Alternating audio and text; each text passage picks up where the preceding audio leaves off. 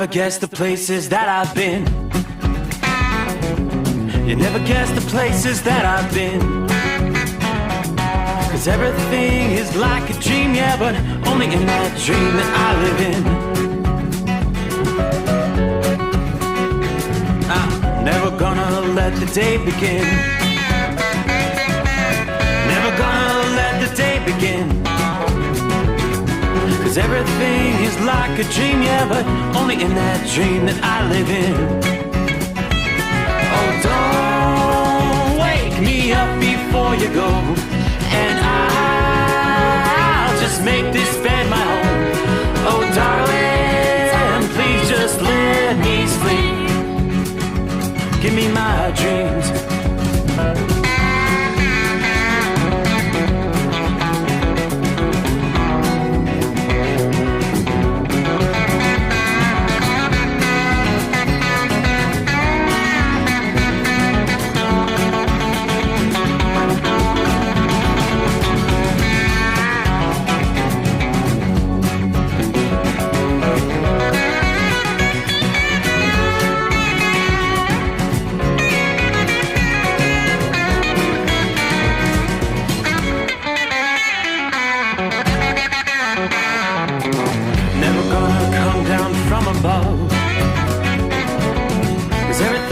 Better from above, but nothing's ever as it seems, yeah, except in that world that I dream of. Never gonna lose the ones I love. Never gonna lose the ones I love. 'Cause everything is like a dream, yeah, but only in that world that I dream of. Oh, don't up before you go, 'cause I can't face this day alone. Oh, darling, please just let me sleep. Give me my dreams. Give me my dreams. Give me my dreams.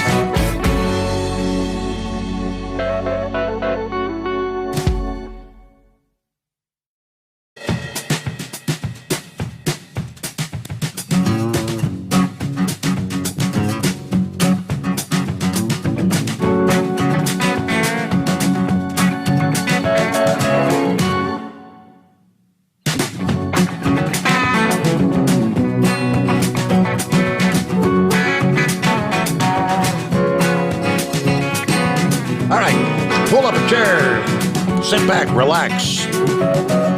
Oh, you're driving, I'm sorry. Well, keep doing what you're doing. Turn up the volume and let's roll into a Thursday. Time zone to time zone, close out September 1 and make our way into second day of September. Here we go. My, what's going on tonight? Now, the word is flooding. I mean, I'm looking at video coming out of New York, New Jersey, Massachusetts. I don't know, this may be flooding like I've never seen in New York.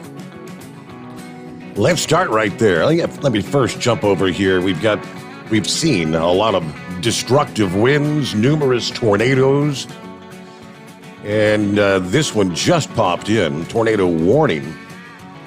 Dukes County and Barnstable County.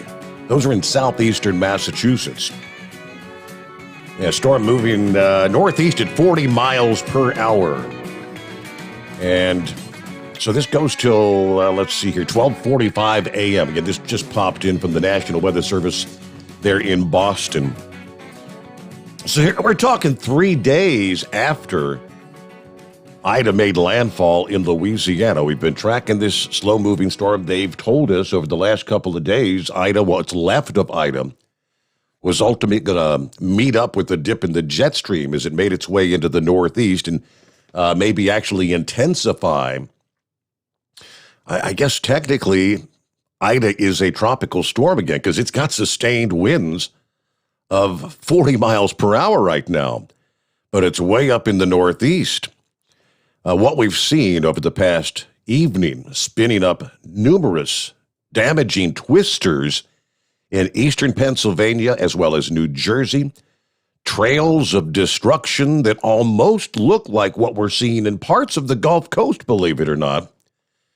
The Wednesday morning commute actually ground to a halt in some areas around Pittsburgh as tropical downpours caused creeks to jump out of their banks onto nearby roadways. 40 people had to be rescued from a school bus that was trapped in a situation like this. A handful of other water rescues conducted across the Steel City. Further east, a flash flood emergency was issued for Johnstown, Pennsylvania. A nearby dam reached capacity and was overflowing downstream. Some people thought the dam might have broke. The dam did not break, but as much as 1 million gallons of water was gushing out of the dam spillway. Thousands of people downstream of the dam were urged to evacuate, while the danger brought back memories of flooding disasters of the past from the Johnstown area. This was just the first flash flood emergency of the day. Several more had been issued in eastern Pennsylvania later in the afternoon into the evening as the heavy rain creates life-threatening situations. One near Gettysburg, another near Doylestown. Ephrata, Pennsylvania was one of the wettest spots in the region, with Ida delivering nearly 10 inches of rainfall to that town. That's more than 2 times the normal rainfall for the entire month of September. Further south and east, the primary threat of Ida was not the rain, but the severe weather. More than a dozen tornado warnings had been issued across northern Virginia, eastern Maryland, southeastern Pennsylvania, and New Jersey. The rain and thunderstorms on the southern edge of the system started to swirl. Annapolis, Maryland, was hit by a tornado shortly after 2 o'clock this past afternoon. They're describing substantial damage, thousands of power outages. No major injuries, according to the governor there. We're working with the county and the city of Annapolis to assess the damage that occurred, determine what further resources we're going to need on the ground. By Wednesday evening, thousands are without power across the state, along with Pennsylvania, New Jersey, Virginia. A likely tornado touchdown north of Philadelphia, near the town of Fort Washington, PA. Damage has been reported, roofs blown off homes. Another tornado was confirmed northwest of, Gloucester County, New Jersey. Major damage to homes and buildings there. Unknown if there were any life-threatening injuries or fatalities with that tornado. A very rare, what they call tornado emergency, was issued for Trenton, New Jersey, a little after 7 o'clock this evening, as a confirmed large destructive tornado was headed toward that city. At least 7 reportedly injured after a post office roof collapsed with occupants still inside the building. By evening, New York and New Jersey were seeing their share of flash flooding. And get a load of some of these numbers. The National Weather Service office in New York City reported seeing rainfall rates of 3 to 5 inches an hour in northeast New Jersey and portions of New York City.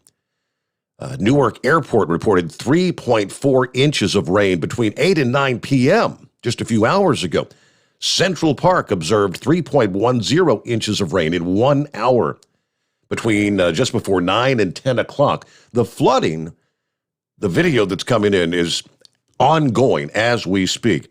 They issued a flash flood emergency for New York City, Brooklyn, and Queens at about 9:30 this past evening. Now, if this is up to date, supposedly it expired at 11:30 p.m., a little over 30 minutes ago. This was the first flash flood emergency issued for New York City, and the second flash flood emergency issued by that office. The first one had been issued only 1 hour prior, and that was for northeastern New Jersey. So more flooding is going to be ongoing across southern New England as Ida continues to drop heavy rain before finally moving off the coast. Let me flip back to the current live advisories that are coming out. Let's take you to the latest flood warning from the Weather Service office in New York City. I mean, it's the entire region is under flood warnings. This is a flash flood emergency for Northeast New Jersey, New York City metropolitan area, and southern Westchester. And this is going to go until 3 a.m. So as I just mentioned, that story that said it expired at 11:30. Incredible amounts of rain. I'm not going to go through all the counties, but it is New York City, northeastern New Jersey. A little before midnight, radar indicated rain across the warned area. 2 to 4 inches has already fallen. Another 2 to 5 inches in 1 hour's time. That's the expected rainfall rate is 2 to 5 inches per hour. Flash flooding is occurring. This is a flash flood emergency for Northeast New Jersey, New York City Metro, and southern Westchester.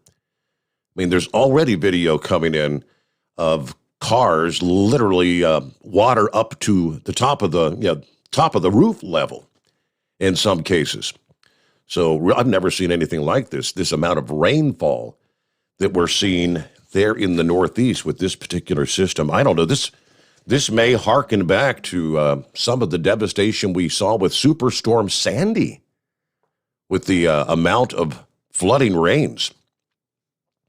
So, yeah, we'll try to keep on top of things as we make our way through the overnight hours, but I could go down the list one after another flood warnings that are coming in out of the Northeast. Now, let me flip over to the current radar scene. Back things out a little bit. Okay, right now we're seeing those heavy rains. Pennsylvania, eastern PA, things are beginning to wind down from about Scranton to Philadelphia. The rain's just pushing off to the east there, but from there on to the east, everybody is socked in with heavy rainfall and even some severe thunderstorms from Bridgeport, Connecticut, Providence, Rhode Island, Boston, all the way up into southern New England, Concord, New Hampshire. So this is all going to continue pushing off to the northeast overnight, but just astounding the amount of moisture in the atmosphere there. Elsewhere, and we'll get to a look at the tropics coming up here. We have actually 2 new named storms. I think Kate was in existence before we wrapped up the program yesterday morning. Larry became the 12th named storm of the hurricane season when it formed over the eastern Atlantic. This past morning, it is anticipated to continue to strengthen, and they predict it's going to become a major hurricane, Category 3, maybe greater, in the coming days. Now, any threat to the U.S. mainland? There's a question mark there. Most of the models are saying it's going to stay well off the eastern seaboard. But if you'll recall, the early model depictions for Henri here a few weeks ago were very similar to this particular track. Depending on the atmospheric conditions, this system could possibly, in one scenario, follow a track similar, making its way much closer to the eastern seaboard before swinging up maybe into the northeastern areas. I mean, areas that are being flooded right now. But that would be several days off on the horizon. So we will delve a bit more into that coming up as we progress on. Meanwhile, our number 844-844-3388. Big Sexy sends me a video out of New Jersey, taking this evening here, the New Jersey Turnpike. That was where they had the tornado emergency. The video of this large, on-the-ground tracking tornado. Looks like it's actually going right across the New Jersey Turnpike. This video from very close to one of the toll areas in New Jersey. It's just been one hell of a day for our friends there in the Northeast. If you'd like to give us some live updates, I know many of our listening friends check in every morning from there in parts of New York and the Northeast. Maybe give us a heads up on what's going on in your neck of the woods. Some of our friends checking in out of the box. Looks like Big Moose is with us again tonight. Hello, Moose. Richard checking in from Central Florida, 75 degrees there. Hello to Tom. Let's see. A trucking company called Dillum. About 300 and something drivers lost their jobs today. Yes, that would be in our industry headlines top story. After 41 years, a family-owned dry and liquid bulk trucking company ceasing operations as of the midnight hour Tuesday, according to the report from FreightWaves. We'll give you more on that here coming up. James checking in. Morning. We're drying out here in northern Georgia. Kentucky Ken is on board. Good morning to the overnight drive. Hello to everyone getting pumped up for racing this weekend. That's the Michigan Madman. Said he got home early tonight, so everybody have a good night there. Scuba Steve checking in from Charleston, West Virginia, where it's cloudy. Looking forward to a great show. Heatwave checking in out in Arizona, where it's 87 degrees at this hour, headed for the Mile High City. I guess 70 in Colorado shut down as we were dispatched via the southern route. All right. Hello to James. Let's see. Who else on the line? Marianne checking in from Southwest Ohio here. And we'll check in with some of the others as we make our way into a Thursday morning. Great to have you with us. Again, it's 844-844-3388. Before we get to our first quick timeout, I know, Horse Feathers has been up there in the rain. Have the rain stopped in your neck of the woods, or are you still getting the deluge there? Yeah, there's still some water coming along here. We got one road closed here, and I actually got water coming across the road here right where I'm at right now. We'll see how deep it really is. You're not supposed to drive. My fog lights. Don't drive to the flooded waters. Yeah. Well, I'm in a spot that I can't back up and I can't turn around. So it's only about 6 inches deep. I'm all right. Okay. So I'm through it. The other people were good. They didn't go through it. Well, a four-wheeler came up the other way and looked at it and said, "Oh, no, I'm not going that way." And that was good. But I waited for him to get out of the way. I didn't push him. I didn't do anything mean and nasty. Okay. But speaking of mean and nasty, you're gonna have Spaceman call in now on you. You don't know how to pronunciate Ephrata, PA. You called it Ephrata again this morning. Ephrata. Is it what'd you say it is? Right. Ephrata? I can't remember all these things. Ephrata. Yeah. There you go. But now we had some good heavy rain, good heavy wind. You reported Annapolis. They had a couple tornadoes there, took down a lot of roofs and trees and signs. And there's one street in Annapolis that's closed until at least the afternoon. They tore down a whole bunch of signs and power poles, and they had a gas leak.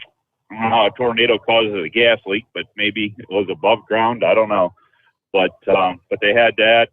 They actually had a drowning. They had a drowning at an apartment complex in Rockville, Pennsylvania, and so they had a bunch of water rescues they had to do down there in the northwest side of D.C.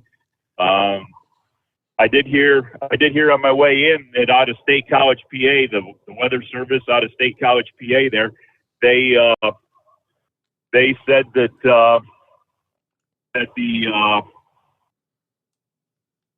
there was going to be expanding that flooding alert there until what was it, 3:30 in the morning? So the flash flooding, flash flood emergency. Yeah, that's what I just hit on. That's going to continue.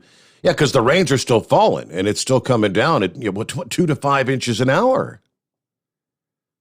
Yeah, so right now where I'm at here in southern York County, I'm up just on the south side of York. It's pretty well ended. The roads have dried up. We're starting to get dry spots on roads where travel is. But anywhere there was high water, where water come up above the road, normal flooding areas, they're still closed. As I say, I just drove through a little bit on the road I'm on, and I know the road that goes into my loading facility. one of the two that'll be flooded over right now. So I got to go in there the back way. But yeah. So it was quite the blowing storm. And you talk about Johnstown, those poor people out there. I forget how long ago it was they had that major flood. It was back in the days of Carnegie. Carnegie's the way you're supposed to say it. Everybody calls it Carnegie, but they had the steel and Rockefeller with the Standard Oil and all that was all going on. And this guy by the name of Frick was running Carnegie Steel, and they had a country club, gentleman's club type thing up alongside the water there on the dam. And apparently the way the buggies went across the dam, they had to make the dam wide enough, they had to lower it a little bit to make it wider to get all the big buggies across there. And of course, doing that, then they had the big rainstorm, and then the flood came, and it was an earthen dam, and of course, it washed out the dam. And of course, Johnstown, PA, was pretty well washed off the map. And yeah, those people, they don't want to even see water when you get rain and stuff. So I imagine it was bringing back, it's back into grandparents' days of when that last flood was. But there's all the stories are still fresh in everybody's minds out there. So I say the emergency crews are going to be out pretty much, all night long. There's water rescues ongoing right now. I hear just in the last few minutes that they say the radar indicates over 10 inches of rain has fallen in just the past few hours near Newark Airport. And some of the video, like I said, video that's coming in from that region, it's just off the wall. I'm going to get a quick chime out here. We'll come back. I've got the very latest from the ABC affiliate, WABC there in New York City, as it's kind of an unfolding scenario in the Northeast. Suffice it to say, there's a lot of freight that ain't going to be getting where it's supposed to be going, and you're going to probably have to check ahead for pickups. There's a lot of stuff that's going to be disrupted through the overnight hours. It is 844-844-3388, the Steve Sommers Overnight Drive, live from the Hot Shot Secret Studios. Live from the Hot Shot Secret Studios, the Steve Sommers Overnight Drive. Are you having trouble sleeping? Are you tired all the time? Growing older is a fact of life. Our skin starts to wrinkle, muscles get weaker, and our energy levels plummet. If there was a product that may help you slow down these symptoms of aging, would you be interested? I want you to go to getonthegel.com. That is getonthegel.com. Watch this 4-minute video that explains more about this amazing product. Or call us at Youth Fountain HGH today at 513-472-0699 for more information. Diesel Army is on duty 24 hours a day, 7 days a week. Burning the midnight oil with the best diesel coverage. All the tech, all the torque. Diesel Army, where there's smoke, there's fire. For the latest news and event coverage, as well as feature and tech articles, sign up for the newsletter and don't miss a thing. Visit dieselarmy.com from the Power Auto Media family of digital magazines. Again, it's dieselarmy.com. Dean Michael, the tax doctor here. Are you tired of those tax problems following you around like a dark cloud, always in the back of your mind, losing sleep at night? Call me now and get your life back. 888-557-4020 or go to mytaxhelpmd.com. Pretending they're not there won't make them go away. The IRS isn't going to forget. They will levy your bank account and garnish your wages. Don't wait for that to happen. I'm not telling you these things to scare you. I'm telling you so you can benefit from my years of experience. Now is the time to act. 888-557-4020. Do you have a Dodge pickup and hate your automatic transmission? Of course you do. LaVon Miller at Firepunk Diesel here, and we specialize in heavy-duty and performance transmissions for your 3/4 or 1-ton Cummins-powered truck. So if you're interested in turning your stock slush box into a towing monster, call us today at 614-733-3744 or visit us online at shop.firepunk.com. And now, back to the Steve Sommers Overnight Drive, live from the Hot Shot Secret Studios.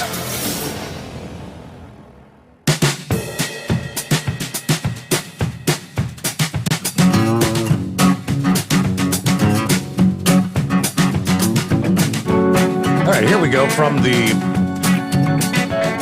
Channel 7 WABC there in New York. the remnants of Ida, bringing drenching rains, historic flooding across New York City and the tri-state area. At least one has died in New Jersey. Yeah, the heavy rain in a short period of time sparking widespread flash flooding, drivers stranded, flooded subways, planes grounded. Mayor de Blasio has declared a state of emergency in New York City due to this historic weather event, bringing brutal flooding and dangerous conditions to the roads. Governor Murphy has declared a state of emergency in all of New Jersey's 21 counties, urging people to stay off the roads. Murphy says the state's going to use every resource at their disposal. The mayor of Passaic said one person drowned inside their vehicle due to flooding on Passaic Avenue. Rest of the people in the car were rescued and treated on the scene. Patterson Public Schools and several other districts have already announced they're going to be closed or opening late Thursday due to the storms and flooding. New Jersey state officials also have a 3-hour delayed opening. State offices, I should say. New Jersey state offices, 3-hour delayed opening Thursday. New York City, de Blasio said the 5 boroughs are facing a serious situation continuing for the next several hours, urging people stay off the roads. Thoroughfares and highways have turned into proverbial rivers.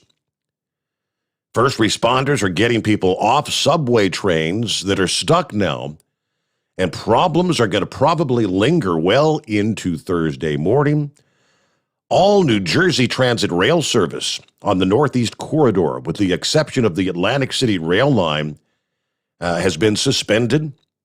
Meanwhile, the New York City and MTA said train service is extremely limited, if not even suspended, because of the rain and the flooding across the region. Now, what else we got? Car rescues, numerous water rescues taking place, at least a dozen vehicles underwater on Bronx River Parkway. Air traffic control at Newark has temporarily evacuated due to flooding. New Jersey Transit and Amtrak rail service are suspended.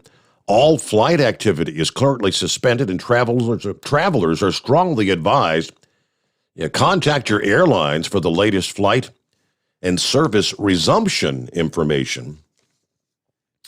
Rain made its way onto the indoor court at the tennis center during the U.S. Open. The roof was closed, but the windswept rain still made it inside. As fans left the tennis center, they had to make their way through knee-deep floodwaters. At Yankee Stadium, the outfield was completely underwater. Fortunately, the Yankees are playing in California rather than in New York this evening. So already history, they say, has been made. Wednesday evening in New York City, the first time they've ever issued a flash flood emergency. So that's again ongoing right now. Central Park observed 3.15 inches of rain in 1 hour. That could make it the wettest hour in New York City record keeping, dating back to 1870, they tell us. It smashed a record that was set just last month on the night of August the 22nd, when between the hours of 10 and 11 p.m., Central Park picked up just shy of 2 inches. So yes, we are really realistically looking at uncharted territory in the Northeast there tonight.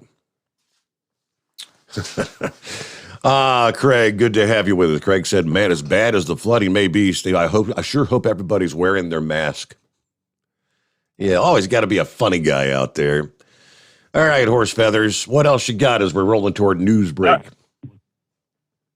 No, I sent you a couple things there while I was home watching TV and stuff yesterday. They had a whole bunch of stuff running on the History Channel there about 9/11 and Osama bin Laden and how he came into power and all that. And I sent you a couple of links in that. So I know there's been some questions out here about who Osama bin Laden was and how he, went from being a son of a very rich individual in Saudi Arabia to, heading up Al Qaeda and that. So there was something that was it was from Britannica. I guess they used to be the encyclopedia people. Correct. I guess they have an online site now instead of having the hardcover books.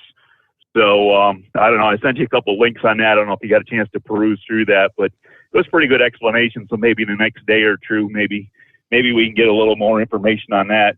But have you noticed, when we had that whole thing, we did that whole evacuation in Afghanistan, and we had our people over there, and there was some TV cameras and that. Do they not have COVID-19 in Afghanistan? Well, I'm sure they did. Do they not have? Well, how come none of the Taliban or anybody were wearing masks? I think I only saw like 3 people the whole time wearing masks over there. Do they not affect it? Is there? I mean, what's the vaccination rate? How many people are in hospitals? I mean, we got hospitals filling up here to the point that you can't go in there if you get your finger cut off. So what's going on over there? I mean, I can't see them as, we're supposed to be the, top notch, best of everything here. Shouldn't all the rest of these countries, shouldn't they all be like, be having stacks of bodies pile up or something with what's going on? Maybe they're just dying in the streets. I have no idea. So I know, but I just thought it's pretty funny. We got another I forget where it was now, just mandated masks for kindergarten through 12, and all the students and teachers and everybody in the school district has to wear masks, and of course we watched the whole evacuation and retreat, and I guess you call it a surrender of Afghanistan, and not one Taliban carrying all our weaponry. Not one of them was wearing a mask to cover up their bearded face. But I shouldn't have said that. That's probably stereotypical, isn't it? Yeah, a little bit. I gotta work on this. But anyways, hey, one other picture I came across. Somebody sent me. They had a jug of red diesel sitting up on top of a diesel vehicle, and they were siphoning it down into the tank. And they wrote on the jug, says identifies as white diesel. Because the red dye diesel supposed to be off-road. It says on the side of the jug, identifies as white diesel. So I thought that was kind of funny. But anyways, I guess that's about what we got for you. The rain here in southern PA stopped by the looks of it. Got a bunch of wind blowing yet. So if there's bad rooted trees or anything like that, you can still have limbs and trees falling over in the highways and all that bad, nasty stuff. But hopefully the water will start retreating at some point, and don't do what I did. Don't drive through the water. There you go. I bet my front tag, the water. Turn around. Don't drown. That is it. All right. We'll get our news break here.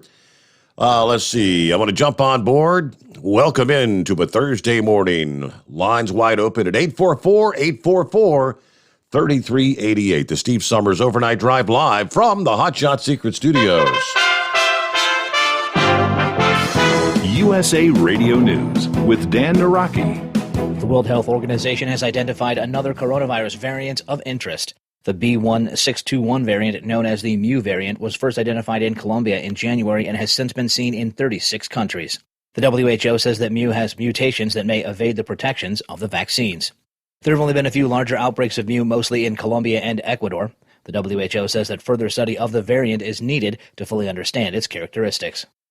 And a federal judge has signaled that he would approve a bankruptcy deal that would settle thousands of lawsuits against OxyContin maker Purdue Pharma. Bankruptcy Judge Robert Drain said Wednesday that he would approve the plan that would dissolve Purdue and shift its assets to a new company not controlled by the former owners, the Sackler family. The plan would also shield the family from future opioid lawsuits.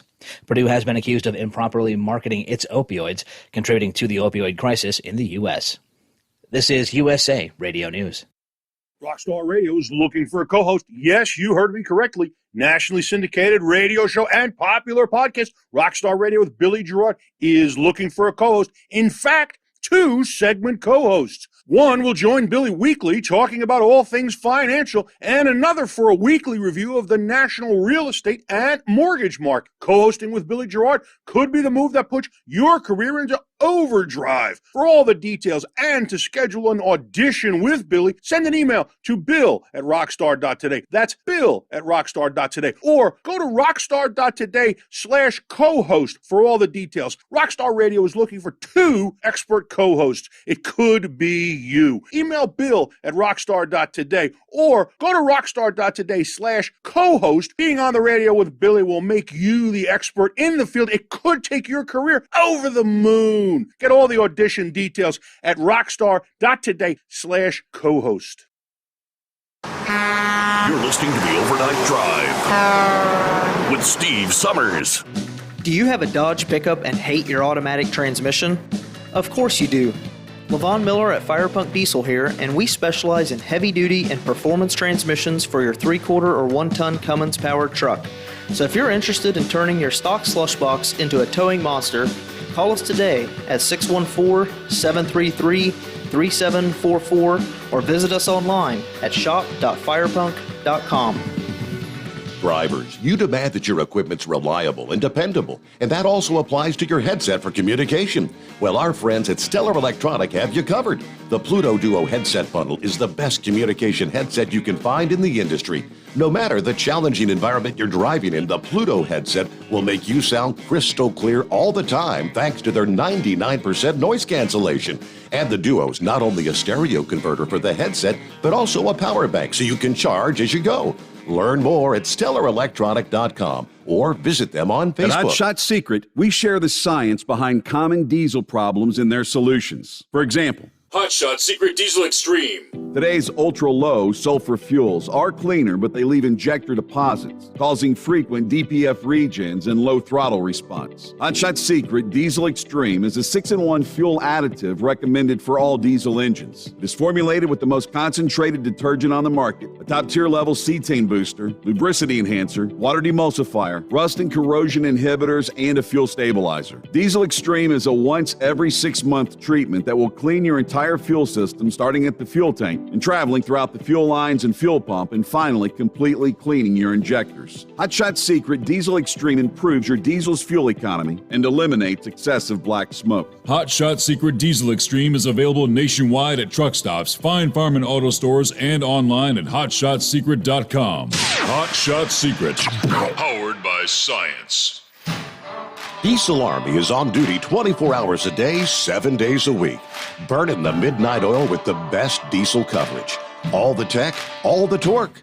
Diesel Army, where there's smoke, there's fire.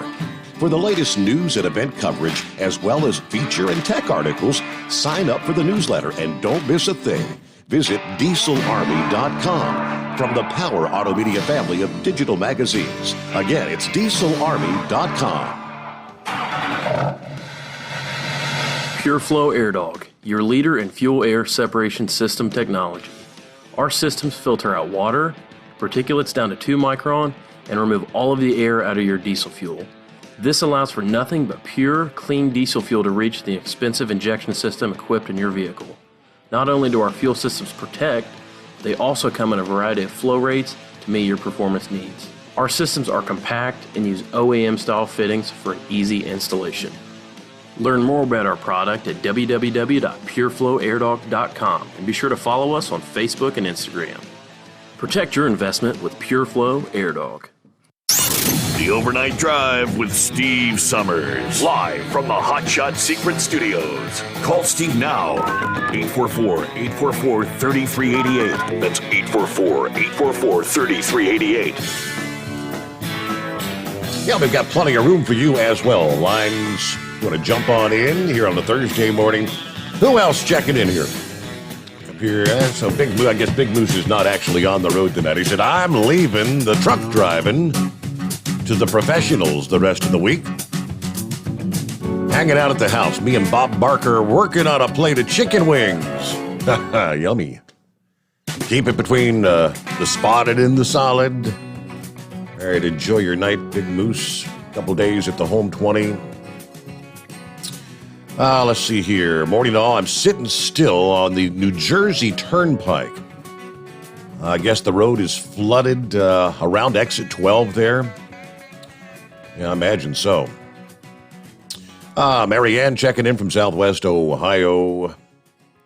Justin says, hey there, Steve. These truck stops are getting worse and worse. Nobody to work on the fuel pumps, apparently, in Indiana, I guess. Yeah, some of the pumps do work. Yeah, some of the DEF pumps are working. Getting kind of aggravated here. Let me see. Steve, morning.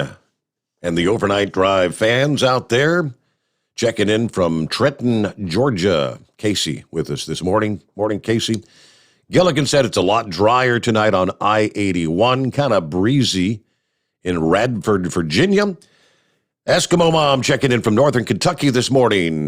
Got our windows closed at the home 20 in Ohio tonight because lows are going to be in the low to mid 50s.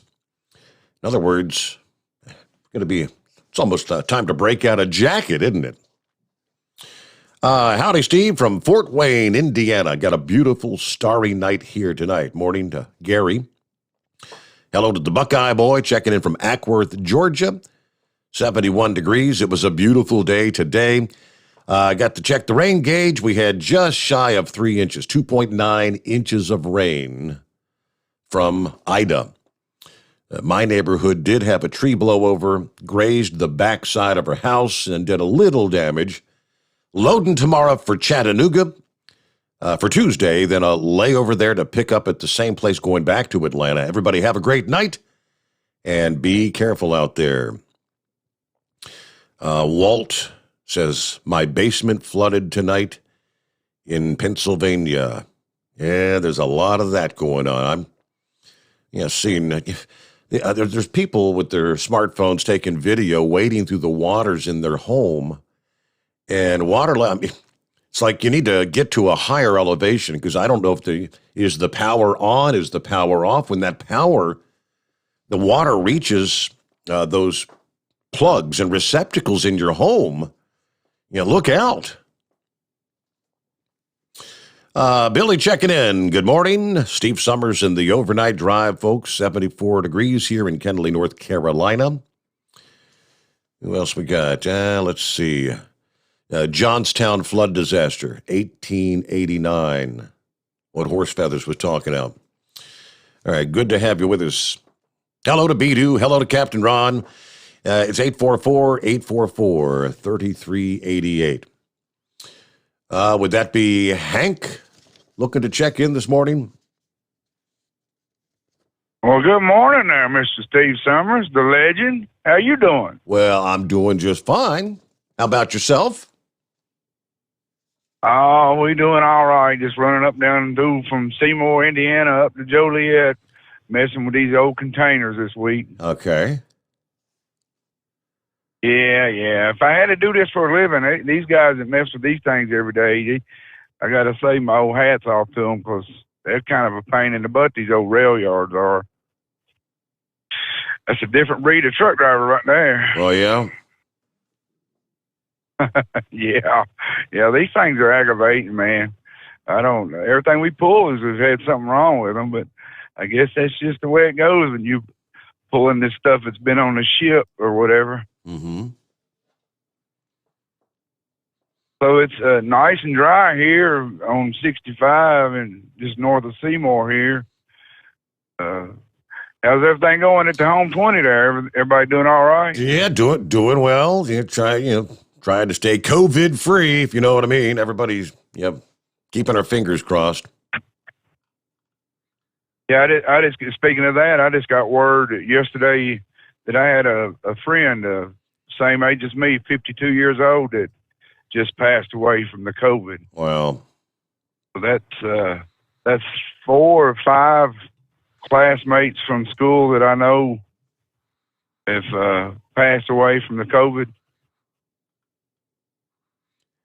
And I just heard in the news Don't ever know. They just mentioned a new variant, what they call it, the MU variant apparently, and it sounds like each of these new variants is more and more not really affected by the vaccine. It's getting around the vaccine.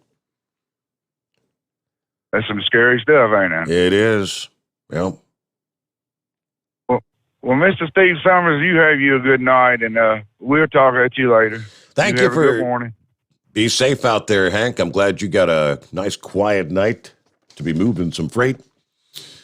All right, industry headlines. What are we looking at here? As I mentioned, Dillon Logistics is the name of the company. After 41 years, family-owned dry and liquid bulk trucking company ceasing operations. According to the report from FreightWaves, Dillon Logistics Incorporated, doing business as Dillon Transport, was headquartered in Burr Ridge, Illinois.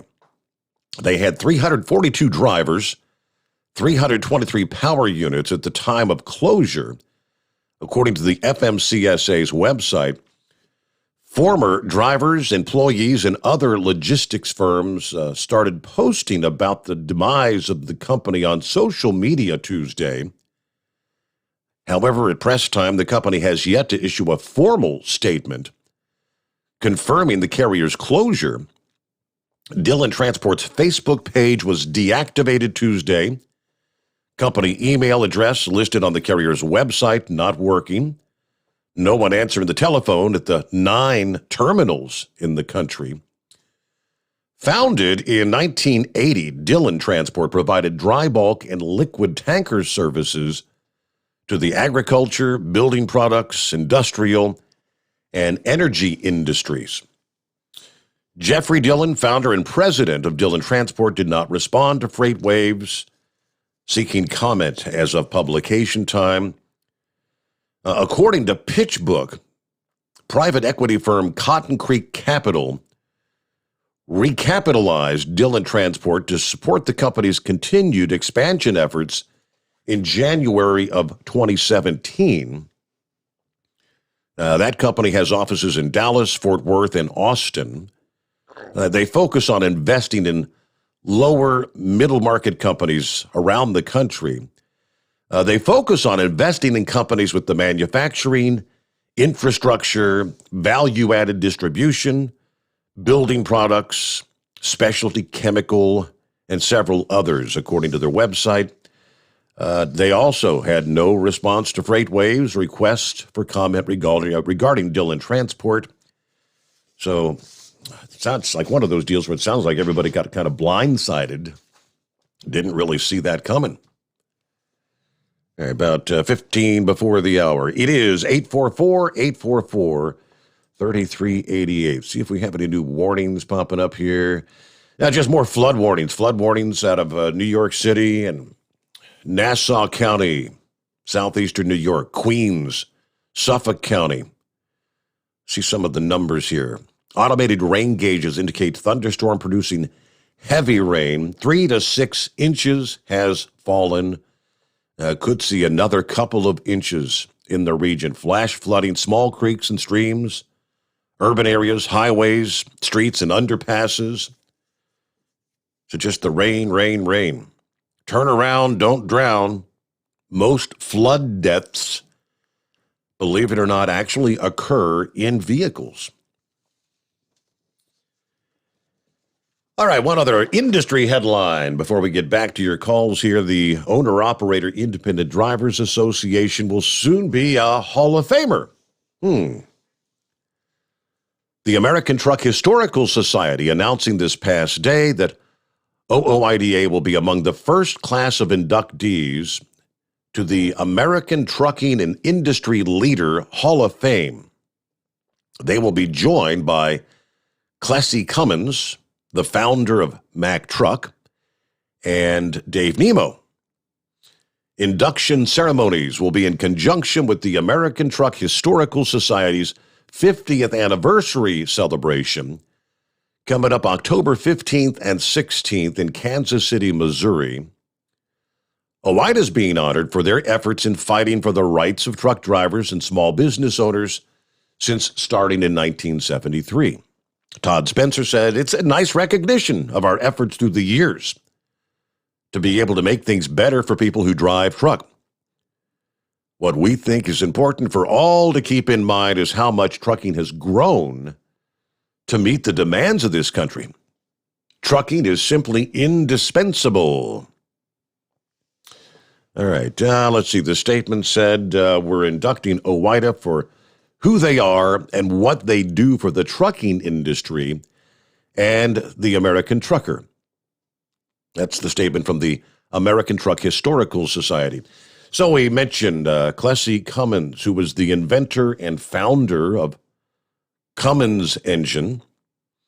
The Mack brothers, John and Gus, that's the founders of the Mack Truck Company. So yeah, Clessie Cummins, it's head founder of.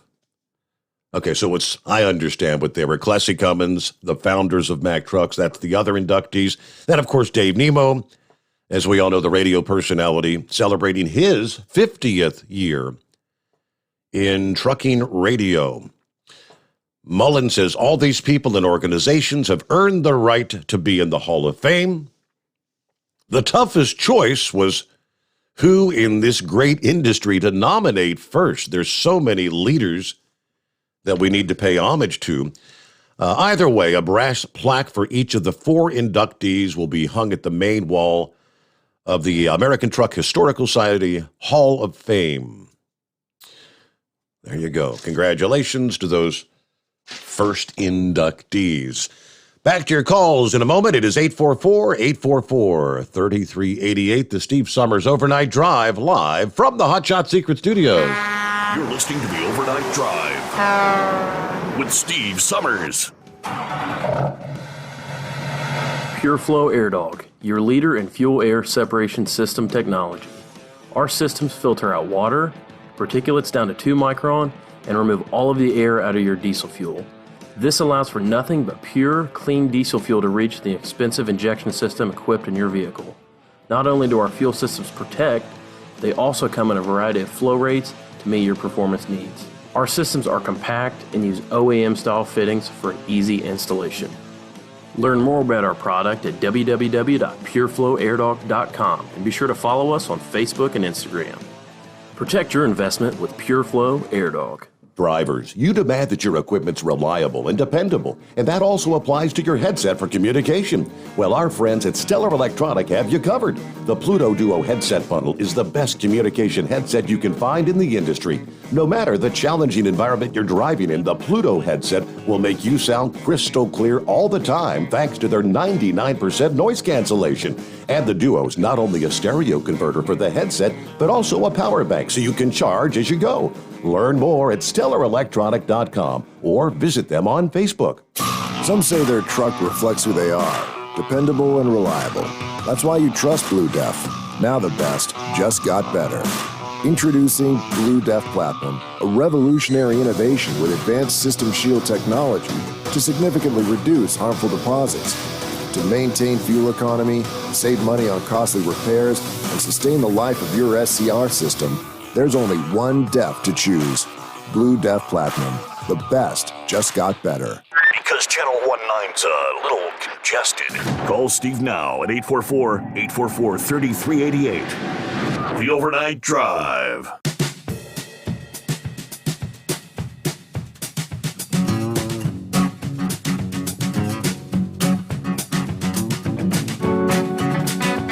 All right, hope your week's going well as we're making our way into a Thursday here. Don't forget, look there at the calendar.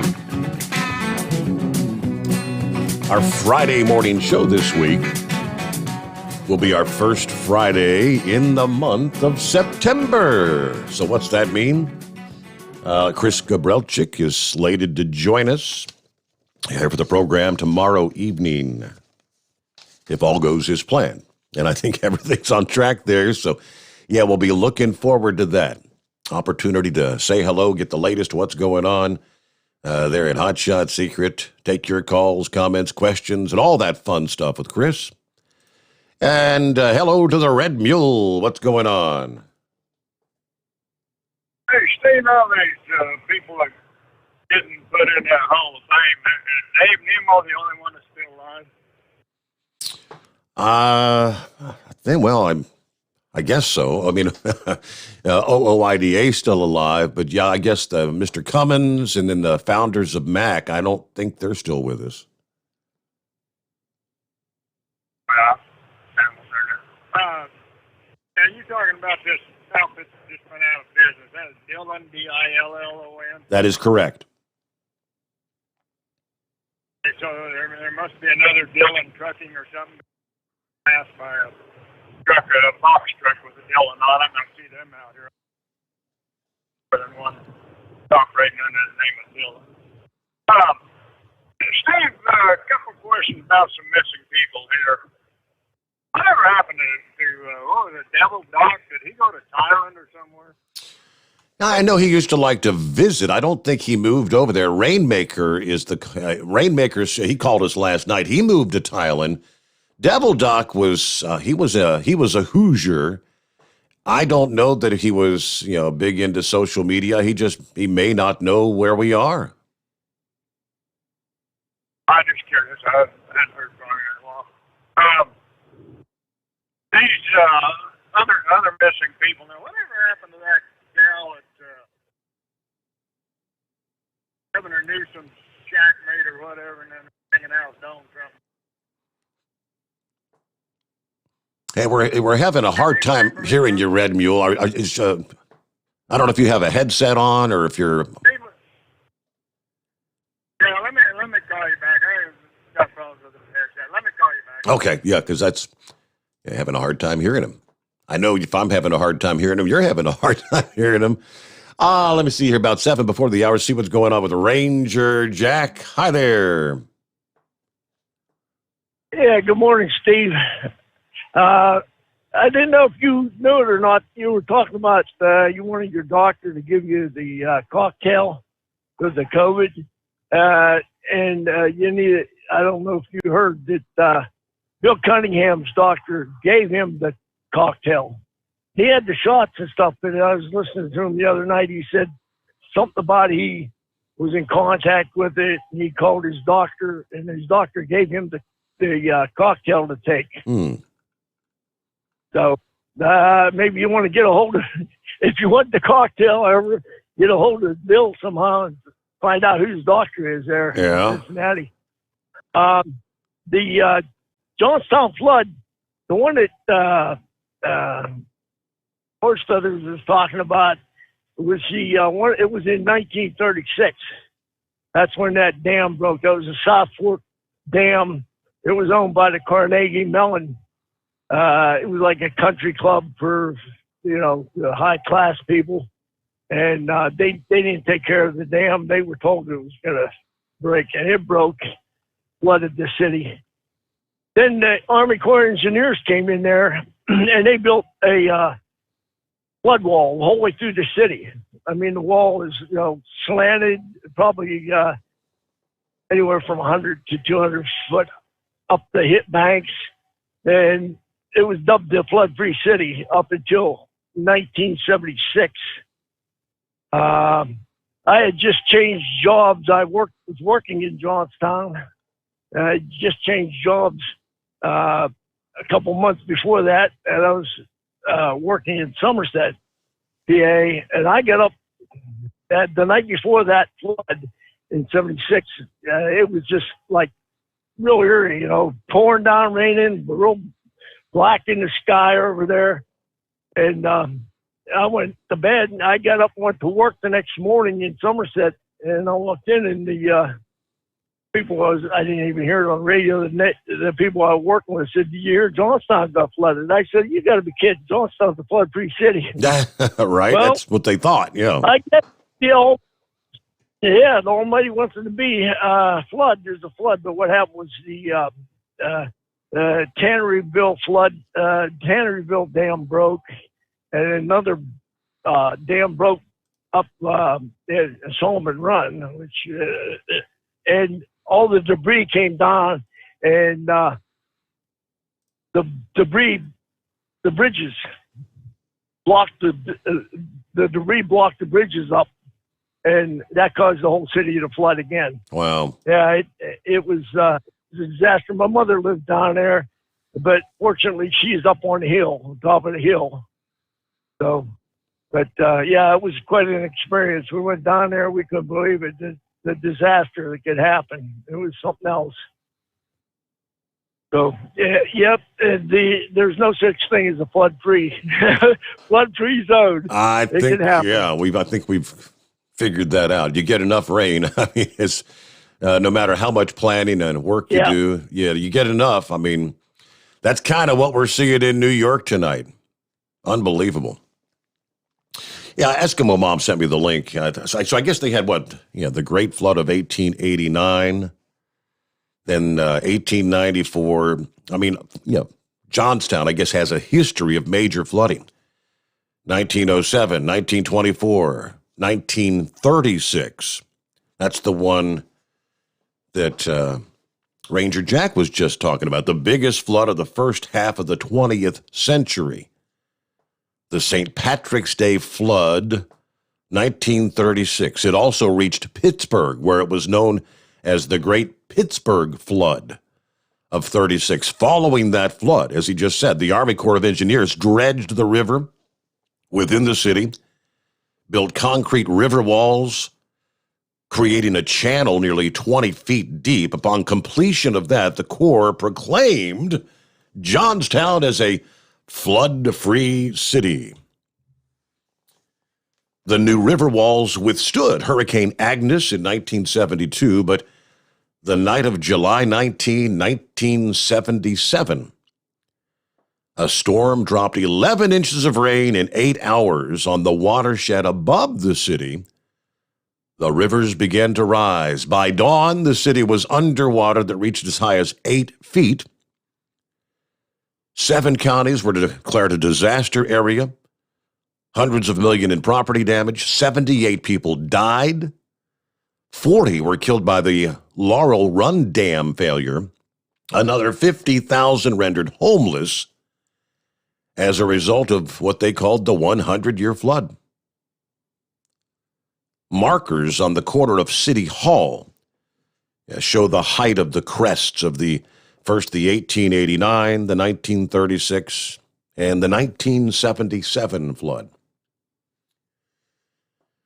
All right, get back to your calls as we roll into a Thursday morning. It is 844-844-3388. First, a news update. The Steve Sommers Overnight Drive live from the Hot Shot Secret Studios. USA Radio News with Dan Naraki. The World Health Organization has identified another coronavirus variant of interest. The B.1.621 variant, known as the Mu variant, was first identified in Colombia in January and has since been seen in 36 countries. The WHO says that Mu has mutations that may evade the protections of the vaccines. There have only been a few larger outbreaks of Mu, mostly in Colombia and Ecuador. The WHO says that further study of the variant is needed to fully understand its characteristics. And a federal judge has signaled that he would approve a bankruptcy deal that would settle thousands of lawsuits against OxyContin maker Purdue Pharma. Bankruptcy Judge Robert Drain said Wednesday that he would approve the plan that would dissolve Purdue and shift its assets to a new company not controlled by the former owners, the Sackler family. The plan would also shield the family from future opioid lawsuits. Purdue has been accused of improperly marketing its opioids, contributing to the opioid crisis in the U.S. This is USA Radio News. Hi, I'm Wayne Alaroot, and I'm in the best shape of my life. I love working out hard every day, but I turned 60 this year, and working out can cause some serious aches and pains. I was commiserating with my buddy Jay Schrader, the Super Bowl champion and former Raiders quarterback, about the challenges of staying in great shape for anyone over age 50. Jay said I had to try sonsoflibertycbd.com, and it would heal my body, mind, and soul. He was right. No more aches and pains. I feel like $1 million. Finding quality CBD, not easy, but Sons of Liberty CBD, highest quality CBD I've ever seen. CBD is not pot. It won't get you high. It's 100% legal. It's 100% American made. CBD is mainstream and it works. For my listeners, sonsoflibertycbd.com is offering a discount of 15% off every product if you use the code WAR15 at checkout. Even better, you can combine this discount with their subscription discount for 25% off. Please support veteran-owned, service-disabled, small business, Sons of Liberty, CBD.com. Just say WAR15 to get 25% off. Wisconsin Senator Ron Johnson takes issue with President Biden's characterization of the withdrawal from Afghanistan. Lance Pry has more. After President Biden told the American people the withdrawal of Afghanistan was a success, Senator Ron Johnson, the Republican from Wisconsin, told Newsmax on Tuesday the president is living in a fantasy world. This was an abysmal failure. It's just jaw-dropping to see the fantasy world that the president and this administration is living in. From the West Coast USA Radio News Bureau, I'm Lance Pry. And power slowly returned to New Orleans Wednesday morning, nearly 3 days after Hurricane Ida made landfall in Louisiana. Electricity supplier Entergy tweeting Wednesday morning that they'd taken the first steps in restoring power to the area, with lights coming back on the east side of New Orleans. Nearly 1 million people in Louisiana still remain without power, which could take weeks to restore in some of the hardest hit areas. This is USA Radio News. Now you can fly anywhere in the world and pay discount prices on your airline tickets. Book a flight today to London, Paris, Madrid, or anywhere else you want to go and pay a lot less guaranteed. Call the International Travel Department right now at Low Cost Airlines. 800-215-5141. 800-215-5141. That's 800-215-5141. Going a little bit more in depth on one of our top stories with reaction to Secretary of Defense Lloyd Austin and Chairman of the Joint Chiefs of Staff General Mark Milley holding their press conference at the Pentagon to discuss the end of the Afghan mission.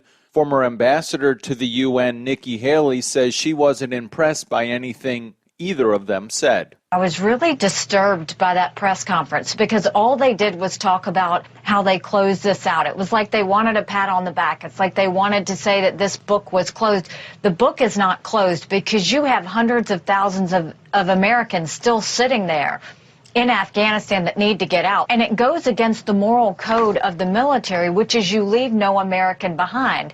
So Austin and Milley know that. They know that every military veteran, combat veteran like my husband, is still thinking about the Americans that were left behind, still thinking about the Afghan allies that are behind. So to imply that this book is closed, to say that you're going to a diplomatic operation is implying that you're going to a hostage situation. There's nothing comforting about that. A bull rider in California is dead following a freak accident at a local event. The Brazilian native was a few seconds into a bull ride at the Velocity Tour in Fresno when his spur got tangled and caused him to flip upside down under the bull's back leg, leaving his chest trampled before he was bucked off. For USA Radio News, I'm Tim Berg. At Hot Shot Secret, we share the science behind common diesel problems and their solutions. For example, ultra-low sulfur fuels. The primary function of diesel fuel is combustibility. One of the little-known aspects of fuel is its role as a lubricant to metal-on-metal moving parts. The introduction of ultra-low sulfur fuels diminishes the fuel's ability to lubricate because sulfur, which has been mostly removed, has lubricating properties. Hot Shot Secret Everyday Diesel Treatment with LX4 delivers unmatched lubricity. Third-party testing confirms that it takes 3 times the amount of leading fuel treatment to match the lubrication benefit of 1 dose of Hot Shot Secret. Everyday Diesel Treatment is a fully formulated 6-in-1 premium fuel treatment for every fill-up, every time. Everyday Diesel Treatment is available at truck stops, Tractor Supply, O'Reilly's Auto Parts, and online at HotShotSecret.com. Hot Shot Secret, powered by science.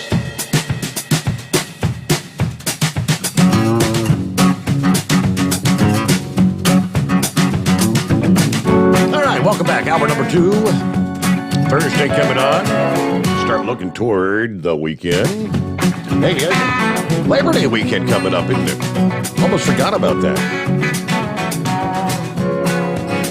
By the way, I believe that's a 3-day weekend for Steve Sommers. We'll be closing out summertime, kind of the last bash of summer. Aside from our ongoing flood scenario in the Northeast tonight, what some are saying may, all said and done, may be historic flooding for New York City. We have another area of concern. Showers, thunderstorms, some of these still packing a punch at this hour in south central and southwestern South Dakota, then that line extending straight down through western Nebraska, on down into the northeast corner of Colorado. Still seeing some severe thunderstorm warnings being prompted. See what the latest was out of North Platte, Nebraska. So this is the north central panhandle region, the panhandle of Nebraska, and Cherry County, Sheridan County. 70-mile-an-hour winds, 70-mile-an-hour straight-line winds, nickel-size hail, And that's enough to blow you over. They're highlighting a couple of highways. Highway 20 between the 112 and 162 mile markers. Highway 61 between the 187 and 230 mile marker. High profile vehicles, especially with a light load, empty trailer kind of thing, beware.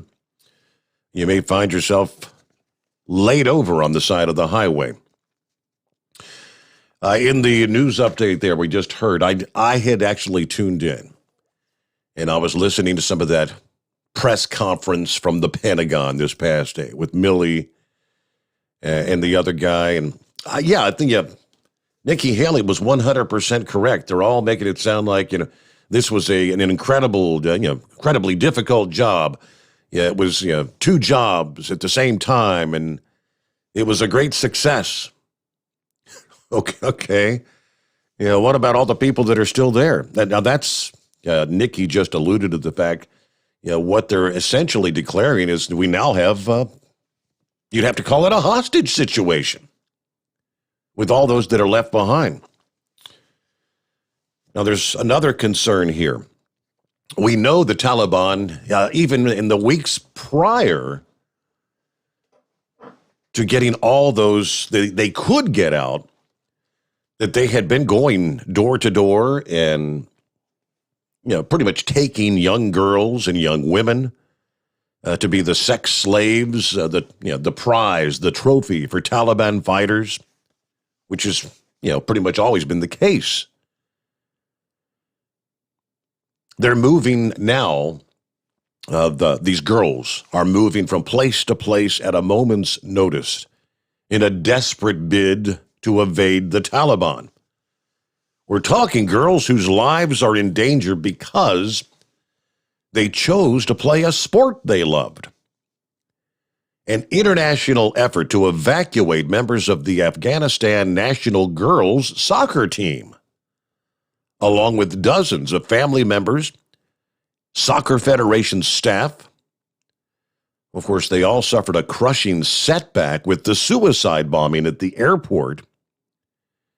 Now, frightened and desperate, the girls worry whether a far-flung coalition of former U.S. military and intelligence officials, congressmen, U.S. allies, humanitarian groups, and the capital of the Afghan women's national team can get them and their loved ones out of there. Robert McCrary, former congressional chief of staff and White House official under President George W. Bush, who's worked with special forces in Afghanistan, said they're just unbelievable young ladies who should be playing in the backyard, playing on the swing set, playing with their friends. Here they are in a bad situation for doing nothing more than playing soccer. We need to do everything we can to protect them, to get them to a safe situation. Most members of the Afghan women's team, which was formed in 2007, most were evacuated to Australia last week. But the girls, ages 14 to 16, and their families also could be targeted by the Taliban, not just because women and girls are forbidden to play sports, but because they were advocates for girls and active members in their communities. According to the captain of the Afghan women's national team, they're devastated, they're hopeless, considering the situation they're in. There have been at least 5 failed attempts to rescue the girls in recent days. They're being moved around for their safety. They were, at one point, just footsteps away from freedom when that suicide bombing occurred at the airport last week. That ended everything. Complicating the rescue efforts is the size of the group, 133 people, including 26 young youth team members, as well as adults. Many do not have passports or other necessary documents to get on a flight from Kabul. But Stories like that we're going to hear more of. Meanwhile, back to your calls. Hello to the Northern Kentucky Hillbilly. What's going on tonight, Steve? Trying to stay out of trouble. What's happening in your world? Nothing. I heard you on the after hours line yesterday. You was on there for a while, wasn't you? I was there for, 45 minutes, maybe an hour. I agree with you, though. When the hell does Hillbilly Tech sleep? Right? What did he say? He slept 3 hours the day before? I mean, I guess he just hangs out there and talks to people all day. Yeah, I jump on every now and then during the day, and every time I'm on there, I'll hear him on there. Nothing special going on tonight. I was just giving you a shout and say hey and see what was going on. Kind of quiet on here tonight. Yep, that's a quiet night. It is. Yeah, well, quiet for us. It's not quiet. It's not quiet for the poor folks up there in the Northeast. Oh, I know. I can't believe that flooding that's going on up there. I guess we missed it. We're right here in the Cincinnati area where we got pretty lucky with it. We got it above us and below us. Yeah, well, I mean, what we got here at the bunker was just kind of a light rain. Just a drizzly kind of thing most of the night last night. Things actually cleared out. I was able to get out there and cut the grass it was still wet, but I cut the grass about 10 o'clock this past morning. Yeah, that's what I did when I got home. About 10:30, I got home and I mowed the grass and worked on my deck a little bit. Mm-hmm. So I won't keep you. I just want to give you a shout and say hey and have a good night. All right, thanks for checking in. Good to have you with us. Be safe out there. The Northern Kentucky Hillbilly. Now, what else we have under industry headlines? See, speaking of just talking about high winds may roll your truck. Truck driver says he's lucky to be alive after a tornado sucked up his truck and flipped it multiple times outside of a warehouse in Alabama Monday. That tornado touched down in Saraland, Alabama. 3 people injured, including the truck driver. According to the news affiliate there, the truck driver, LaFrazier Stallworth, was waiting his turn at the Chinadal Dixie Lily Foods warehouse when the winds suddenly picked up and a tornado came barreling toward him. I thought I was going to die. I heard the wind whistling through. It lifted the tractor up a couple of times and set it down, but the third time it picked it up, turned it over, and the wind started pushing the trailer through the parking lot. Warehouse workers say they realized something was wrong as soon as the tornado passed. Everybody started running. We saw everything spinning down here, according to one warehouse worker who actually helped pull the trucker from the overturned truck. It was extremely loud, the roof ripping off. The truck fell over, metal everywhere. Adrenaline just kind of kicks in. You do what you have to do. You call 911. The driver said just a lot of pain. He was trapped with his seatbelt. Fell on the driver's side of the truck. Just couldn't get out. One bystander said, I climbed up top, grabbed him, and he was hollering that he was in pain. You just don't think about yourself. You do what you got to do. Truck driver was taken to a nearby hospital, treated for a sprained knee and other minor injuries. He has been released. He's expected to recover. He said he plans on taking tornado warnings more serious in the future. If they say stay at home and don't get on the roads, that's what I'm going to do. But God was definitely on my side in this particular case. About 17 past the hour. One other. Here's a topic that's come up on this program several times in recent months. Because we've got a couple of tow truck operators out there that listen to the program and the discussion of how many tow truck drivers lose their lives out there just trying to do their job. Well, that was the case. A tow truck driver thrown off a massive interchange while hooking up a disabled car in Dallas Monday night. This happened on August 30th on the Lyndon B. Johnson Freeway overpass to southbound Highway 75. About 9:45 in the evening, according to the Dallas Morning News, the unnamed tow truck operator was hooking up a car when an oncoming Chevy Tahoe struck him, pushed him off the 5-level interchange to the ground below.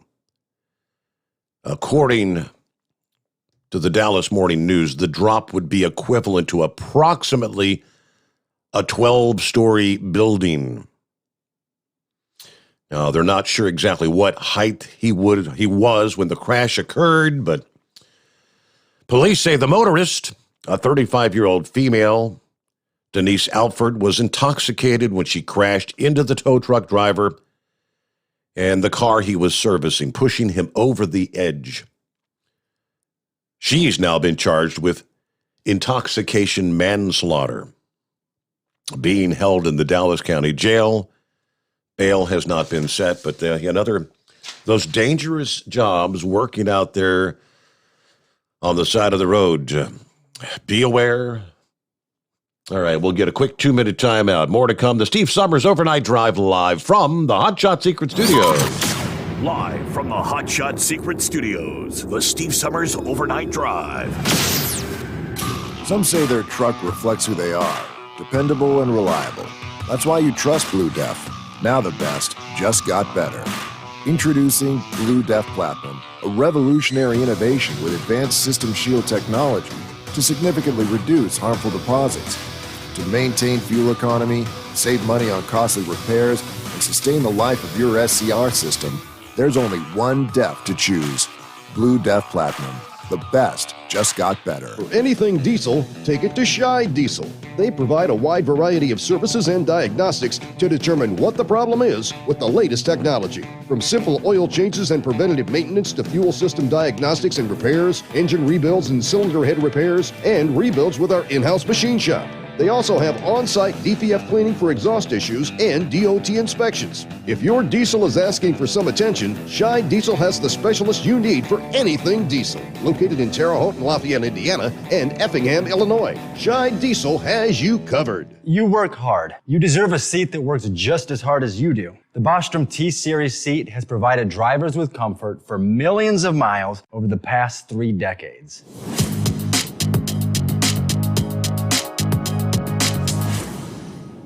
Each seat is built right here in the USA and has 4-position front cushion tilt and higher low-profile air suspension with isolator. It's also equipped with many standard and optional comfort features, such as high and mid backrests, 9.4-inch fore-aft slide adjustment, adjustable armrests, and manual or dual air lumbar support system to keep you comfortable throughout your ride. Build your T-Series seat today at BostromSeating.com and ensure your ultimate comfort for wherever the road takes you. Bostrom Seating, the ultimate comfort for the open road. Keep the bugs off your glass and the smokies off your ass. This is the Overnight Drive with Steve Sommers.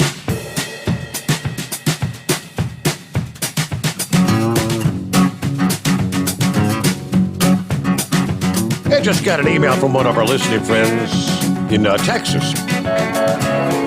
Joe, that's quite the compliment. He simply said, Steve, this is Joe from Texas. The truck driver is an American hero. And you, sir, and your dad are American heroes to those heroes. You are a pro. I thank you so much, Joe. Good to have you with us. Thanks for the email. By the way, email steve@hotshotsecret.com. All right, let's see. There's a fresh tornado warning for southeastern Massachusetts. They've had several tornado warnings, several counties. Looks like this particular cell continues to show rotation. Dukes County, which is in southeastern Massachusetts, this tornado warning goes till 2 a.m. Eastern time. All right, according to the report, thunderstorm capable of producing a tornado about 8 miles south of Chilmark, moving northeast 45 miles per hour. Areas in the path of the storm: West Tisbury at about 135, Edgartown and Tisbury around 140, Oak Bluffs 145. Yeah, be careful out there in the northeast. I mean, these storms are packing a punch. And even without the tornado, strong straight line winds, torrential rainfall. Looks like the heaviest rain is now beginning to push northeast out of New York City. Yeah, you still got rain between New York City and, say, just east of Allentown, PA. So they've got several hours of additional rain yet to come. But the really torrential rain is now on up, moving through the heart of Massachusetts, Rhode Island, Connecticut, the Boston area. You're going to be in the rain for hours to come. And back to our calls here. Looks like, all right, Red Mule was able to get back through. Take two, Red Mule. Steve, I'll pay you a further compliment. When you're on the radio, I always get the feeling you're talking to me. Now, if I'm listening to Fox or somebody else on XM, I know they're talking to a wide audience, but for some reason, when I'm listening to Steve Sommers, I think he's talking directly to me. So, hey, Steve, it don't take much to confuse me. Did I hear Horsefeather say, "Here, hold my beer, we'll see how deep the water is"? Might as well have. He did it. He did it live on the air, didn't he? Yes, he did. I'm sitting there thinking, don't do that. But, he knows better than I did on that. So, hey, Steve, going back to the missing persons concept here. Somebody brought that up today. What was it? 500 security experts or whatever came out and chose Joe Biden above Trump or something like that. You know what I'm talking about? Somebody mentioned that on Fox today. The bunch of people I'm talking about. It seems like it kind of rings a bell, but is this something recent or going back in time? Well, this is back for the election. Okay. And it's supposed to be, I'm always suspicious when they come out with a round number like 500, if there's 487 or 532 people signed the letter, for Biden as opposed to Trump. I'd put a little more credibility into it but that. But I'm just kind of curious. Whoever's talking was making the point that they said, well, you don't hear anything out of them. I'm just kind of curious if there was a list of those people, Google them or whatever. It'd be interesting to see who those people were. Might be kind of fun to call them or harass them and ask them what they think now. But yeah, right. Anyhow, other missing person, Steve. Do we know where Hillary Clinton is? Yeah, she's been eerily quiet, hasn't she? She has. I was browsing through the bookstore the other day. I see she and Chelsea got book. I don't even know what was on. Didn't pay no attention because I didn't want to give him any money and wasn't interested in anything I had to say. But I was thinking about that, Steve. I picked up a book, I don't know, 4 or 5 years ago out of the discount bin there, and it was talking about the bad blood between Clintons and the Obamas. And I don't even know. I may have thrown the book away. It ain't one that you'd keep, but, you want to read again. Had any interesting facts in there you'd want to go back and reference or anything. But the beginning statement in that book was talking about Hillary having a dinner date with some of her girlfriends or something. And they started out with her statement. She's talking about Obama. And she said he had no bleeping hand on the tiller. I guess she repeated that several times. I just got to wonder what she thinks about good old Biden. I think about that, Steve, and I'm sure somebody else has made this comparison. I'm not a moviegoer, but one time I did see that, what was it, Weekend at Bernie's? Right. Isn't that kind of the role that old Joe Biden's playing. He's kind of like Bernie. You know, they wheel him around a wheelbarrow or whatever, or prop him up, and nobody's sure if he's dead or alive. And I don't know what's going to become of this country myself, but I just thought that was an interesting analysis in there. Hey, Steve, somebody said something today about the Taliban got all those weapons and everything. Did they get a bunch of cash? I hadn't, I saw one report that said that there were like pallets of cash. Now, all I know is when the Afghan president, remember when he left the country, they said he had 4 cars full of cash and then packed the helicopter with what he could get in there. But I did see something about, I don't know where they had pallets of cash stashed. Well, that's what I was wondering. They said he didn't have enough room, or something about he left a suitcase there that had cash in it because he didn't have room to put it or whatever. But I just heard somebody say that today about their Taliban got all the weapons and pallets of cash, and I was just thinking, well, I missed out on that one somewhere. So, hey, Steve, I'll do something kind of different. Talk about trucking for a minute. Okay, yeah, go ahead. Now, years ago when our good friends in California came out with this deal about the reefers had to be compliant and everything, I bought a reefer out of a wreck trailer out of a junkyard. It was old John Christner reefer. It'd been a good reefer. I had good luck with it. But like I say, I had good luck with it. And out there, that's been about 3 years ago. And I was out there picking up load, had a bunch of different picks on it, and I was in one of those strawberry produce houses, and the old boy come out and said, you got to set that below 32. And I said, well, they don't want that at 32. Well, we won't load you. I set it at 32. Now, this reefer had what they call a freeze protection, which wouldn't let it run in continuous mode below 32. It was set up specifically for that. And so he put on auto and it'd go down below 32. So I put it on there, and he loaded me, and then I pulled out of the dock, set it where it should be. And I got away with it at that time, and I went back in there 3 or 4 weeks later and tried to pull the same stunt, and he caught me and wouldn't load me. So anyhow, I went into a Thermo King dealer and had him take that off of there. Well, make a long story short, I messed around a couple months later and ended up freezing the load because it let it get too cold there. Well, Steve, I've gone to several different Thermo King dealers and tried to get somebody to put that back on there. In fact, I went back to the dealer that took it off, and he couldn't figure out how to put it back on, how to reprogram the computer on there. And I've been to, I'm not going to mention them, but several of the bigger dealers around this country, and nobody could do it. So finally, I'm a little slow on the uptake. Finally dawned on me, called the dealership where Christner bought the thing. So I called the guy in Tulsa today. Guy just sharp an attack. Told me what to do, how to get into that guarded access and all that stuff.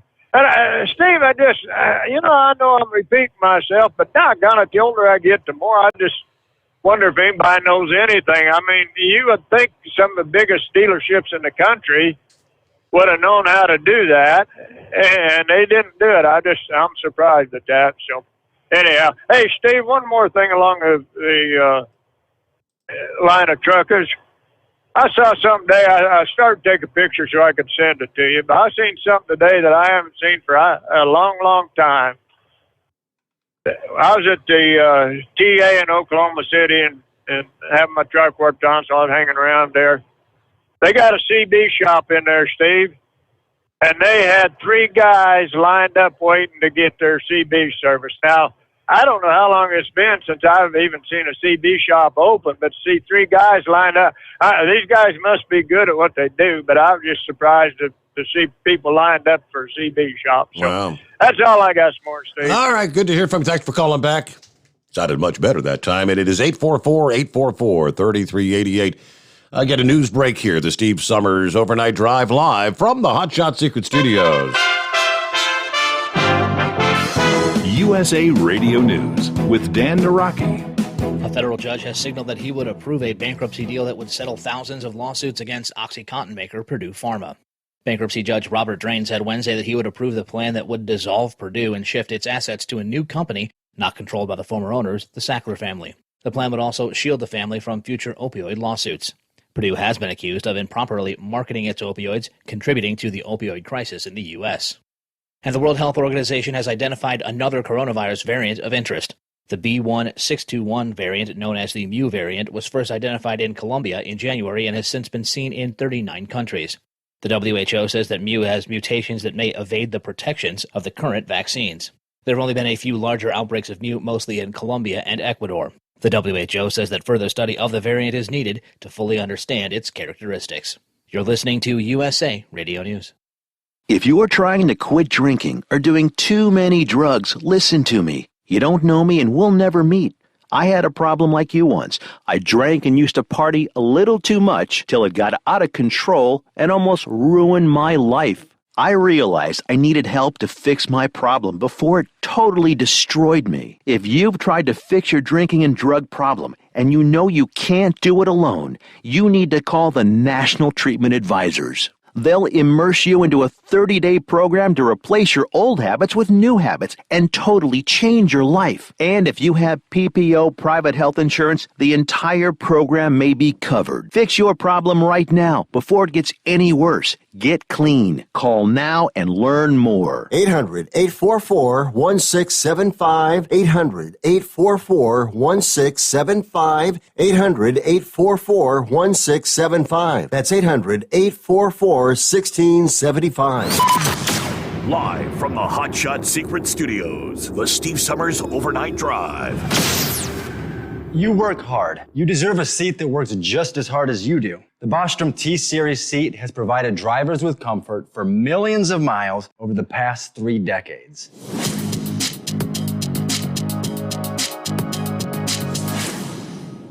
Each seat is built right here in the USA and has 4-position front cushion tilt and higher low-profile air suspension with isolator. It's also equipped with many standard and optional comfort features, such as high and mid backrests, 9.4-inch 4-aft slide adjustment, adjustable armrests, and manual or dual air lumbar support systems to keep you comfortable throughout your ride. Build your T-Series seat today at BostromSeating.com and ensure your ultimate comfort for wherever the road takes you. Bostrom Seating, the ultimate comfort for the open road. Whether you're a diesel pickup performance enthusiast or just looking for a small upgrade, when selecting common rail fuel system components, look no further than Exergy Performance.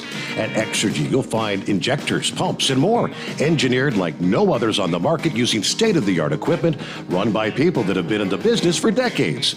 So if you're in the market for common rail components at any power level, contact Exergy Performance or one of the many dealers listed on our website at exergyperformance.com.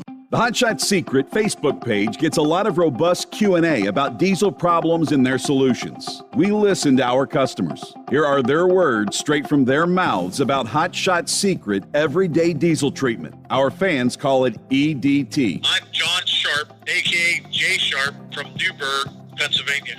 Using EDT, my local fuel mileage went to average of 22 to 23, and my highway MPG went to 26 to 28. Hi, I'm Danny. I'm from Arizona. I drive a 02 Ford Excursion. I use EDT at every fill, and my mileage went from 12.5 miles to gallon to 14 miles per gallon. I highly recommend it. Everyday diesel treatment delivers a 6-in-1 premium fuel treatment for every fill-up, every time. Everyday diesel treatment is available at truck stops, Tractor Supply, O'Reilly's Auto Parts, and online at HotShotSecret.com. Hot Shot Secret, powered by science. Are you having trouble sleeping? Are you tired all the time? Growing older is a fact of life.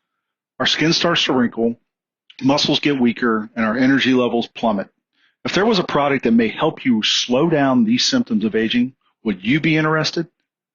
I want you to go to getonthegel.com. That is getonthegel.com. Watch this 4-minute video that explains more about this amazing product. Or call us at Youth Fountain HGH today at 513-472-0699 for more information. Dean Michael, the tax doctor, here with Tax Help MD.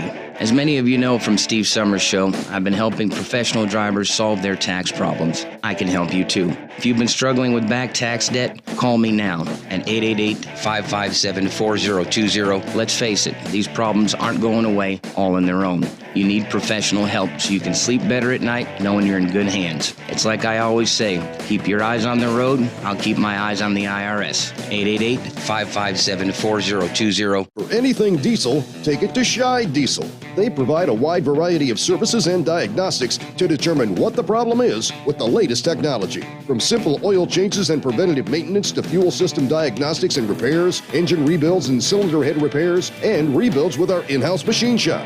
They also have on-site DPF cleaning for exhaust issues and DOT inspections. If your diesel is asking for some attention, Shy Diesel has the specialist you need for anything diesel. Located in Terre Haute and Lafayette, Indiana, and Effingham, Illinois, Shy Diesel has you covered. The Overnight Drive with Steve Sommers. Live from the Hot Shot Secret Studios. Call Steve now. 844-844-3388. That's 844-844-3388. Yeah, thank you, Ranger. As I was speaking with Red Mule there, I was doing the same search you must have been doing. Let me see it. He sent me a link from CNBC. I pulled it up from the Business Insider. Yeah, the question, does the Taliban have access to billions of dollars? Now, several days ago, this was, again, Business Insider said, the Taliban may have seized control of Afghanistan, but for now, the group cannot access the nearly $10 billion in reserves in the country's central bank, most of which reportedly is held by the Federal Reserve Bank in New York.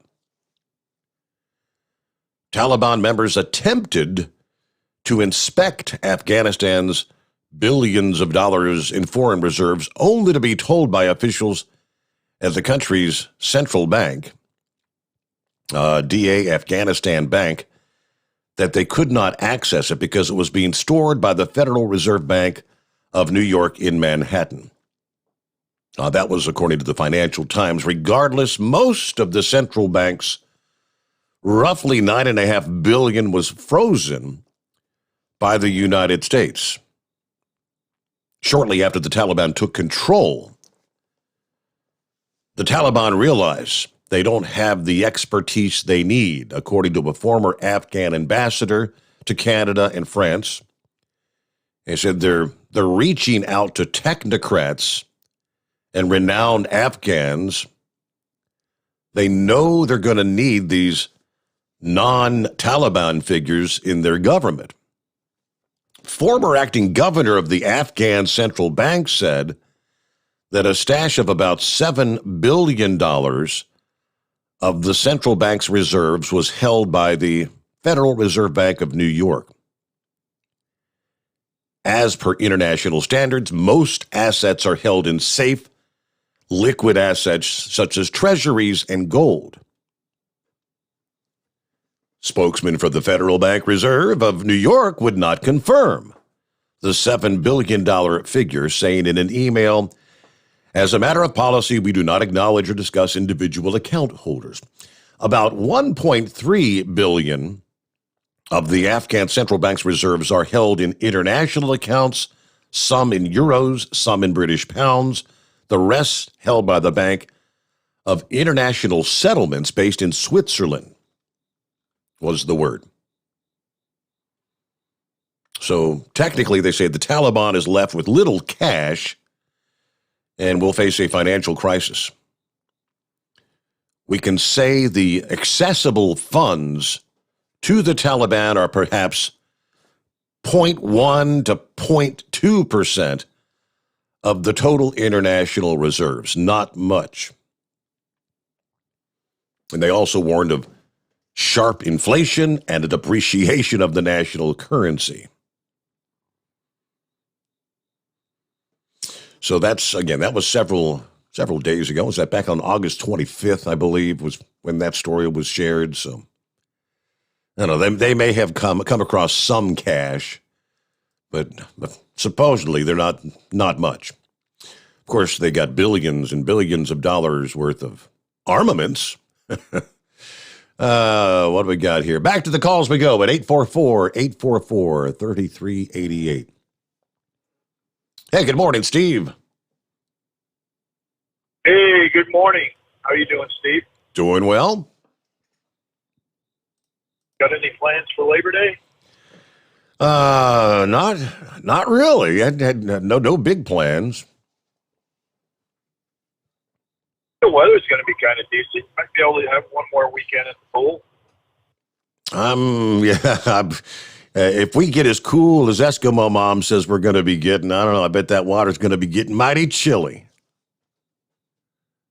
Yeah, I think they said Sunday, Monday, if I use, going to be like in the around 80, 81, something like that. But see, the Taliban really don't need normal people in the government. I mean, if they need cash, all they need to do is round up 400 or 500 Americans and put them on Al Jazeera's TV and start executing them one at a time. See how quick Joe Biden releases that $9 billion. Mm-hmm. All they got to do. And I would not be surprised. Shocked me one bit. Steve, last time I checked, isn't Colombia and Ecuador south of the Mexican border? Yes, yes, sir. You talked about that new variant. Yep. Yeah, you talked about that new variant. Isn't that interesting? You know, because I'm sure there's a lot of people, illegals, that have come across the southern border, either from Ecuador or Colombia, trying to escape those countries. So I wonder how long it's going to be before we see that. What is it? The B12 1, 2, 3, 4 variant. Yeah, here, Steve. Let me throw this at you. I mean, this just this past day that it's already here. It's in southern Florida. According to one health official, the Colombian strain has accounted for about 10% of positive cases being sequenced at the University of Miami's pathology lab. They believe the Colombia variant is spreading in South Florida because of international travel between Colombia and Miami. Isn't that amazing? It's here.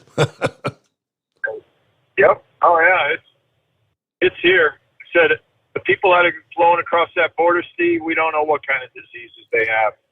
You know, tuberculosis, malaria. Who the hell knows? You know, these people have never been vaccinated for anything. Have you heard from Pappy? How's he doing? I spoke to him before the program, like last night, and he was still, got congested, got a cough, post-nasal drip and whatnot. I mean, wasn't feeling the best, but he was feeling better than he was several days before. And he said if he wasn't doing better by Friday, he'd probably go ahead and go to the doctor. Yeah, that's my feeling, because I have the same exact symptoms. I've had congestion for a couple weeks. I got this cough coming on. Kind of like, I don't know, post-nasal drip, hard to breathe sometimes. I had a pneumonia shot about 2 years ago, so I'm not really too concerned. I mean, I think that's really helped me through the whole COVID deal. I think I had COVID when it first came out back in January of 2020. I told you that. I was deathly sick. But, unless you traveled to China, you didn't have COVID. That's what they told you. Mm-hmm. Oh, that's what they told me. Go to China? No. Oh, you don't have COVID. Well, we didn't know about COVID back then. But anyway, Steve, getting back to that story about that tow truck driver, man, that's a horrible story. Hopefully that woman does some long time in prison for that. But, to remind drivers, whether you're driving a 4-wheeler or an 18-wheeler, move over. even if it's a tractor trailer in the shoulder or even a four-wheeler,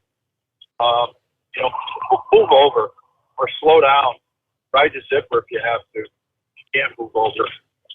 About 5 years ago, a friend of my wife, his wife was actually killed on I-65 by Rensselaer, mile marker 220 to 216. There's a stretch on that road, Steve, that it's for some reason the pavement when you're driving on it, it makes it sound like you have a blowout on your car. So she had pulled over. She had her mom in the car with the two kids. Pulled over and got out of the car and was, inspecting the tires. Thought she had a blowout, and tractor trailer went by and he didn't even stop. I don't even think he realized that he hit her with the back of the trailer, threw her right underneath the car and killed her. And I don't even think they ever found that guy. But I know they looked for a while from the cameras, but I don't know what it ended up being. But right after that, Steve, they put these signs up on I-65, and I'm sure a lot of drivers know about it. It says road noise. So, yep. That's it. Right after that accident, I told my wife, I said, if the car ever breaks down, I don't care how far you have to drive, get onto an exit ramp. Mm-hmm. Pull off in there. Don't pull off on the side of the highway. It's just crazy how many tow truck drivers and, law enforcement are getting killed year after year after year. We keep hearing about it. It's just incredible that people just don't pull over. I understand that woman was intoxicated, but still. So one thing on Afghanistan, Steve, did you see, speaking of Biden, didn't we just have a president impeached for a phone call not too long ago? Did we not? Yes. Yeah. Well, did you hear about the phone call that Joe Biden made to the president of Afghanistan on July 23rd? Yeah, we're looking to change the narrative. It doesn't look good. We need to need to project a different picture, I think it was. Yeah, I'll let you share that with the audience. It's pretty interesting how he basically wanted the Afghan president to lie about the situation and change the perception of what's really going on. So that goes to show us, Steve, that Biden knew back on July 23rd that the Afghan government let them know that the country was on the verge of collapse, that the Taliban could take over. And do you also remember about a week ago we talked about the 12 or 13 State Department officials over there with internal memos to the Secretary of Defense, Secretary of State, on how they were concerned about Afghan collapse. Not talk about that? So it's just amazing how you don't hear anything, Steve, from Schumer, from Pelosi, from all these Democratic leftist radicals about any of this. It's just amazing how they're all silent because they all knew. I understand the Republicans are starting to speak up. I listened to Dan Crenshaw today, the congressman from Texas, all the other vets, that are in Congress talking about this. But nothing's going to happen, Steve. Nothing's going to happen. It's just, what gets me, Steve? I was thinking about this yesterday. How do these frickin', I don't even know what to call them anymore. How do these people sleep at night? You know what I mean? How do they get up in the morning and look in the mirror and know that they just lie and lie and lie, and people are dying, and they don't care? Mm-hmm. They don't care. It's just shocking. It really is shocking. There was an article I read today, a guy in Long Island, an Afghan gentleman. He's getting word from people over there, friends of his, family members. These Taliban are massacring people over there right now. Yep. He said this one friend of his, a neighbor lady, had her eyes cut out. Wow. Both of them, because she worked with the police. They cut both her eyes out. This is what's going on over there. But we're not going to hear about that on the Communist News Network or CSNBC or all the other Marxist news organizations for that matter. You know? So those are the only people that we have on the ground right now in Afghanistan are people that live here, that have friends or family members that are still stuck there. It's just absolutely shocking, Steve. I just do not know how Joe Biden can look at himself in the mirror.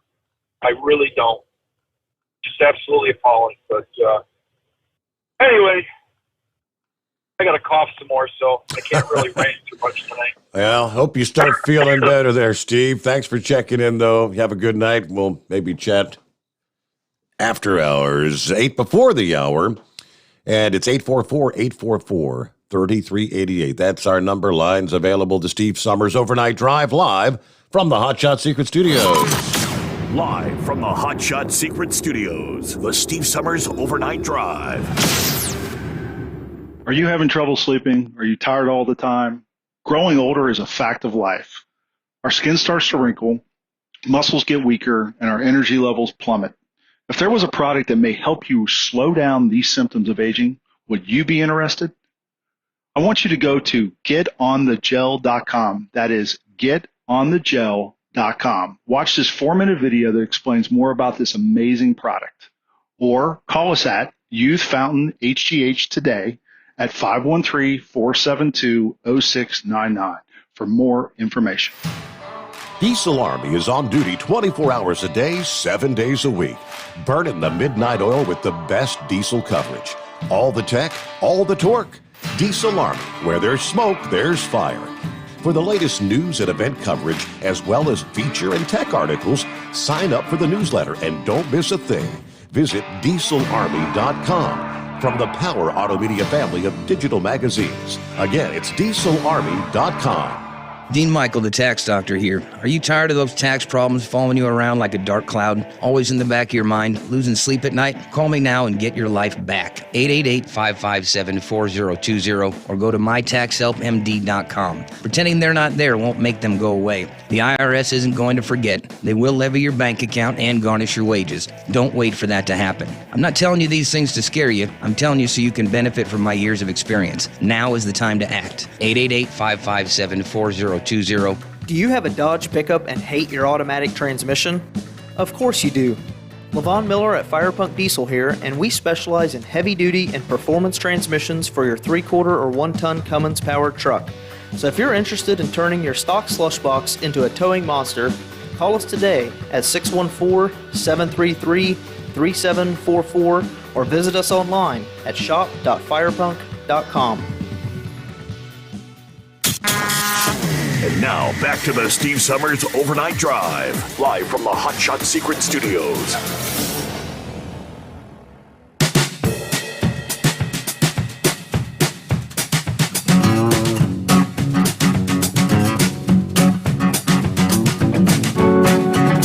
All righty, back at it here. Thank you very much.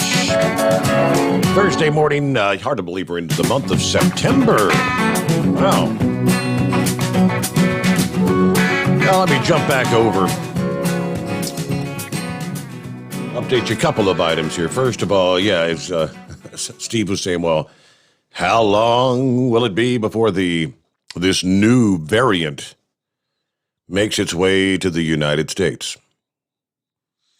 Well, it's been here. And, I mean, we're going back several weeks ago when they were first citing that this, the variant that originated in Colombia.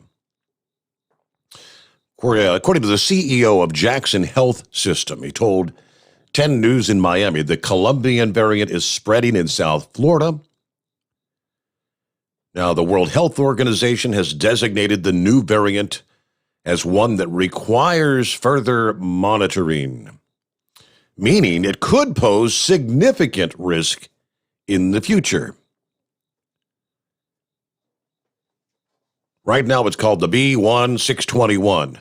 It has yet to be given an official name. I guess maybe that's what they've just done now. The Wu variant? Is it the Wu or the Mu? I couldn't tell whether it was a W or an M when they were mentioning that on the news. But I mean, it was first detected all the way back in January in Colombia.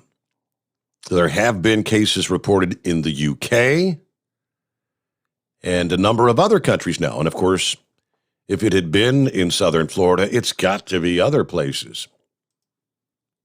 Here in the lower 48. Meanwhile, one other COVID-related story this past day. I imagine you're probably not hearing much about this from the likes of the mainstream media, but the U.S. Food and Drug Administration announced the resignations of 2 top vaccine officials on Tuesday. Reports say the 2 are leaving in anger over the Biden administration's plan to roll out COVID booster shots before officials had a chance to approve it. Dr. Marian Gruber, director of the FDA's Office of Vaccine Research and Review, and her deputy, Dr. Philip Krause, will be leaving the FDA in October and November. In a letter of resignation, Dr. Peter Marks, director of the FDA Center for Biologics Evaluation and Research, praised the pair for their work during the pandemic. Sources say that Gruber and Krause are upset with Biden's booster shot plan, which they announced last month. Most people will be offered a booster shot about 8 months after vaccination, which is supposed to be coming up. I believe first shots are supposed to be, didn't they say, like the 20-something of September? One former senior FDA leader said the 2 were leaving because they felt the Centers for Disease Control and Prevention were making vaccine decisions that need to be left to the Food and Drug Administration, and were upset with Marks, the leader of their division, for not insisting on the agency's oversight.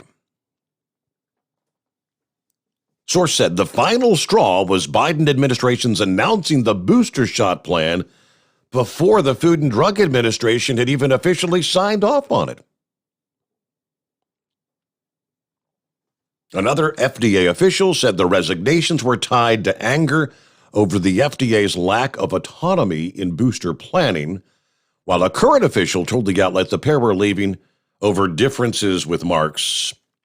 So I guess it depends on who you ask what the narrative is going to be right now. All right, we'll get our top of the hour news update just ahead here. Let me download the latest. It is 844-844-3388. Get to some of our other industry headlines coming up as well. Who we got on the line? Hillbilly Tex will be checking in here shortly. Looks like Gilligan's on the line. You know why I know that? Because on the previous call it says strawberry. I remember strawberry last morning. And one other tidbit that I think Eagle mentioned this when he called in last evening. Texas. There's a central Texas school district that has closed their schools until after the Labor Day weekend. They had 2 teachers die of COVID in the past week. Conley Independent School District closing their 5 suburban Waco schools. Now, this was as of Tuesday for the rest of the week after Saturday's death of a 41-year-old teacher, Natalie Chancellor, who was a 6th grade social studies teacher. Her death just days after a 59-year-old 7th grade social studies teacher at the same school, David McCormick, passed away of COVID-19. They did not specify if either teacher, not immediately known, if they were vaccinated or not. They also announced that Conley High School's football coach said the cadets will play their scheduled Friday night game. That particular school has had 51 confirmed cases since classes began on August the 18th. They added more cases had been confirmed in the last few days. Didn't know if they could directly trace any of those back to the one teacher that had passed away. All right, back following our news update. Top of the hour has arrived. The Steve Sommers Overnight Drive, live from the Hot Shot Secret Studios.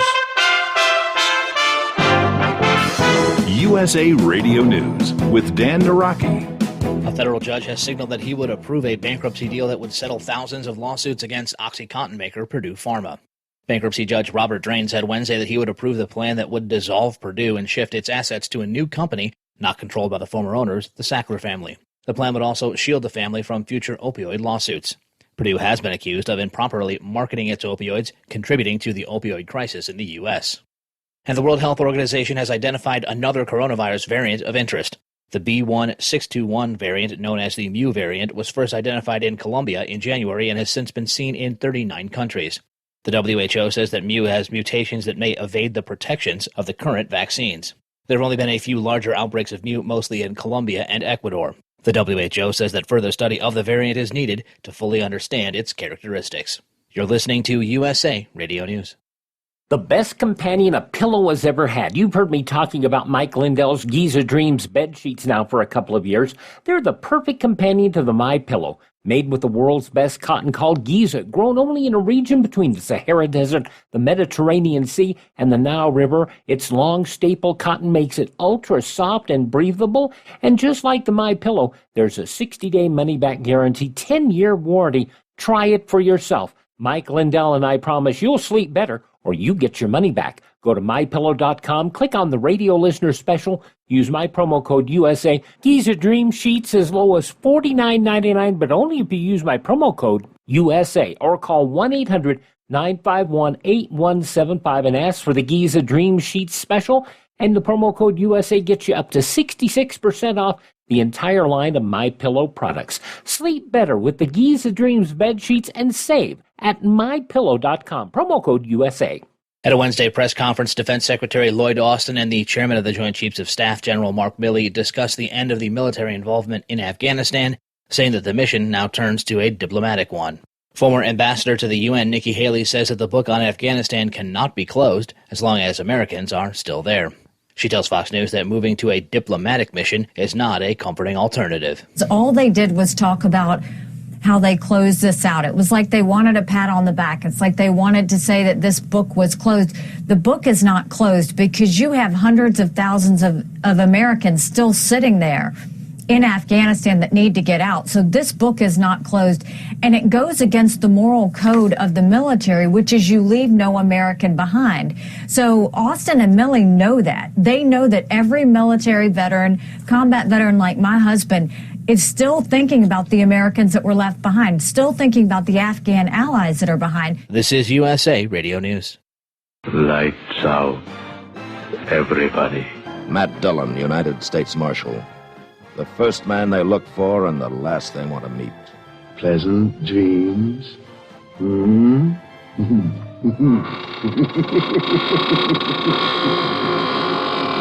greatest radio shows of all time, USA Classic Radio Theater, on these radio stations or on demand by searching USA Classic Radio Theater. USA Classic Radio Theater. The CDC says it hopes to be able to offer COVID vaccinations for children under 12 by the end of the year, as COVID cases among kids have been on the rise. Clinical trials from Pfizer and Moderna are still ongoing and expected to be completed during the fall. Emergency medicine physician Dr. Anand Swaminathan says that now is the time for health officials to start messaging about how important it will be to get kids vaccinated. He tells CBS News that the medical community is eagerly awaiting the data from those trials. Well, we're waiting for the data to come out, and I think we really need to start messaging now the safety that we see in these vaccines in kids in that 12 to 17 age group, in adults as well, in order to start that messaging early so that when it's approved, we're ready to roll it out to those kids to get as many of them vaccinated as quickly as possible. We are waiting, as scientists, as doctors, we're waiting for that data to come out for us to be able to see it and review it. But it's going to go through the same process, actually a slightly more rigorous process than what we've seen with the vaccines being rolled out for adults and for those other age groups. So we need to wait and see what happens. But this is going to go through a really important process to make sure they are safe. And we're going to have more follow-up data before that EUA than we initially expected. I think that'll help to reassure parents as well.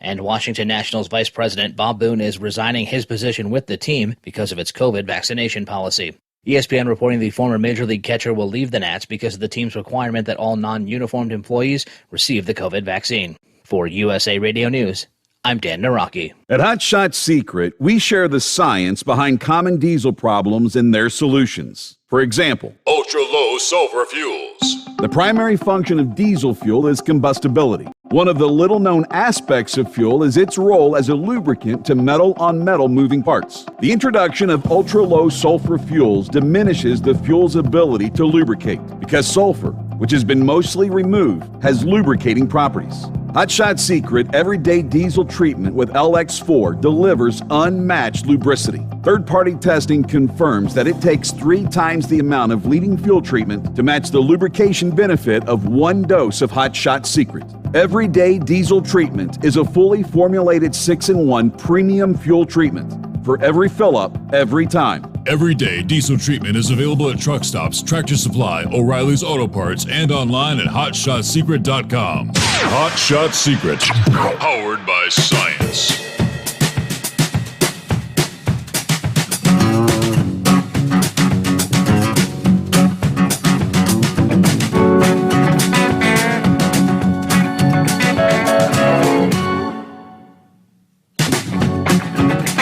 So it appears the truckies in Australia, I guess to some extent they got their message across. The state of South Australia has dropped the upcoming vaccine requirement for truckers in the wake of protests and freight delays. Now, this regulation was set to go in effect on September 24th. It would have required truck drivers entering the state of South Australia to have received at least 1 COVID vaccine. The regulation has now been scrapped, but it's still not clear how much effect the planned trucker protests had on the sudden change of plans. According to XYZ News, yesterday's protests, again in Australia, have taken a serious toll on people. There were mass arrests, mass fines, completely unnecessary police brutality against people who were simply standing still in silence as people stood together to support truckers and their medical freedom. Some of the demonstrations were even described as complete and utter chaos. A guy that goes by the name of the Disrespected Trucker 3, who was a big promoter, apparent leader of the proposed trucker protest for August 31st, has now been banned on TikTok since the movement's rise in popularity. But they say that didn't stop some Americans from joining in the week of planned protests, which, have you seen anything as far as, were there any protests that actually took place? I haven't really seen anything, but. All right, let me see quickly here before we get back to the calls. Still paying attention, looking for tornado warnings, which there's been a trend, a number of these, latest again in southeastern Massachusetts, Barnstable County. Radar indicated tornado warning till 2:45 a.m. Located near Barnstable, it's moving northeast 40 miles per hour. So should be right about Harwick at this moment in time. 2:20 a.m. should be in like Brewster. If you're up there in southeastern Massachusetts, heads up, strong storm, still heavy rain. And the good news would be, according to the radar here, looks like the heaviest rains are now moving out of New York City. Heaviest rains are now pretty much from, say, like Brookhaven, over in Long Island, eastern Connecticut, much of Rhode Island, central and eastern Massachusetts, still dealing with torrential rains there, on up into southern New Hampshire. Back to the phones here on a Thursday. What do you say? Is it the impersonator? Yeah, good morning, Mr. Steve Sommers. I'd like to thank you for taking my call the unofficial knucklebuster impersonator. Okay. I would like to hopefully one day I could be considered the Rich Little of the overnight drive. I sent you a couple links earlier this morning. I hope you got them. First of all, we had Ford in Germany has unveiled a very gay truck. Now, don't get upset with me that's saying that's wrong to say it like that. That is exactly what Ford has called this pickup. It's supposed to be a Raptor that is painted gold glitter with rainbow stripes. I read that and I thought to myself, I said, I think that lady teacher you touched on last night that needs to be fired, having her kids pledge allegiance to the rainbow flag. I bet you she'd be really ready to buy one of them. What do you think? The second story is that they had the emu loose up there in Shepherd, Michigan. Whether you caught that or not, but they turned around and police finally captured him. I thought it was a crying shame. The poor emus out there trying to sell in shorts, they was harassing him. Of course, no reports of any gold Plymouth Duster. The guy with some funky glasses. Who knows? Maybe he was around there somewhere. I've never seen one without the other. Well, that's all my stories, but y'all buy yourself some Hot Shot Secret. It really works good in my pick-em-up truck over there in the overnight drive, and get you some hats, T-shirts, bumper stickers, some coffee mugs. I really like it when the ladies wear them T-shirts. Boy, that Steve Sommers kind of sticks out there real well. Well, that's all my baloney for now. Thank you, Mr. Sommers, for taking my call. Well, at least his story about the very gay truck is he's not kidding. Ford Germany unveils, quote, very gay truck. Painted in glitter gold and rainbow colors. In epic response to homophobes. That is the exact headline from the New York Daily News. Ford Germany has thrown a truckload of shade at a person who said that one of its latest releases was cool, but the color was gay. Earlier this year, Ford released a video saying that the release of their latest Raptor gained a lot of attention, but one comment stopped us in our tracks. That was the statement from the Post that said, well, that's a cool car, but the blue color is very gay. The person who was clearly not amused by Ford's performance blue asked the company to paint it in black and gold or camo. To which Ford Europe responded with glitz, glam, and gay colors, sharing on social media a 30-second animation showing that what a very gay truck would look like, which is painted in gold glitter with a rainbow on the side. The caption read, quote, very gay was a compliment, right? Followed by a rainbow emoji and the hashtag very gay Raptor. The company later decided to take it a step further and create a very real, very queer gold and rainbow Raptor truck, which also comes with a pink heart on the back. Introduced to the world over the weekend during the Christopher Street Day in Cologne. That's their version of the LGBT Pride Parade. Ford Germany has participated in the Pride celebrations for the last 25 years. The very gay truck, which was used in the Pride Parade, was wrapped in 30 square meters of foil in the unique rainbow and gold dust design. It took workers about 60 hours to transform a regular truck into a, quote, very gay Raptor. Well, there you go. Thank you, Knucklebuster. Hillbilly Tex, what's happening this morning? Steve, I tried to chat room this morning, but my eyes ain't messing with me right this morning. But I just want everybody to know I'm out here, ready for the ride. I'm looking forward to getting my T-shirt and my earbuds there.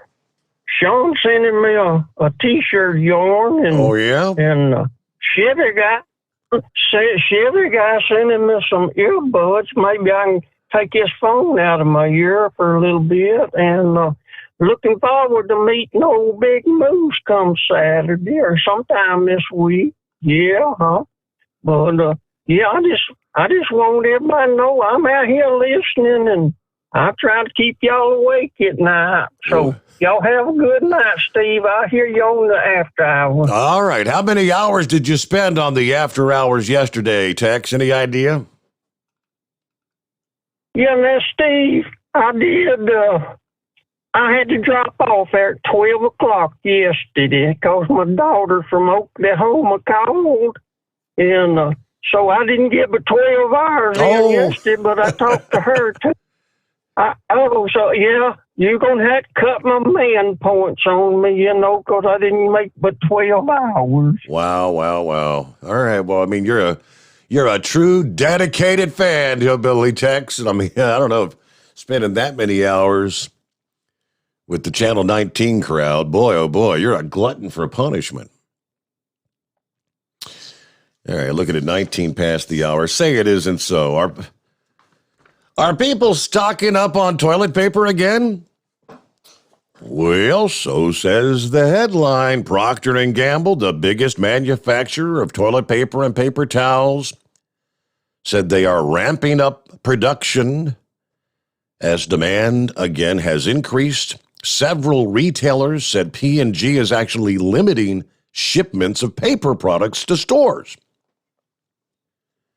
The maker of Charmin and Bounty, speeding up production lines, running factories 24 hours a day, 7 days a week, investing in increased shipping volumes, according to a company spokeswoman. Now, they declined to comment on limits to retailers. They say the recent jump in demand after many months where paper product sales plummeted to below pre-pandemic levels as stocked up Americans stopped buying. I guess for all those people that went out and bought 30 cases of toilet paper, they didn't need to buy any for a while. But I guess maybe they've gone through their stockpile now. Is that it? Now, they say the situation is not as dire as it was early in the pandemic when panicked customers cleared the shelves, buying large quantities of paper towels and toilet paper. All right. P&G said government stimulus preparation for back to school, the increase in COVID cases have Americans buying more household staples. Meanwhile, cleaning habits born of the pandemic remains. Retailers say shortages have improved since last year, but they are still struggling to get the full variety of sizes and brands of toilet paper, paper towels. Many supermarkets have been receiving incomplete shipments of their orders, as the U.S. supply chain, of course, is plagued by shortages of raw material and labor, of course. Massachusetts-based grocery chain Roche Brothers has been struggling to secure a steady flow of toilet paper over the past month. According to the company's vice president, customers are asking a lot of questions, he says. He said, we were notified of limits by Procter & Gamble last week. certain items have already been unavailable for a few days in recent weeks. So you're finding some various products unavailable on the shelves. Once again, 22 past the hour. Back into the Steve Sommers Overnight Drive, live from the Hot Shot Secret Studios. Live from the Hot Shot Secret Studios, the Steve Sommers Overnight Drive. Some say their truck reflects who they are, dependable and reliable. That's why you trust Blue Def. Now the best just got better. Introducing Blue Def Platinum, a revolutionary innovation with advanced system shield technology to significantly reduce harmful deposits, to maintain fuel economy, save money on costly repairs, and sustain the life of your SCR system. There's only one DEF to choose. Blue Def Platinum. The best just got better. For anything diesel, take it to Scheid Diesel. They provide a wide variety of services and diagnostics to determine what the problem is with the latest technology. From simple oil changes and preventative maintenance to fuel system diagnostics and repairs, engine rebuilds and cylinder head repairs, and rebuilds with our in-house machine shop. They also have on-site DPF cleaning for exhaust issues and DOT inspections. If your diesel is asking for some attention, Scheid Diesel has the specialist you need for anything diesel. Located in Terre Haute and Lafayette, Indiana, and Effingham, Illinois, Scheid Diesel has you covered. You work hard. You deserve a seat that works just as hard as you do. The Bostrom T-Series seat has provided drivers with comfort for millions of miles over the past 3 decades.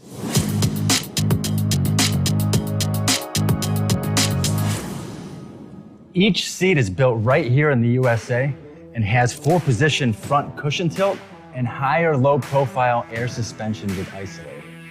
It's also equipped with many standard and optional comfort features, such as high and mid backrests, 9.4-inch fore-aft slide adjustment, adjustable armrests, and manual or dual air lumbar support system to keep you comfortable throughout your ride.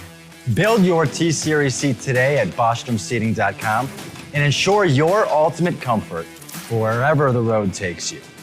Bostrom Seating, the ultimate comfort for the open road. Keep the bugs off your glass and the smokies off your ass. This is the Overnight Drive with Steve Sommers.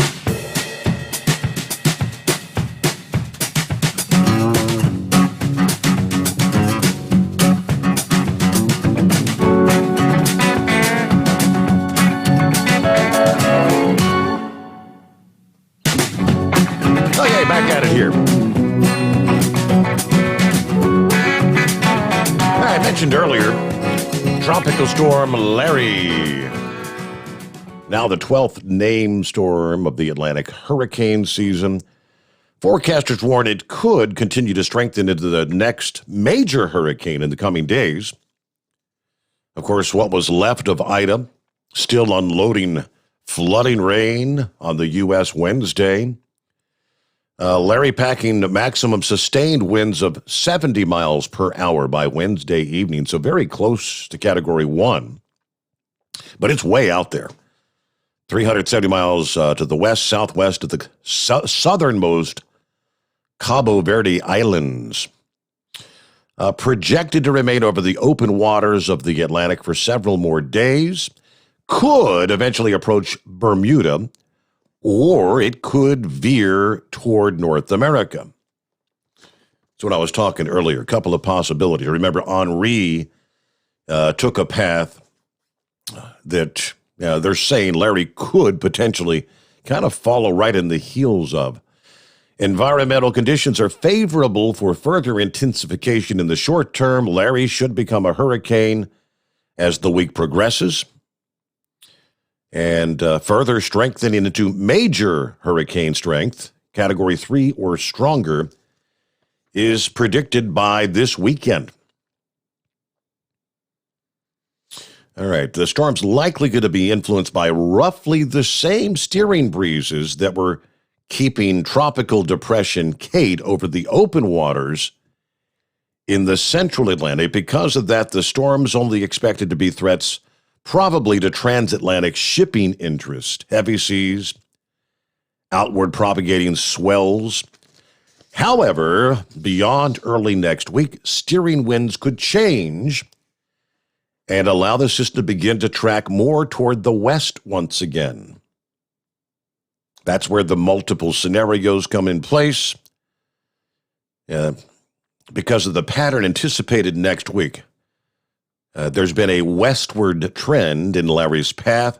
There are some indications it could make a close approach to maybe Newfoundland, September 10 or 11. So I guess that means, long story short, you got to have to keep an eye on that one to see where it heads. Larry. And with that, what are we looking at? Get back to the calls. Let's check in with Eagle this morning. What do you... Hello, Eagle. I think we may have lost Eagle. Okay, so let's jump on down to Philip. What's going on in Florida this morning, Philip? Not much, bud. Just driving to work. Hey, you think New York City could handle 4 like that just hit Louisiana? No. No. If you think Louisiana looks rough, could you imagine it going through Long Island or going up into Connecticut? Them folks don't want that. And you were talking about the toilet paper shortage. Well, think about it. You just had a major storm go through the Northeast up there, and you also just had a major storm across Louisiana. You're going to see shortages and all that stuff, and that ain't counting our fuel. Did you notice the price of fuel went up, Steve? I didn't get out and about to see what things had. I did. Someone posted that wherever they were, they saw like a 40-cent jump in a day. Yeah, we jumped up down here. I want to say about 20 to 30 cents at least. Really? I know. I went yesterday and got fuel for my car at the station that's right by the Magic Kingdom parking lot, and it was about 30 cents higher than what it normally is. And it's going to go up. I mean, it's just the production thing. It happens down here all the time when they have a storm. You know, those storms go across there. They slow down all the ships that bring the stuff over to us over here to Tampa. And it raises our prices up when they do that. Not in the mess. You got those pumping facilities out there in the Gulf, those rigs that are shut down, and some of them sustained some pretty major damage from what I understand. Did you hear anything about that, Steve? Some of the platforms, or? Yeah, some of the oil rigs out there just off of Louisiana and all that. They got those guys out early. They got out early before the storm came through, but I heard that some of them sustained some pretty good damage. And if they sustained it, that means it's going to slow down production. And ain't nothing to be taken lightly. And I hope that Larry doesn't go up there. And Bermuda, a lot of people never heard too much about Bermuda, but I'm going to tell you what, if anywhere in the world is fortified for a hurricane, it's Bermuda. That place, they know how to go through a storm. If you ever get any time, do some research on Bermuda and blow your mind at some of the stuff that they do out there.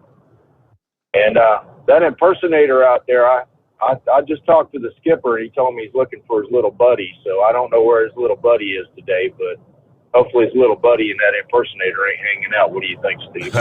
All right. So, but in a couple of weeks, we're going to have another launch here pretty soon. We're going to have that, I think it's called the Inspiration launch with those civilians that are going up. Yeah. Civilian. So that's going to be something to look out for. That's pretty much all I got to say today, bud. And by the way, Tex, I'm glad you hang out on that afterline. I'm going to tell you what, guys. If you ever had a chance to have a conversation with Tex, I'll tell you what, Tex, I really appreciate you, bud. That gentleman there is amazing. So thank you very much, Tex. I'll see you on the afterline. Y'all have a good day, and thanks a lot, bud. All right, good to hear from you, Philip. Have a good morning. We're going to get our news break. All right, we've got wide open lines here. Jump on in at 844-844-3388. The Steve Sommers Overnight Drive, live from the Hot Shot Secret Studios. USA Radio News with Dan Naraki. power slowly returned to New Orleans Wednesday, nearly 3 days after Hurricane Ida made landfall in Louisiana. Electricity supplier Entergy tweeting Wednesday morning that they'd taken the first steps in restoring power to the area, with lights coming back on the east side of New Orleans. Nearly 1 million people in Louisiana and Mississippi remain without power, which could take a few weeks to restore in some of the hardest hit areas. President Biden will travel to Louisiana later this week to survey the damage from the storm. The White House says Biden met virtually earlier this week with Louisiana Governor John Bel Edwards and Mississippi Governor Tate Reeves to discuss how the federal government can assist in recovery efforts. And the Centers for Disease Control is asking unvaccinated Americans to stay home over the holiday weekend. CDC Director Dr. Rochelle Walensky said that vaccinated Americans should take precautions if they decide to travel over the Labor Day weekend. According to data from Johns Hopkins University, the U.S. is averaging about 160,000 new COVID cases a day. This is USA Radio News. If you are trying to quit drinking or doing too many drugs, listen to me. You don't know me and we'll never meet. I had a problem like you once. I drank and used to party a little too much till it got out of control and almost ruined my life. I realized I needed help to fix my problem before it totally destroyed me. If you've tried to fix your drinking and drug problem and you know you can't do it alone, you need to call the National Treatment Advisors. They'll immerse you into a 30-day program to replace your old habits with new habits and totally change your life. And if you have PPO private health insurance, the entire program may be covered. Fix your problem right now before it gets any worse. Get clean. Call now and learn more. 800-844-1675. 800-844-1675. 800-844-1675. That's 800-844-1675. You're listening to the Overnight Drive with Steve Sommers. Do you have a Dodge pickup and hate your automatic transmission? Of course you do. Levon Miller at Firepunk Diesel here, and we specialize in heavy-duty and performance transmissions for your 3-quarter or 1-ton Cummins-powered truck. So if you're interested in turning your stock slush box into a towing monster, call us today at 614-733-3744 or visit us online at shop.firepunk.com. Drivers, you demand that your equipment's reliable and dependable, and that also applies to your headset for communication. Well, our friends at Stellar Electronic have you covered. The Pluto Duo headset bundle is the best communication headset you can find in the industry. No matter the challenging environment you're driving in, the Pluto headset will make you sound crystal clear all the time thanks to their 99% noise cancellation. And the Duo's not only a stereo converter for the headset, but also a power bank so you can charge as you go. Learn more at StellarElectronic.com or visit them on Facebook. At Hot Shot Secret, we share the science behind common diesel problems and their solutions. For example, Hot Shot Secret Diesel Extreme. Today's ultra-low sulfur fuels are cleaner, but they leave injector deposits, causing frequent DPF regens and low throttle response. Hot Shot Secret Diesel Extreme is a 6-in-1 fuel additive recommended for all diesel engines. It is formulated with the most concentrated detergent on the market, a top-tier level cetane booster, lubricity enhancer, water demulsifier, rust and corrosion inhibitors, and a fuel stabilizer. Diesel Extreme is a once every 6-month treatment that will clean your entire fuel system, starting at the fuel tank and traveling throughout the fuel lines and fuel pump, and finally completely cleaning your injectors. Hot Shot Secret Diesel Extreme improves your diesel's fuel economy and eliminates excessive black smoke. Hot Shot Secret Diesel Extreme is available nationwide at truck stops, Fine Farm and auto stores, and online at hotshotsecret.com. Hot Shot Secret, powered by science. Diesel Army is on duty 24 hours a day, 7 days a week. Burning the midnight oil with the best diesel coverage. All the tech, all the torque. Diesel Army, where there's smoke, there's fire.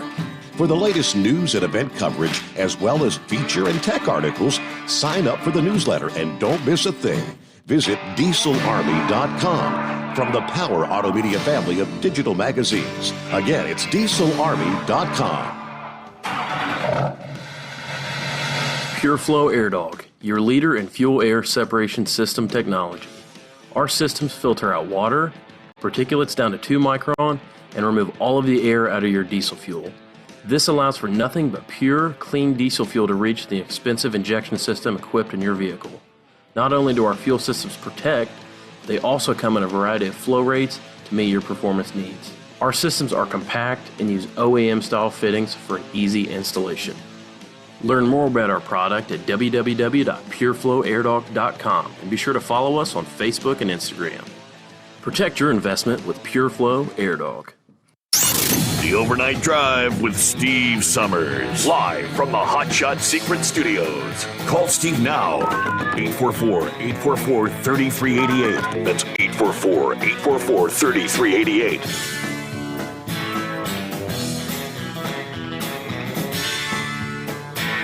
All right, thank you much, and welcome back here.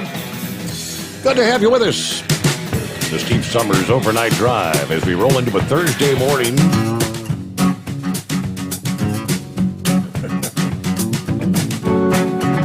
Let's see here, some of our comments. Hello to Buster Brown, checking in this morning.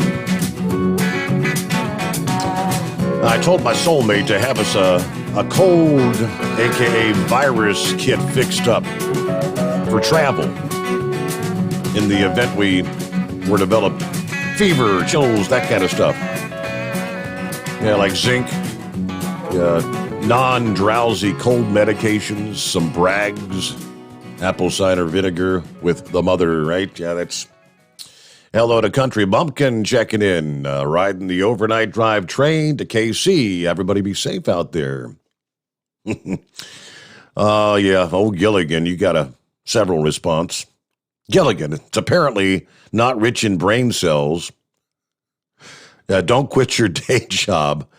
He goes on to say there's only one knuckle buster. There you go. All right, JR, yeah, we'll get you he says, how do I get that after hours number? We'll get that to you. All right, meanwhile, lines wide open at 844-844-3388. Well, let me move on over. I don't want to touch on that one just yet, but are we headed in the right direction in this country? Not surprising, a majority say, nope, we're off track. 61% of registered voters say things in the U.S. have pretty seriously gotten off on the wrong track. Only 39% say the country is moving in the right direction. President's approval, job performance numbers continue to drop. Only 47% approve, 49% disapprove. The withdrawal from Afghanistan obviously is one of those key factors in the drop in his approval rating. Half of voters surveyed said that they either strongly support or somewhat support Biden's move. What else did they find here? 32% say economic issues like taxes, wages, unemployment, and spending are the top issues on their mind when they cast their vote in federal offices, followed by security issues at 26%, senior issues at 13%, healthcare at 12%. 45% either somewhat or strongly disapprove of Biden for his handling of immigration. And 68% of Americans think Americans should continue to socially distance for as long as needed to spread the curve of COVID, even if it means damage to the economy. That's a pretty big number, 68%. I'll be honest, standing in line, I think we've all become accustomed to standing back further than we used to. Trying to keep that whole 6-foot thing in place. I think most people still seem to be doing that. All right, I think Steve touched on this one briefly. He said, I'll let you share that with the audience. And this just kind of goes to prove the fact that essentially Joe Biden, or whoever's pulling his puppet strings, has been lying to us for months, less than 4 weeks before the fall of Afghanistan. According to the call that was made that Reuters was able to get their hands on, Joe Biden urged Afghan President Ashraf Ghani to demonstrate a more capable military defense, to change the perception of the Taliban, the fact that they had made significant gains. This is going back to July 23rd, the phone call, according to excerpts reported by Reuters, that sheds new light on Biden's thinking before the Taliban took over on August 15th. Neither leader discussed the threat of an imminent Taliban takeover in their last phone call. But one theme was consistent from Biden. The situation needed to improve to change the optics in the final months before the U.S. was going to complete their withdrawal. Now, here's a quote from Biden. I need not tell you the perception around the world and in parts of Afghanistan, I believe, is that things aren't going well in terms of the fight against the Taliban. There's a need, whether it's true or not, there's a need to project a different picture. If you look back at the timeline, it was 2 weeks before that call on July the 8th that Biden told reporters here in the U.S. it was, quote, highly unlikely that the Taliban would take control of Afghanistan, which obviously proved widely incorrect. I mean, Ghani fled the country. So that's where things stand now. In the phone call, Biden advised Ghani to put a warrior in charge, like the Afghanistan defense minister, to focus on the large population centers. He said Ghani should bring together other former and current Afghan leaders to show some unity behind the Afghan army's strategy. Those sort of things will change the perception. And that will change an awful lot, I think. Of course, a defiant Biden on Tuesday defending the withdrawal said his assumption that the Afghan army would hold off the Taliban, yes, turned out not to be accurate. You know, you think? Yeah, Biden and Ghani actually met in person at the White House on June the 25th, days before the phone call. The U.S. supported the Afghan National Security Forces with airstrikes. All right, lines available at 844-844-3388. I guess we could throw out, because it came up on this program and a number of others, and of course, I know I'd seen it, many had shared it on Facebook. The video that went viral here a few days ago, just hours after the U.S. final flight left Afghanistan, it appears it was not accurate. They're saying the person in the video that was hanging from the helicopter and apparently was wearing a harness. The video that circulated, as I said, on social media, people believed the Taliban had taken possession of the aircraft and used it for a public execution. The BBC, however, said the blurred video showed a man hoisted by the aircraft as they were attempting to place a Taliban flag on a building. Another clip showed the man waving his hands and being held by a strap around his midsection. All right, several Afghan experts, quoting Taliban sources, told the BBC the flight was an attempt to fix a flag over a public building using their newly captured U.S.-built equipment. A U.S.-trained helicopter winch operators wear the loop on the back, which could easily look like a noose in the poor quality video footage. All right, defense analyst with the BBC said the helicopter's crew probably defected to the Taliban with the aircraft. So apparently Ted Cruz responded yesterday, deleting a Twitter post after he learned the video may have been misinterpreted. It turns out the post I shared with a video of Taliban hanging a man from a helicopter may be inaccurate, so I've deleted the tweet, he said. But what does remain accurate is the Taliban are brutal terrorists. We left them millions in U.S. military equipment, including Black Hawk helicopters. I'm sure most of you had seen that. The video was viewed millions of times. I think it originally showed up on Twitter. All right, we'll get a quick 2-minute timeout here. Lines wide open here. It's a Thursday morning. Jump on in at 844-844-3388. The Steve Sommers Overnight Drive, live from the Hot Shot Secret Studios. You're listening to the Overnight Drive with Steve Sommers. PureFlow AirDog, your leader in fuel air separation system technology. Our systems filter out water, particulates down to 2 micron, and remove all of the air out of your diesel fuel. This allows for nothing but pure, clean diesel fuel to reach the expensive injection system equipped in your vehicle. Not only do our fuel systems protect, they also come in a variety of flow rates to meet your performance needs. Our systems are compact and use OEM-style fittings for an easy installation. Learn more about our product at www.pureflowairdog.com and be sure to follow us on Facebook and Instagram.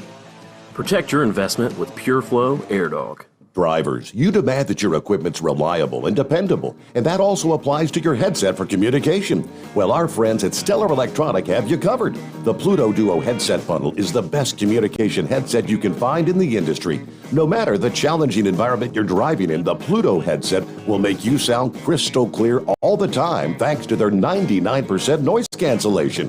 And the Duo's not only a stereo converter for the headset, but also a power bank so you can charge as you go. Learn more at StellarElectronic.com or visit them on Facebook. Some say their truck reflects who they are, dependable and reliable. That's why you trust Blue Def. Now the best just got better. Introducing Blue Def Platinum, a revolutionary innovation with advanced system shield technology to significantly reduce harmful deposits. To maintain fuel economy, save money on costly repairs, and sustain the life of your SCR system, there's only one DEF to choose. Blue Def Platinum. The best just got better. Because Channel 19's a little congested. Call Steve now at 844-844-3388. The Overnight Drive.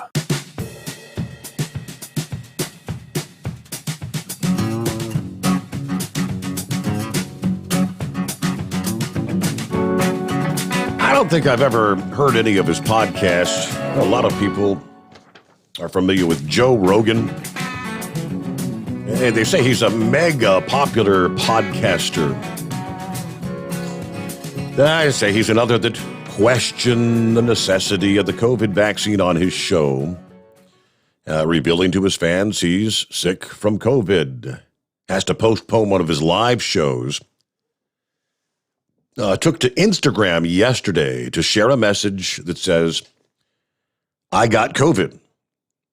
My apologies. We have to move the Nashville show to Sunday, October 24th.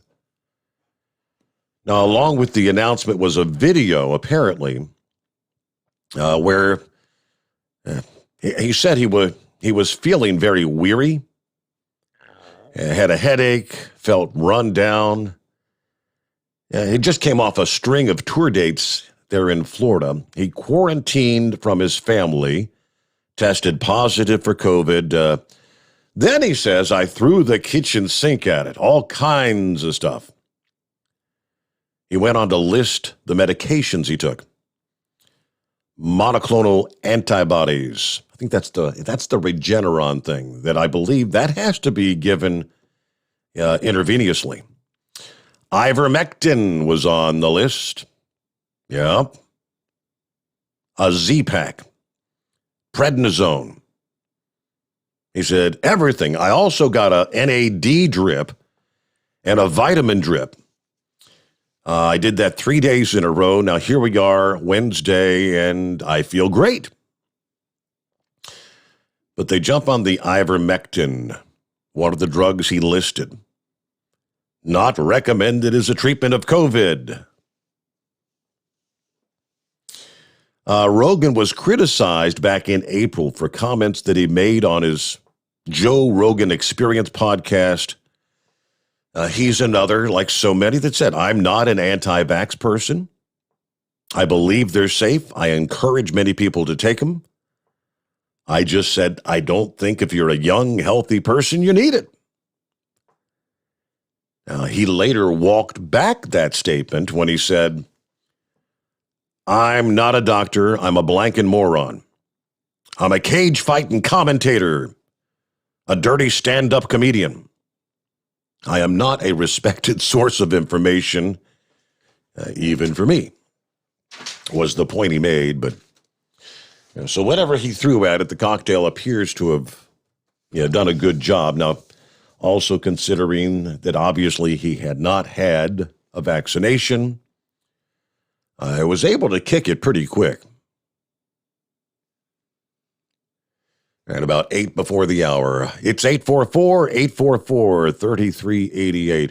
What's going on with Big Sexy this morning? Hey, Steve, how's it going?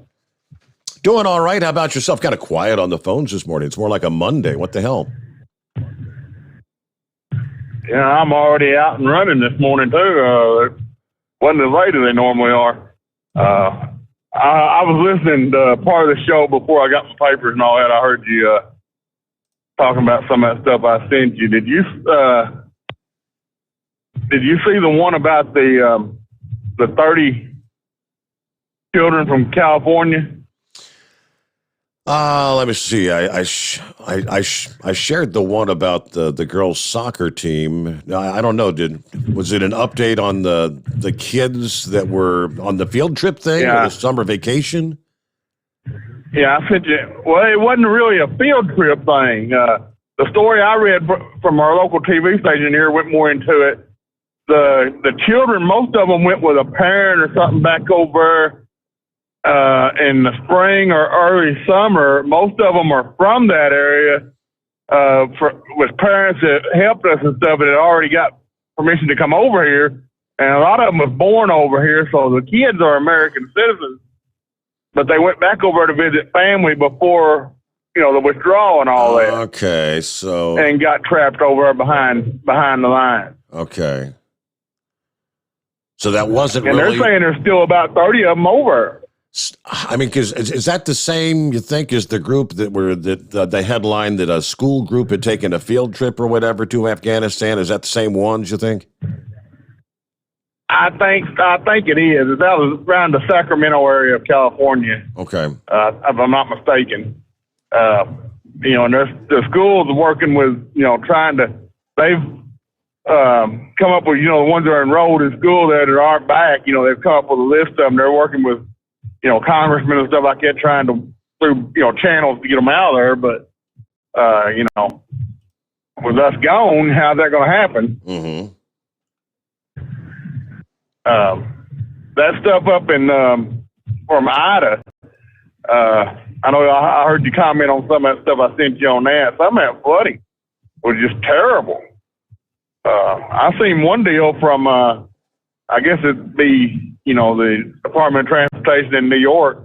Just about all the, it was a whole big area of red streets. Red means streets closed in the New York area. I mean, 10.25 inches of rain in a short period there around the Newark airport.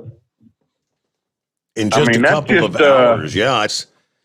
they said it's the first time they've never declared what they call a flash flood emergency in New York City. I don't know how many years they've been using that terminology, but that's like the top level that doesn't get used very often. Yeah.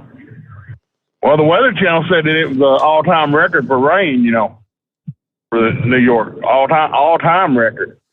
So, and they were showing videos of loaded dumpsters floating down the street, hitting cars in the street that was, submerged in water. Wow. That's a lot of power to move a loaded dumpster. So, and people up there, they're going to be dealing with a lot of water for a while. And that storm's still wreaking havoc, and it's, down to, is it still a depression or is it below that now? It actually, as it came together with that front yesterday, it kind of ramped up intensity. It had sustained winds of 40 miles per hour, so that was technically back to a tropical storm impacting New York. That's a long-lived storm there. Just imagine if Larry follows that course. That's the last thing that them people down around the Gulf need. Yeah. But I heard you say you had open lines, so I thought, well, I'd call in and take up one of them for a little bit. There you I'm go. gonna back out of here and listen and catch you on the after show. All right. Well, thanks for checking in, Big Sexy. Good to have you with us. Plenty of room on the phone lines. Very quiet this morning. It's 844-844-3388. I was just looking at some of the latest flood warnings. This heavy rain that now Massachusetts is seeing the heavy rain. Massachusetts, Rhode Island. See, radar indications up to 4 inches of rain have already fallen, anticipating another 2 to 3 inches of rain. So flash flood warnings, and that's southeastern Massachusetts, several counties in Rhode Island, Providence County, Washington County, Newport County. Just a lot of rain. Later today, things will begin to finally dry out. As I mentioned earlier, rains in New York City are now finally coming to an end. Things have pretty much quieted down over eastern PA. But the damage has already been done. I saw a post from Big Ed this past day. Apparently, he was looking to make a trip out to Lake Tahoe. And then he saw what's going on with the wildfires there and said, well, so much for that idea. Let's see if I could pull that up, because interesting what he's planning to do now. But Lake Tahoe, it's amazing what the firefighters have been able to accomplish there. South Lake Tahoe stood, smoke-filled, largely deserted this past day, but crews successfully fought back the huge wind-driven wildfire, leaving the popular resort town unscathed. As the flames creep on toward Nevada, is still threatening homes and businesses near Lake Tahoe. But we steered the fire away, according to a spokesman for the Caldor Incident Command. The town's 22,000 residents, of course, had been ordered to evacuate on Monday after the blaze unexpectedly crested a high ridge line and swept downslope toward the populated areas straddling the California-Nevada border. The wind direction late Tuesday and overnight through Wednesday morning helped push the flames further to the northeast rather than straight north toward Tahoe. There was a massive amount of heavy equipment work and structure protection work along those neighborhoods, he says. So I guess many people in the evacuation areas were happy to see that it sounds like our homes may still be there. There was a smaller unincorporated village, Myers, a former trading post, and one time it was a Pony Express station, which was also spared. So crews say we're not out of the woods yet, but crews managed overnight to keep the fire outside, away from the homes. With that, we'll get our top of the hour news update and come back with more. A couple hours yet to fill here. Jump on in at 844-844-3388. The Steve Sommers Overnight Drive live from the Hot Shot Secret Studios. USA Radio News with Dan Naraki. Power slowly returned in New Orleans Wednesday, nearly 3 days after Hurricane Ida made landfall in Louisiana. Electricity supplier Entergy tweeting Wednesday morning that they'd taken the first steps in restoring power to the area, with lights coming back on the east side of New Orleans. Nearly 1 million people in Louisiana and Mississippi remain without power, which could take a few weeks to restore in some of the hardest hit areas. President Biden will travel to Louisiana later this week to survey the damage from the storm. The White House says Biden met virtually earlier this week with Louisiana Governor John Bel Edwards and Mississippi Governor Tate Reeves to discuss how the federal government can assist in recovery efforts. And the Centers for Disease Control is asking unvaccinated Americans to stay home over the holiday weekend. CDC Director Dr. Rochelle Walensky said that vaccinated Americans should take precautions if they decide to travel over the Labor Day weekend. According to data from Johns Hopkins University, the U.S. is averaging about 160,000 new COVID cases a day. This is USA Radio News. The best companion a pillow has ever had. You've heard me talking about Mike Lindell's Giza Dreams bed sheets now for a couple of years. They're the perfect companion to the MyPillow. Made with the world's best cotton called Giza, grown only in a region between the Sahara Desert, the Mediterranean Sea, and the Nile River. Its long staple cotton makes it ultra soft and breathable. And just like the MyPillow, there's a 60-day money-back guarantee, 10-year warranty. Try it for yourself. Mike Lindell and I promise you'll sleep better or you get your money back. Go to MyPillow.com, click on the radio listener special, use my promo code USA. Giza Dream Sheets as low as $49.99, but only if you use my promo code USA, or call 1-800-951-8175 and ask for the Giza Dream Sheets special, and the promo code USA gets you up to 66% off the entire line of MyPillow products. Sleep better with the Giza Dreams bed sheets and save at MyPillow.com. Promo code USA. The Calder wildfire continues to threaten the resort town of South Lake Tahoe as it burns through the Sierra Nevada mountain range. As of Wednesday afternoon, it was burning through Amador and El Dorado counties in Northern California, having scorched more than 204,000 acres. CAL FIRE says that the blaze is 20% contained. CAL FIRE spokesman Henry Herrera says that conditions have come together in a perfect storm to create the massive fire. He tells CNBC that the more than 4,000 firefighters battling the blaze are focused on saving lives and then communities. Well, our number one priority is life and the health and safety of our firefighters. Our second priority is to save homes, communities, people's where they live. And that's what we're focusing on the northeast end of the fire around Myers and South Lake Tahoe. We've been building containment lines to keep the fire from entering those areas. We were building contingency lines areas in the event that the fire crosses those containment lines. And so far, we've been successful to keep the fire away from the communities. This is USA Radio News. Bingo lovers, you have to try Bingo Treasure, the bingo game you play anywhere. Go to BingoRadioUSA.com from your smartphone, your tablet, or your computer and play Bingo Treasure for free. Play one card, play more. Work your way through the maze of bingo fun. Bingo Treasure is bingo at the next level. Go right now to BingoRadioUSA.com for your free account and free play. Join the bingo revolution. It's free at BingoRadioUSA.com. That's BingoRadioUSA.com. The debate continues at the FDA over COVID vaccine booster shots. Tim Berg has more. Top federal health officials are defending the Biden administration's approach to coronavirus vaccine booster shots after two senior scientists in the Food and Drug Administration's vaccine division announced their intent to leave the agency. The announcement comes as the FDA is weighing the evidence for coronavirus vaccine booster doses as well as shots for children. It also comes amid debate and criticism over whether the Biden administration is jumping ahead of the scientific review process in announcing booster shots for everyone will be available by the week of September 20th. While some studies have found some waning effectiveness of the vaccine against infection, members of the panel said during a meeting earlier this week that the evidence was not clear enough to justify a booster recommendation. From the USA Radio News Phoenix Bureau, I'm Tim Berg. And a new poll says that a majority of Americans believe the country is on the wrong track.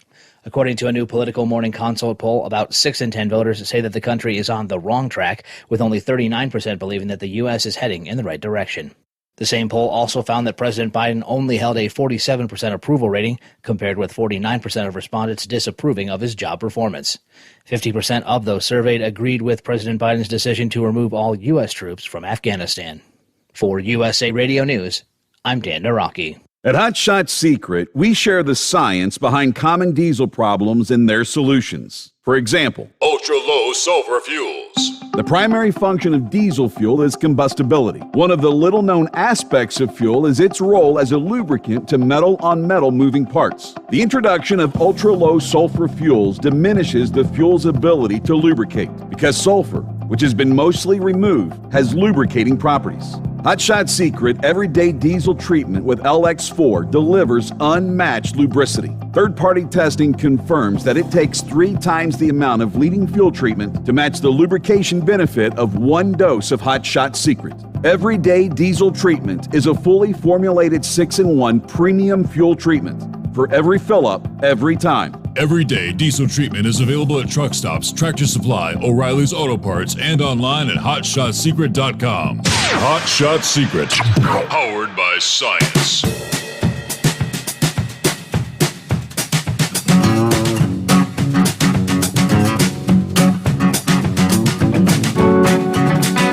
Hate to catch that. If you ain't vaccinated, stay home this weekend. That's the word from the CDC. Stay home during the holiday weekend. COVID cases surge, the Delta variant. First and foremost, if you're unvaccinated, we would recommend not traveling, says Dr. Walensky, the CDC.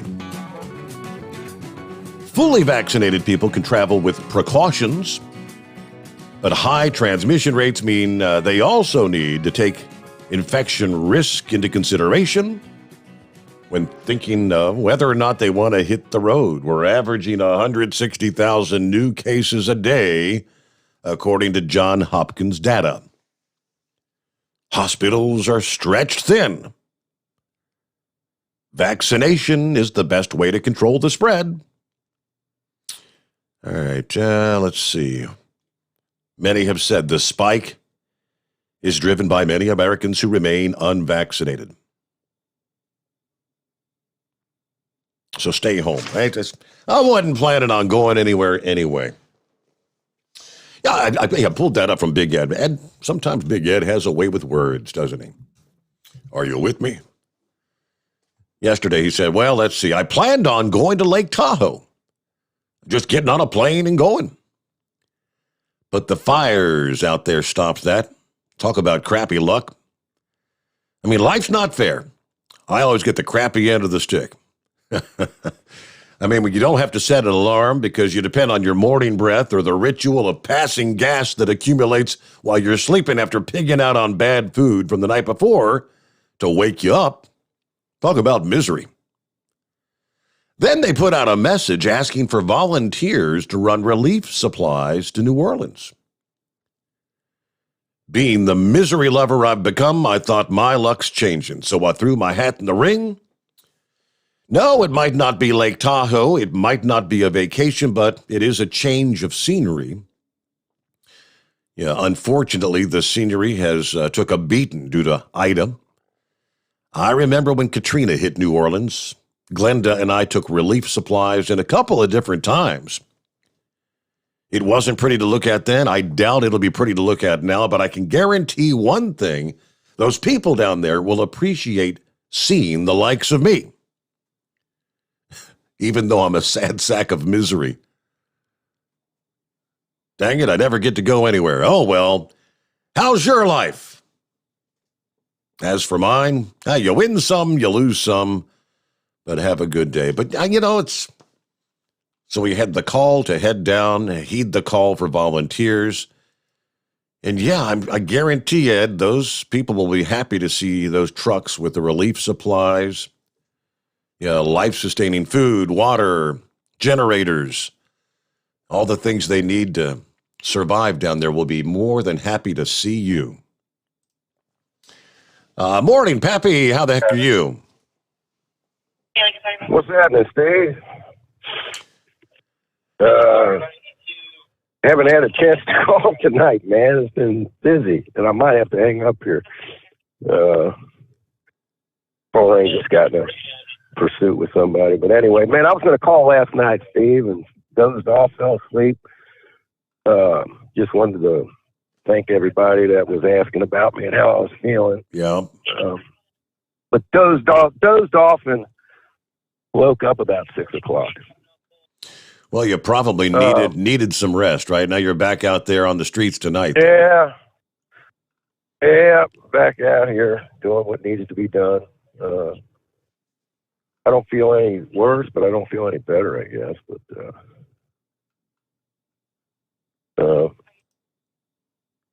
I'm sorry, Steve. I'm trying to listen to this. All right, they're calling it off. I get okay. You're multitasking. Well, when they reached the speed, when they reached speeds 103, they decided to terminate it. Is that right? Wow. So somebody got away, at least for the moment, right? Yeah. So, but man, Steve, I haven't heard any of the show tonight, really. I think I caught Philip's tail end there. But I'm so pissed off, Steve. I don't even want to start talking about Afghanistan and leaving these people behind. I might say something I shouldn't, but hey, I just called Steve to say thanks for the guys looking out for me. And I'll tell you this, Steve, the people that call your show, got more patriotism.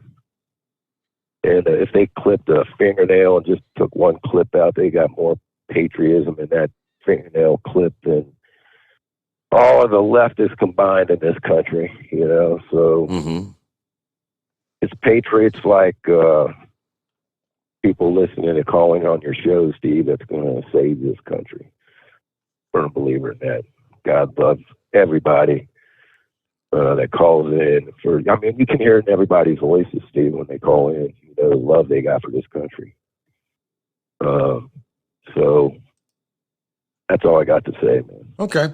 All right. Well, have a good night out there. Be safe. Thanks for taking the time to say hey, and everybody get well soon. Feel better. It sucks being sick, It's 844-844-3388. Lone Ranger, in the last hour of the program last evening, called in, and he was asking a couple of different questions, and was asking about that. When are they going to vote on that $3.5 trillion budget thing? His question was, why is the stock market continuing to do so well when so many negatives that typically would put big-time downward pressure on the stock market be in place? We're talking the inflation numbers, which there was an update on that here just a couple of days ago as well. I don't think I shared that, but I do have it printed up over here. Those sort of things. How is it that the stock market continues to thrive? What if when they pass that $3.5 trillion budget, is that when the stock market's going to take a hell of a hit?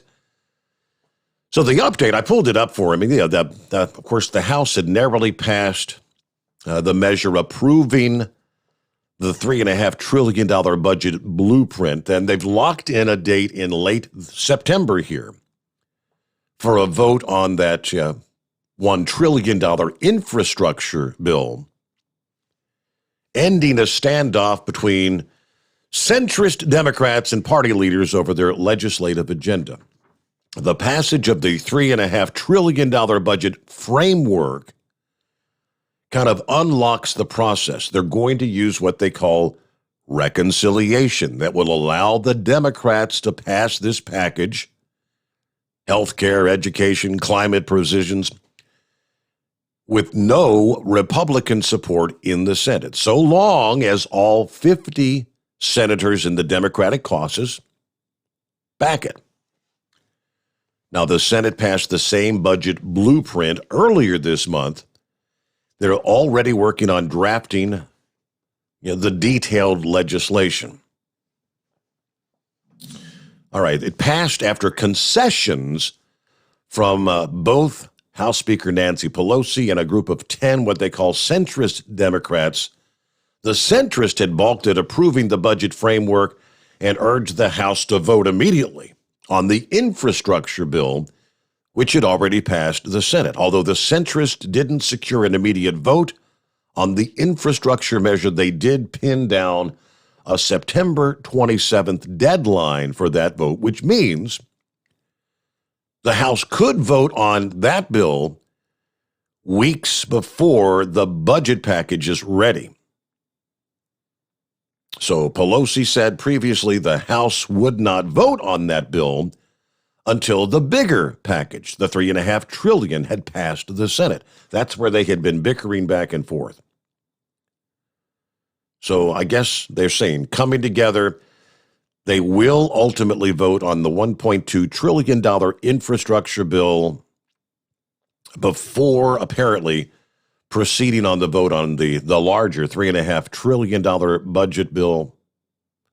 That's where things stand right now. So, yeah, I just wanted to pass that on as an update for Lone Ranger. All right, would that be horse feathers? Yeah, thanks for taking me back, Your Honor. Yeah, I talked to Red Mule there a little bit ago, and I asked him that question because I didn't know if he heard Ranger yesterday or not. He said he was off last night, so he missed it. He says he is absolutely dumbfounded by what the stock market is doing, has absolutely no idea why it's going in the direction it is. Okay. There's all the indicators should make it do the opposite of what it's doing. So either somebody up there knows something we don't know, or they're just flying by the seat of their pants, thinking they're thinking maybe if they keep the stock market up, maybe the whole rest of the world won't fall apart. I don't know, but I guess we'll see. I guess we're just on this wait and see. So maybe somebody like Vic or somebody else that might have some ideas can call in. Maybe they have some better ideas, but I'm all kind of at a loss right now. So Have you finished my beer yet? It does defy all logic. Did I finish your beer? What beer was that? The one you were supposed to be holding for me when I drove through the water. Yeah, right. You never gave it back. You never gave it back. Probably gone flat by now. At least got warm. But anyways, so just checking in there. Heard Pappy there. Glad to hear him.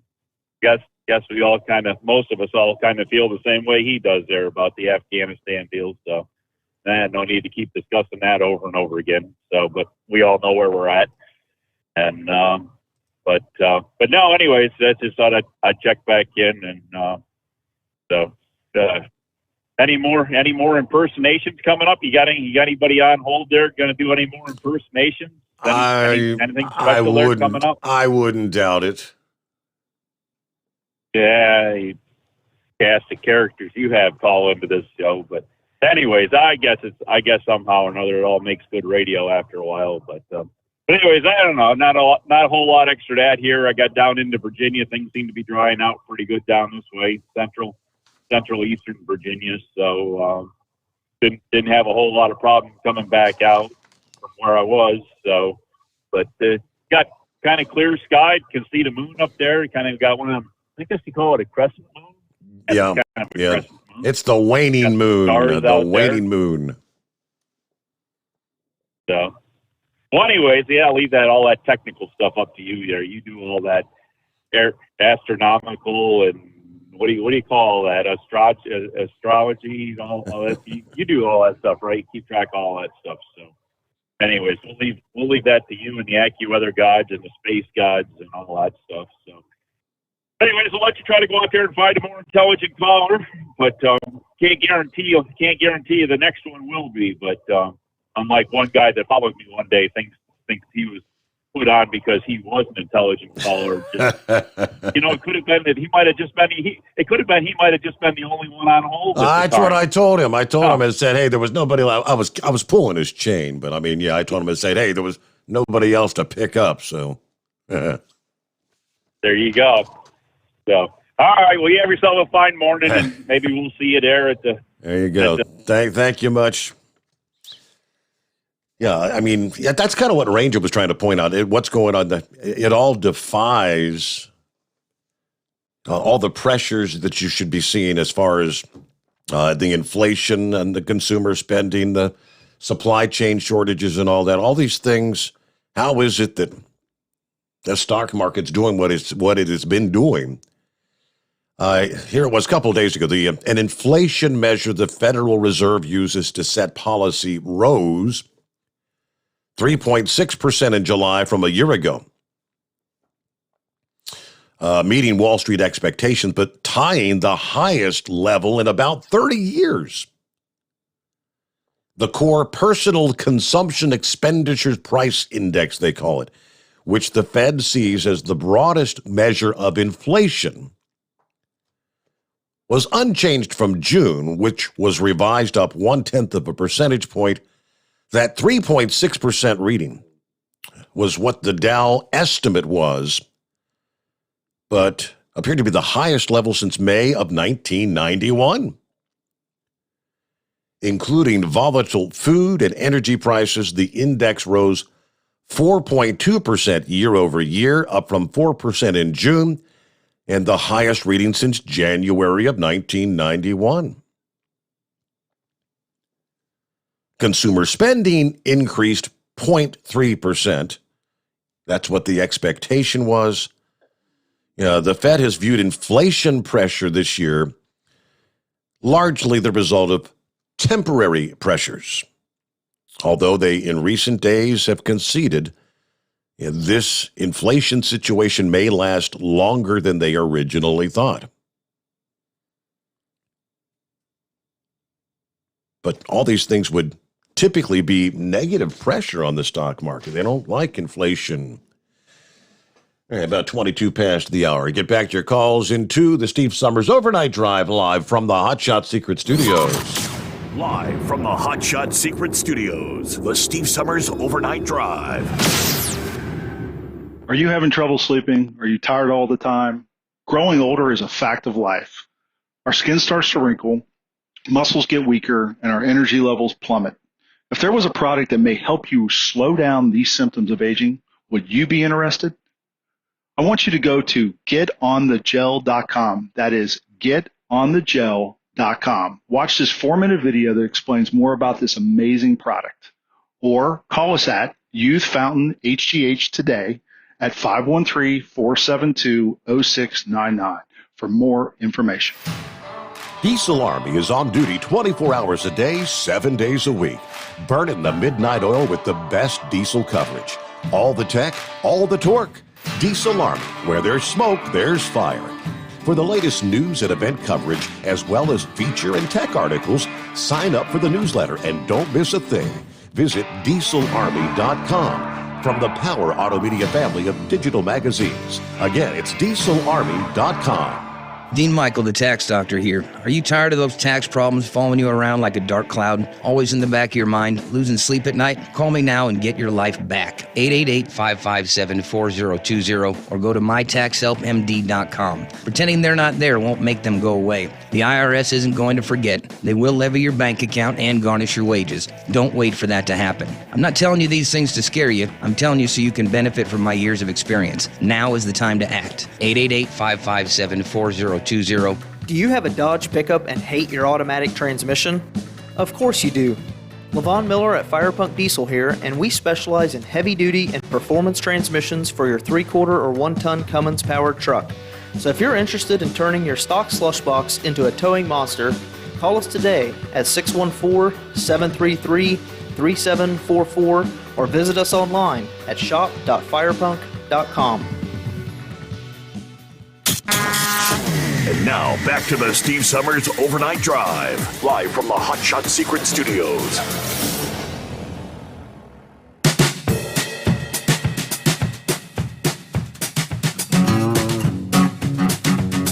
Okay, here, I found the scoop that Big Sexy was talking about. Kids caught in Afghanistan. More than 30 California children stuck in Afghanistan after they traveled to the country to see relatives weeks before the Taliban seized control and were not able to get out before U.S. forces left. Let's see. According to school districts where the kids are enrolled, 3 school districts, one in the San Diego area, 2 in the Sacramento area, said this past day they've been in contact with the families who fear they've been forgotten by the U.S. government. The official said some of the children were actually born in the United States, are U.S. citizens. Nearly all the children returned to Afghanistan with one or both parents in the spring or early summer to visit relatives. They traveled on their own to the country. They were not part of any organized trips. Many of those families, though, were in the U.S. after obtaining the special immigrant visas. Afghans who had worked for the U.S. government or the U.S. military over the past 20 years. Some of the families told school district officials they'd made attempts to get on planes at the airport in Kabul, but could not get through the Taliban checkpoints or the throngs surrounding the airport. The San Juan Union School District said they've identified 27 students from 19 families enrolled in the district who said they were unable to get out of Afghanistan to return home. You know, they go through the other school districts. Representative Daryl Issa is working with the district and government officials, and 7 of the families, he said, have since made it out of Afghanistan. Most are now back in the city of El Cajon. Some of the students actually returned to class on Monday. There was one family still stuck in Afghanistan. So working to try and get those kids and families out of there. What do you say this morning, Heat Wave? Good morning, senor. Oh, not a whole hell of a lot. Hey, you were talking about Dillon Truck Lines. I just happened to see a billboard, recruiting billboard for them, and it's brand spanking new at about the 40-mile marker here on Interstate 40 in Arizona, just west of Kingman. And you're saying that they're now defunct? Yeah, when Red Mule called earlier, he was talking that he saw trucks with, or a truck, I guess, with Dillon on the side. Maybe there's more than one Dillon. That's what I'm thinking, but that'd be awful damn strange. Because, I mean, yeah, you would have to have, you can't have a Snyder here and a Snyder over there and be separate, companies. That's a little strange. I have to look into that, I guess. So, anyways, have you heard anything about Interstate 70 going through Colorado? Has it been closed again at Glenwood Springs, or I saw you post that on. I know you said you were dispatched, and they told you to take the southern route. And I honestly hadn't seen anything on that. Maybe I could do a search for you. Well, I mean, it really doesn't bother me much, but for the other folks that are going through there, I'm thinking what happened was these clowns over here in California forgot that they opened it up, and they accidentally sent us this other route, which is fine with me. I mean, it adds another, I think, 150, 200 miles. So, I mean, if they want to be idiotic and do it that way, that's fine with me, because it doesn't hurt me none either way. But, that was kind of strange to see our dispatch and have them saying take 15 to 40 to 25. Well, at least my co-driver can be in Albuquerque here in a couple of hours and pick up his thermos that he left at his hacienda there in Albuquerque. He was going to buy one at a Love's truck stop, and when he saw what they were asking for, which is twice as much as what you can get at a Walmart, he's like, you know what? I'll forego the coffee until I get my thermos. But I got to tell you, he's cranky when he doesn't have his coffee. Boy.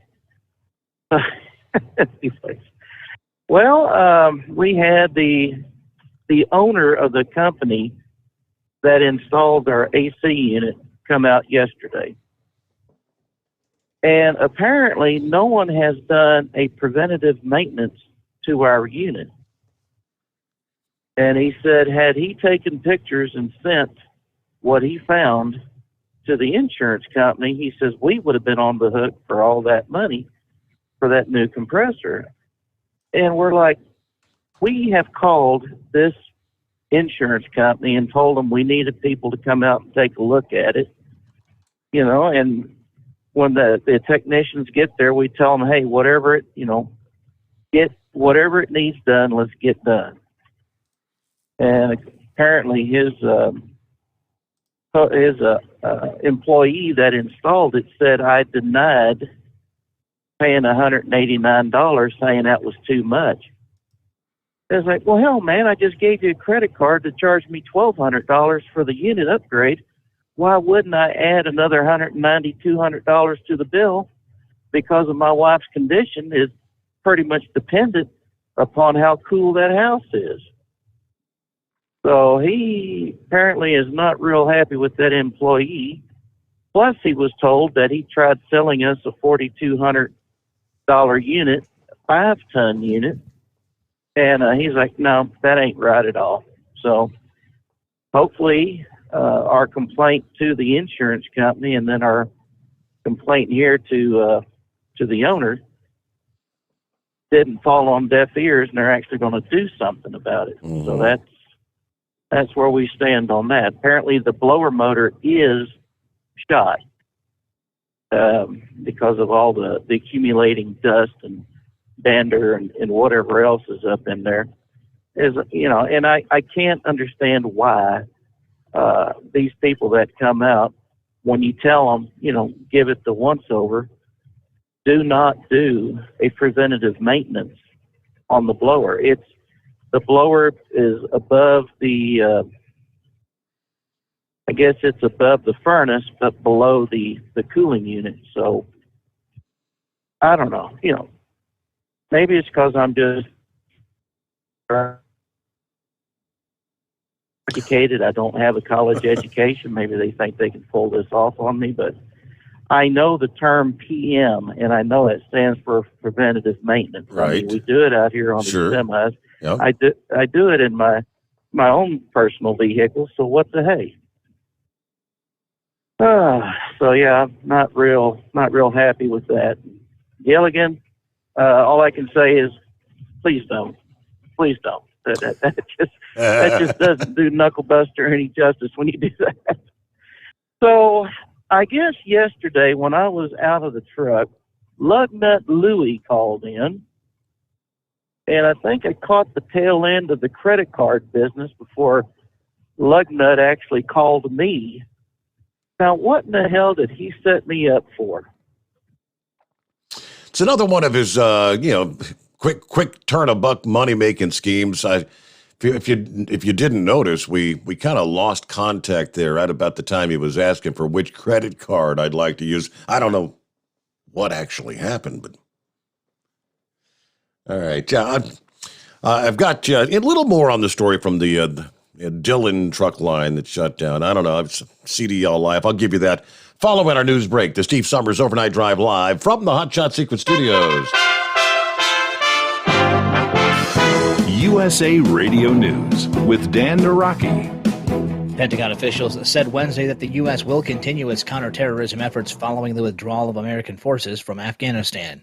Defense Secretary Lloyd Austin said that the military will continue to address any and all threats to the American people. It's our duty to defend this nation, and we're not going to take our eye off the ball. And that means relentless counterterrorism efforts against any threat to the American people from any place. It means working with our partners to shore up stability in the region around Afghanistan. And it means a new focus to our leadership in this young century. The chairman of the Joint Chiefs of Staff, General Mark Milley, said that about 20,000 Afghans have arrived in the United States, with more on the way from the efforts to evacuate Afghanistan before the final withdrawal. You're listening to USA Radio News. Rockstar Radio is looking for a co-host. Yes, you heard me correctly. Nationally syndicated radio show and popular podcast, Rockstar Radio with Billy Gerard, is looking for a co-host. In fact, 2 segment co-hosts. One will join Billy weekly talking about all things financial, and another for a weekly review of the national real estate and mortgage market. Co-hosting with Billy Gerard could be the move that puts your career into overdrive. For all the details and to schedule an audition with Billy, send an email to bill@rockstar.today. That's bill@rockstar.today. Or go to rockstar.today/co-host for all the details. Rockstar Radio is looking for 2 expert co-hosts. It could be you. Email bill@rockstar.today or go to rockstar.today/co-host. Being on the radio with Billy will make you the expert in the field. It could take your career over the moon. Get all the audition details at rockstar.today/co-host. Live from the Hot Shot Secret Studios, the Steve Sommers Overnight Drive. You work hard. You deserve a seat that works just as hard as you do. The Bostrom T-Series seat has provided drivers with comfort for millions of miles over the past 3 decades.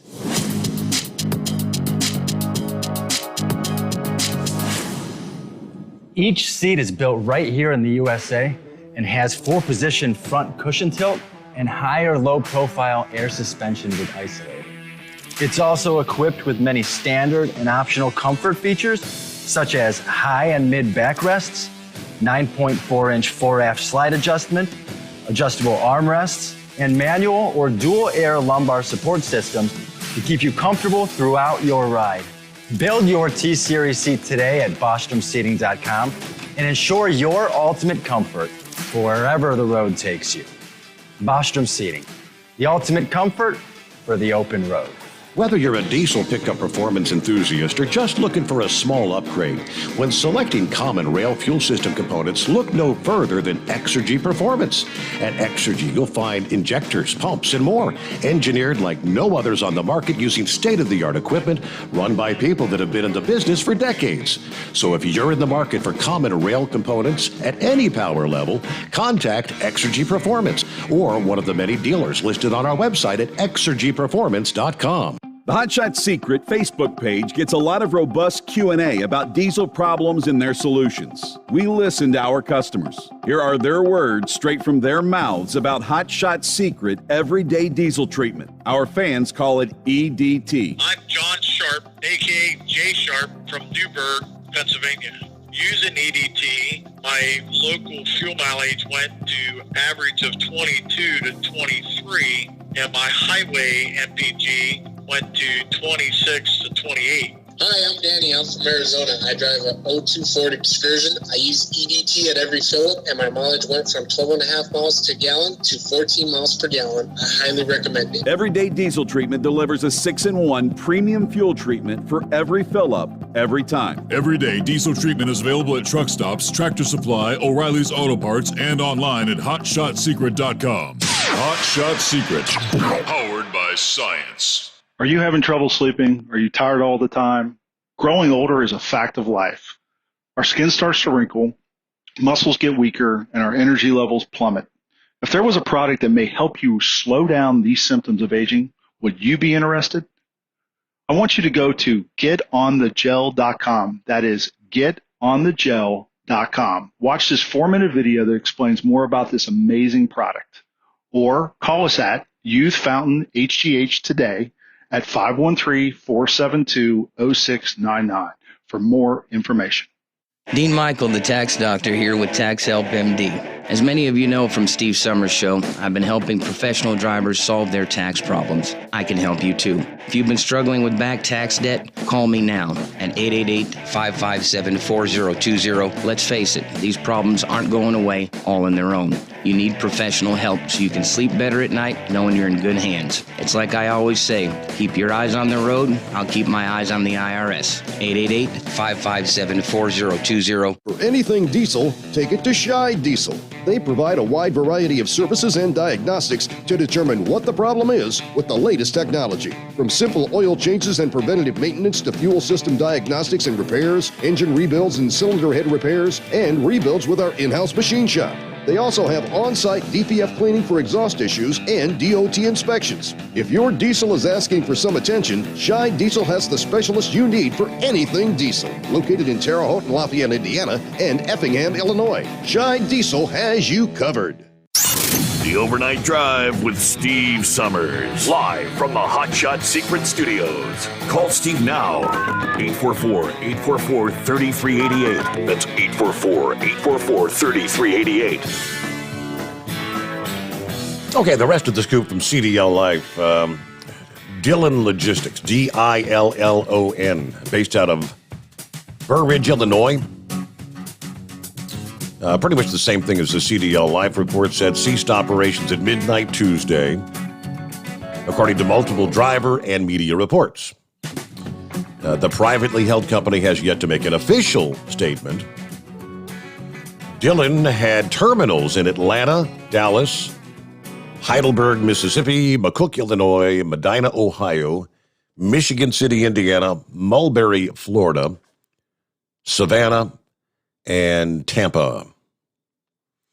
So again, already multiple trucking companies are offering to take in out-of-work Dillon truck drivers. I said this is a developing story, of course. So I guess this particular company didn't waste any time going to social media saying, Dillon Logistics drivers, we know you have a lot going through your mind today, but Hilco Transport would like to ease that a little with an incredible offer. Yeah, we'll honor your years of service with Dillon for pay scale and PTO, $10,000 sign-on bonus. And you can be a Hilco truck driver in a Hilco truck as soon as tomorrow. Positions open in many states you're currently in. Late model equipment, local maintenance, apply now. So, I mean, of course, with so many companies looking for drivers, I don't think, an experienced, good driver shouldn't have any difficulty finding a good job in short order, right? All right, back to the calls here. Yes, Red Mule. Hey, Steve, can I bum a cigarette? I'm pulling the dock. I'm here fueling up. I need to take a smoke on a fuel island. Yeah, You'd have to teach me how to light it because I ain't never done that, Steve. But, hey, reckon what there was so special about that beer? I mean, Horse Feathers called me a while ago and wanted it back, and you reckon he dropped his wedding ring in the beer bottle or the beer can or something? Unless it got sentimental value. I don't know why he wants it back. But, hey, Steve, are you familiar with Dennis Gartman? It does not ring a bell. See him on the... Okay, he's a pretty sharp character. He's been around for a long time, writes a financial newsletter. I think he is the head of the endowment board. You know, Harvard University's got, I think, $1 billion in endowments. They're one of the largest in the country or in the world even, I guess. And he's their head. So he's a sharp guy. And he was on one of those talk shows the other day, and he said exactly the same thing everybody else is saying, that he doesn't understand why the stock market's doing what it's doing. He said, the trend is up, and he's recommending people be in the market, but you better be nimble and be quick and be ready to get out of it at any time. So I just want to pass that on, take that for what it's worth. So I'll see if I can bum a cigarette from one of these other drivers. Steve, I'll catch you later. Okay, thank you much. Appreciate you checking back in there. There's a Red Mule. All right, it's 844-3388. Come on, computer, do your thing. There you go. Thank you very much. He was thinking. Every once in a while, the computers have to think. Dimebag Danny, is it? Hey, yeah, that's right, sir. That's right, Mr. Sommers. Hey, Mr. Plummer, I'm just so happy to be here this morning. As your self-appointed moderator of the show, we have a flag on the field already. Apparently, I'll get to that in a second. Skate and Save and his wife, Capricia, are hosting your trip here very shortly, and when you get down there, the studio will be wide open, and we've decided to open it up to all the truck drivers to come in, and we're going to host, actually, Texaco Mom is going to host a all-you-can-eat sausage, gravy, and biscuit breakfast to all the truckers. So everyone come, bring your trucks, your trailers, and you'll be well fed. Any sophisticated truckers, such as Jelly Bean, probably are not going to be want to come. So that's what we're planning to do while you're on vacation in Edgewood, New Mexico. Are you aware, Danny?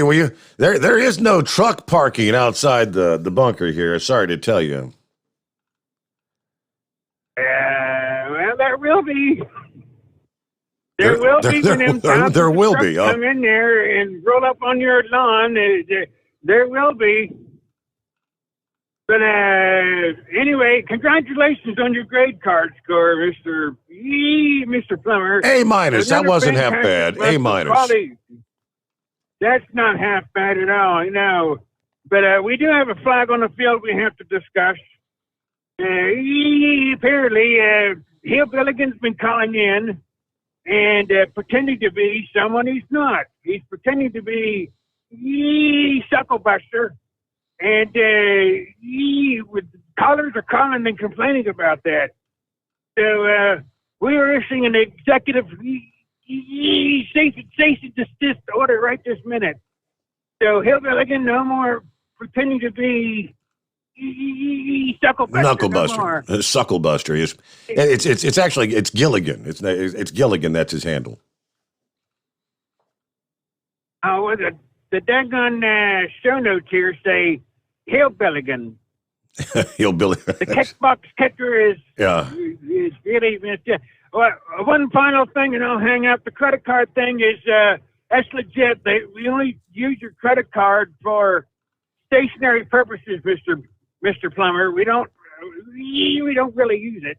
We never swipe it. And could you please get a message out to Big Fred that when you're laying in bed at night and you're passing gas, be careful that it's not a Hershey squirt. Those are the worst. But that'll say... Sounds like that's coming from the voice of experience, the way it sounds. Dimebag Denny, there you go. All right, it is 844-844-3388.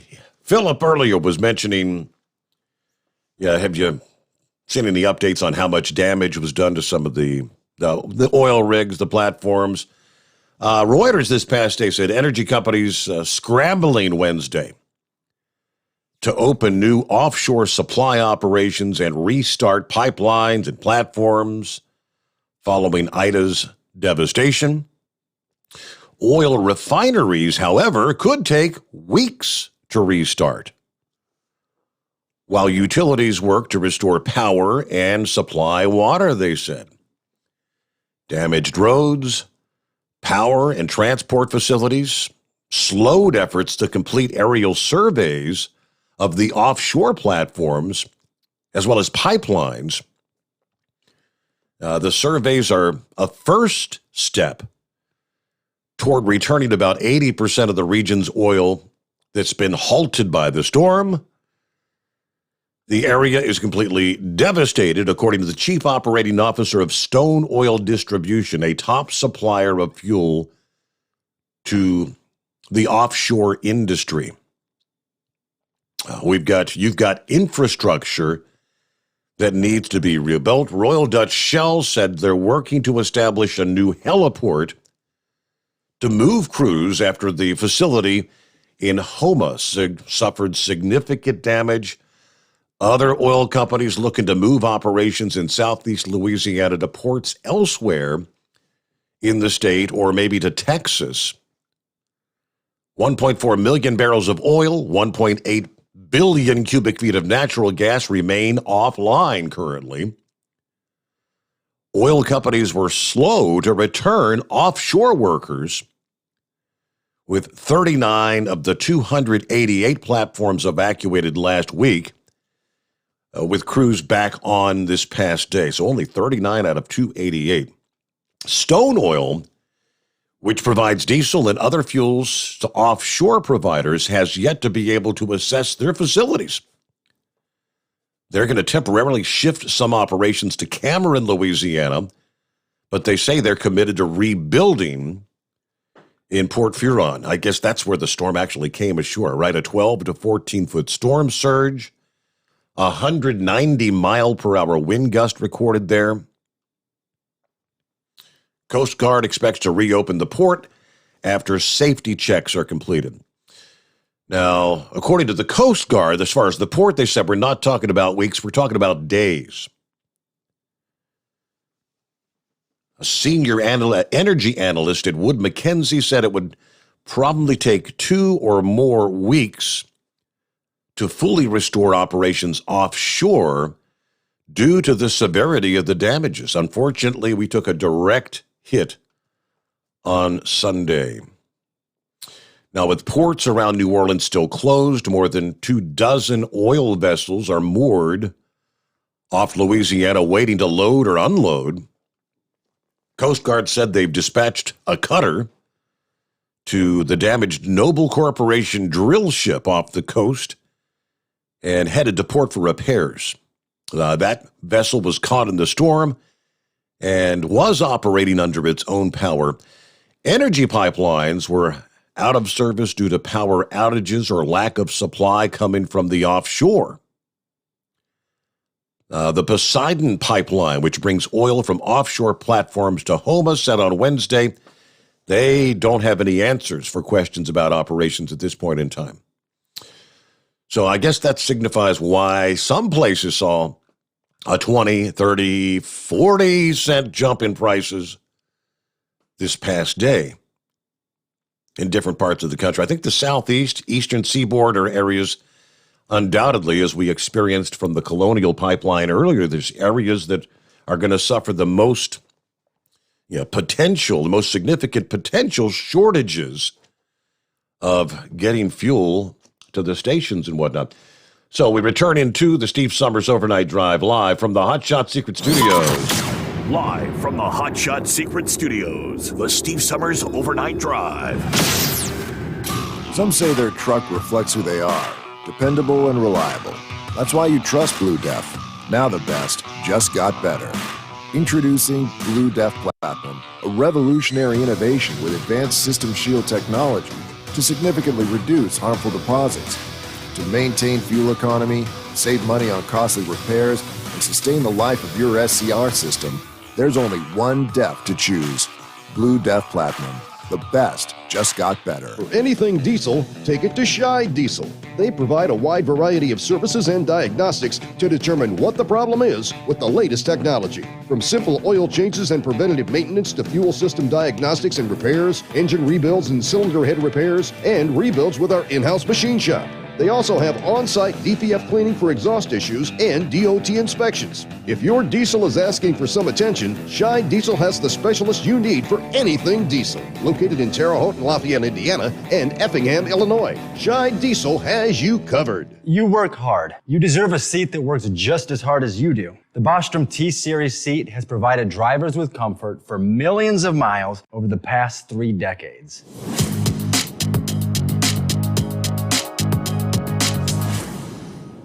Each seat is built right here in the USA and has 4-position front cushion tilt and higher low-profile air suspension with Isolate. It's also equipped with many standard and optional comfort features, such as high and mid backrests, 9.4-inch 4-aft slide adjustment, adjustable armrests, and manual or dual air lumbar support systems to keep you comfortable throughout your ride. Build your T-Series seat today at BostromSeating.com and ensure your ultimate comfort for wherever the road takes you. Bostrom Seating, the ultimate comfort for the open road. Keep the bugs off your glass and the smokies off your ass. This is the Overnight Drive with Steve Sommers.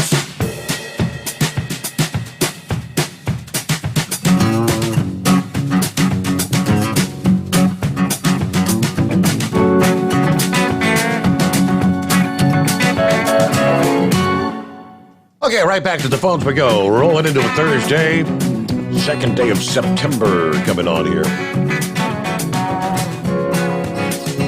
Let me see, who we got on the line? Somebody sitting on the Jersey Turnpike, I believe it is. Yeah, Stevens Coyote.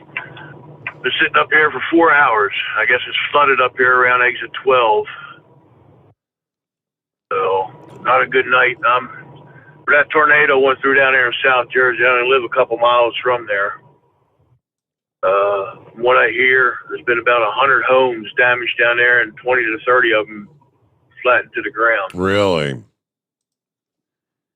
And yeah. What part of Jersey was that? Mullica Hill. It's South Jersey, right off exit 2 of the Jersey Turnpike. Gloucester County. There's only one injury, from what I understand. The mayor of the town was on a local radio station, now the Jersey radio station, and that's all he had note of at the time. So, like I said, I'm only a couple miles from there. Where I'm at, I didn't even hear it because I was in bed sleeping. Before I left out tonight, and get up here and sit for 4 hours. Do you know, is that the tornado, the video someone sent to me that someone captured from right there on the Jersey Turnpike? Was that the one that crossed right over the turnpike? I believe so. I seen that also. I think that might be exit 2. I'm not sure. It looks like it had to be exit 2. There's only about 4 or 5 lights there. That's all that exit has off of it. Okay. So that's what I'm thinking. Yeah, the more I think about it, that's where about that might have been, New Crossing. They just built a new hospital over that area. It went down behind the hospital and everything, from what I understand. So I don't know how long we're going to be sitting here, but the way it looks, I might not make my delivery. Wow. They probably stop receiving by the time I get up there. I'm 3 hours out from where I got to deliver to, 3 to 4 hours out, and I think they stopped receiving like 8 o'clock in the morning. So nothing's moving here.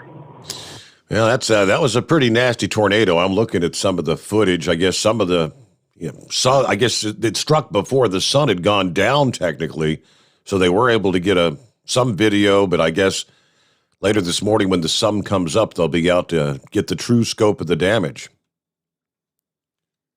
Yeah. There's a couple. I don't know, 322, which is pretty much a major highway, goes across there. That was blocked by trees down, so I don't know if it's still blocked or not. I haven't heard. I haven't switched back to the local radio station. It's 1015 radio station. They have a web page. They might be able to get some information off of there. But like I said, I haven't been in contact. Everybody's in bed, so it's kind of hard to get a hold of anybody. I hear you. Well, I appreciate the update. Hopefully they'll get you moving there. I wonder if it's flooding or if the tornado crossed the interstate and there's trucks that were blown over and things of that nature. Who knows? Could be power lines down across the interstate, that kind of thing. From WPVI there out of Mullica Hill. This is where he was just talking about. Troy Bonenberg and his children were in the basement. Minutes later, the family emerged unharmed, but their belongings were scattered throughout the neighborhood. Lost the back half of his home to the tornado. Right across the street, his neighbor bore the brunt of the storm. Aluminum siding, roofing, furniture, children's toys piled on top of the family's car. The home now unlivable. Still not clear how many homes sustained damage from the storm. The mayor, just spoke with the Harrison Township mayor about the devastating tornado. We're closely monitoring the situation. According to the New Jersey's governor, Phil Murphy, said we'll do whatever's needed to support and the response and recovery in the days ahead. But yes, multiple residents captured video of the tornado, and it was a pretty good size. Logan Wilson could be heard telling his family to go to the basement as the cloud whipped past their home. At this point, 2 people suffered minor injuries due to the storm, but all right, then there's a number of road closures there as well, obviously. Ida wreaking havoc from the Gulf Coast to the Jersey Shore. Incredible. Our final hour just ahead, the Steve Sommers Overnight Drive live from the Hot Shot Secret Studios. USA Radio News with Dan Naraki.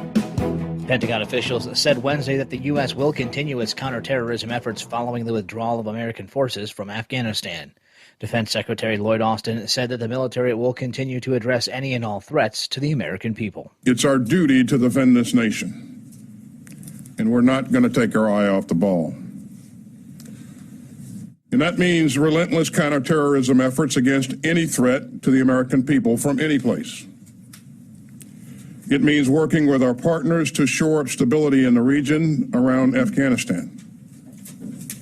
And it means a new focus to our leadership in this young century. The chairman of the Joint Chiefs of Staff, General Mark Milley, said that about 20,000 Afghans have arrived in the United States, with more on the way from the efforts to evacuate Afghanistan before the final withdrawal. You're listening to USA Radio News.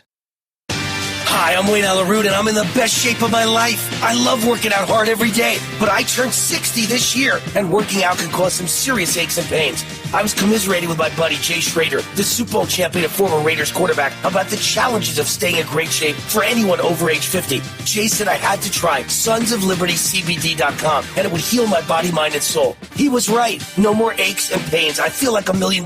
Finding quality CBD, not easy, but Sons of Liberty CBD, highest quality CBD I've ever seen. CBD is not pot. It won't get you high. It's 100% legal. It's 100% American made. CBD is mainstream and it works. For my listeners, sonsoflibertycbd.com is offering a discount of 15% off every product if you use the code WAR15 at checkout. Even better, you can combine this discount with your subscription discount for 25% off. Please support veteran-owned, service-disabled, small business, Sons of Liberty, CBD.com. Just say WAR15 to get 25% off. A new poll shows that Americans aren't happy with the direction of the country. Tim Berg has the numbers. About 6 in 10 voters believe the country has gone pretty seriously off track as President Biden faces a wave of criticism over his handling of the U.S. withdrawal from Afghanistan. That's according to a new Politico Morning Consult poll released on Wednesday. The study, conducted from Saturday to Monday, found that 61% of respondents believe the country is on the wrong track, compared to just 39% who say the country is going in the right direction. The survey also found a record low overall approval rating for Biden at 47%, with 49% saying they disapproved of the president's job performance overall. From the USA Radio News Phoenix Bureau, I'm Tim Berg. And you're listening to USA Radio News. Now you can fly anywhere in the world and pay discount prices on your airline tickets. Book a flight today to London, Paris, Madrid, or anywhere else you want to go and pay a lot less guaranteed. Call the International Travel Department right now at Low Cost Airlines. 800-215-5141. 800-215-5141. That's 800-215-5141. President Biden has faced criticism from both sides of the aisle over his decision to withdraw all U.S. troops from Afghanistan and the chaotic efforts to evacuate American citizens and Afghan allies from the country. Representative Ro Khanna says that there needs to be accountability for why there was so much confidence in the Afghan army. The California Democrat tells Fox Business that there has to be some congressional oversight over the advice the president was receiving. I do think there has to be accountability, Neil. I mean, as a member of Congress, I knew that the idea that the Afghan army was going to fight the Taliban successfully was foolish. We had generals come tell Congress over and over again, oh, we're winning, the Afghan army is doing well. And then they go off record, as you know, or other journalists know, and say, no, we're not winning. So what I want to know is, how is it possible that you had advice that the President of the United States thought that this Afghan army was actually going to successfully fight the Taliban? And were we that deluded about the corruption in the Afghan army, the sense that most people there were just doing it for a paycheck? They had no real allegiance, and that the Afghan government never really had the consent or the attachment or loyalty of their people. We definitely need oversight over that. And the Centers for Disease Control is asking unvaccinated Americans to stay home over the holiday weekend. CDC Director Dr. Rochelle Walensky says that vaccinated Americans should take precautions if they decide to travel over the Labor Day weekend. According to data from Johns Hopkins University, the U.S. is averaging about 160,000 new COVID cases a day, fueled by the highly transmissible Delta variant.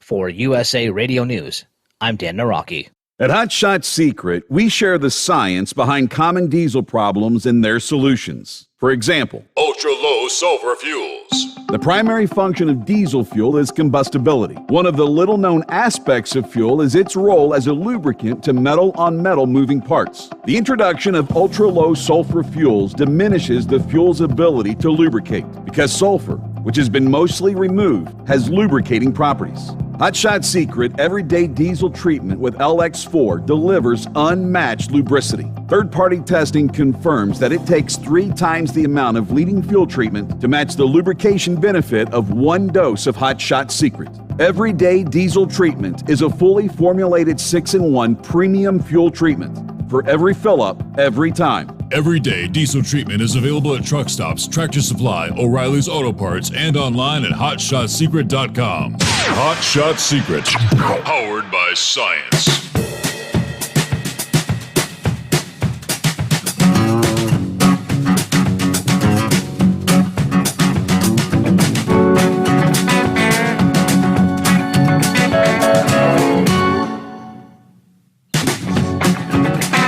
As the rains move out of New York City, still heavy rains out there in the